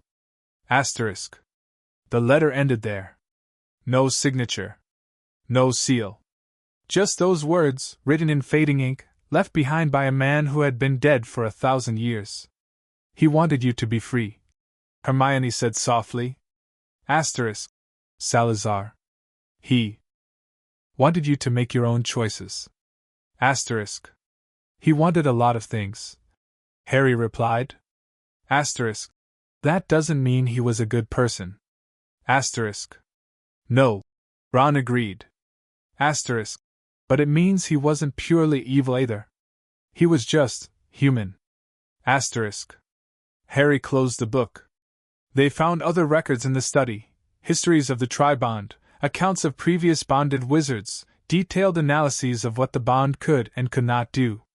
Hermione copied everything into a notebook, her handwriting growing more frantic as the night wore on. Ron stood guard by the entrance, his wand raised, his eyes scanning the darkness. And Harry sat in the center of the room, surrounded by 1,000 years of knowledge, and listened. The serpent spoke through the bond, sharing memories it had kept hidden for centuries. It showed Harry the first Tri-Bond, the warrior, the dragon, the forest spirit, and their battle against the darkness that had threatened to consume the world. It showed Harry the second Tri-Bond, centuries later, and the tragedy that had ended it. It showed Harry Salazar's own attempts to form a bond, and his failure and his grief. He wanted to bond with me, the serpent said. Asterisk. He wanted to be the heir of the Tri-Bond. But the magic rejected him. He was too consumed by his own fears, his own prejudices. The bond requires openness. Vulnerability. Salazar could never be vulnerable. Asterisk. Asterisk. But I can. Asterisk. Asterisk. You have no choice. The Dursleys made sure of that. They stripped away your defenses, left you raw and exposed. It was cruel. But it also made you possible. Asterisk. Harry thought about that, about the cupboard and the hunger and the bruises. About the years of loneliness that had hollowed him out and left space for the bond to fill. They made me ready, he said. Asterisk. Yes. Asterisk. Asterisk. I don't know whether to thank them or curse them. Asterisk. Asterisk. Neither. Simply accept what happened and move forward. The past cannot be changed. Only the future. Asterisk. Harry stood up. We need to go, he said to Ron and Hermione. Asterisk. It's almost dawn. The teachers will notice if we're missing. Asterisk. Asterisk. Did you find what you needed? Asterisk, Hermione asked. Asterisk. I found more than I needed. I found the truth. Asterisk. Asterisk. What truth? Asterisk. Harry looked at the shelves, at the books, at the torch burning with green flame. Asterisk. That I'm not the first. That others have walked this path before me. That some of them succeeded and some of them failed. Asterisk. He touched the golden mark on his chest. Asterisk. And that the bond doesn't guarantee anything. It only gives me a chance. Asterisk. Asterisk. A chance at what? Asterisk, Ron asked. Asterisk. A chance to be something other than what Voldemort and Dumbledore expect. Asterisk. They left the chamber as the sun rose over the mountains. Harry was exhausted, his body ached, his head pounded, and the bond pulsed with a dull, persistent throb. Ron and Hermione looked no better, both of them yawning as they climbed out of Moaning Myrtle's bathroom. I need sleep, Ron muttered. Asterisk. And food. And probably therapy. Asterisk. We all do. Hermione agreed. Harry led them back to the Gryffindor common room, whispering the password to the fat lady. They collapsed onto the couches by the fire, none of them willing to climb the stairs to their dormitories. Harry, Hermione said after a long silence. Asterisk. The prophecy, the one in the book. It said you would face the Dark Lord twice marked by death. Asterisk. Asterisk. I remember. Asterisk. Asterisk. What does twice marked mean? Asterisk. Harry closed his eyes. Asterisk. It means Voldemort has already died once. The night he tried to kill me. His body was destroyed, but his soul survived. He's been hiding ever since, waiting for a chance to return. Asterisk. Asterisk. And the second death? Asterisk. Asterisk. The one I'll give him. Asterisk. Hermione went pale. Ron stopped mid-yawn. Asterisk. You're going to kill him? Asterisk, Ron asked. Asterisk. If I have to. Asterisk. Asterisk. That's murder, Harry. Even for someone like Voldemort. Asterisk. Asterisk. I know. Asterisk. Harry opened his eyes. Asterisk. I know what it means. But the prophecy says one of us has to die. I'd rather it be him. Asterisk. The fire crackled between them. Asterisk. We'll help you. Asterisk, Hermione said finally. Asterisk. Whatever happens, whatever you have to do, we'll help you. Asterisk. You don't have to. Asterisk. We know. Asterisk. Ron's voice was firm. Asterisk. But you're our friend. And friends don't let friends face Dark Lords alone. Asterisk. Harry looked at them, at the bushy-haired girl who had read every book in the library, at the red-haired boy who had offered him a sandwich on the train before he knew anything about the bond or the prophecy or the weight Harry carried. Thank you, he said. And through the bond, he felt the serpent's approval and the phoenix's warmth. You have chosen well, the serpent said. Asterisk. These friends will matter. More than you know. Asterisk. I know. Harry thought back. Asterisk. I know. Asterisk. End of chapter 14. Thank you.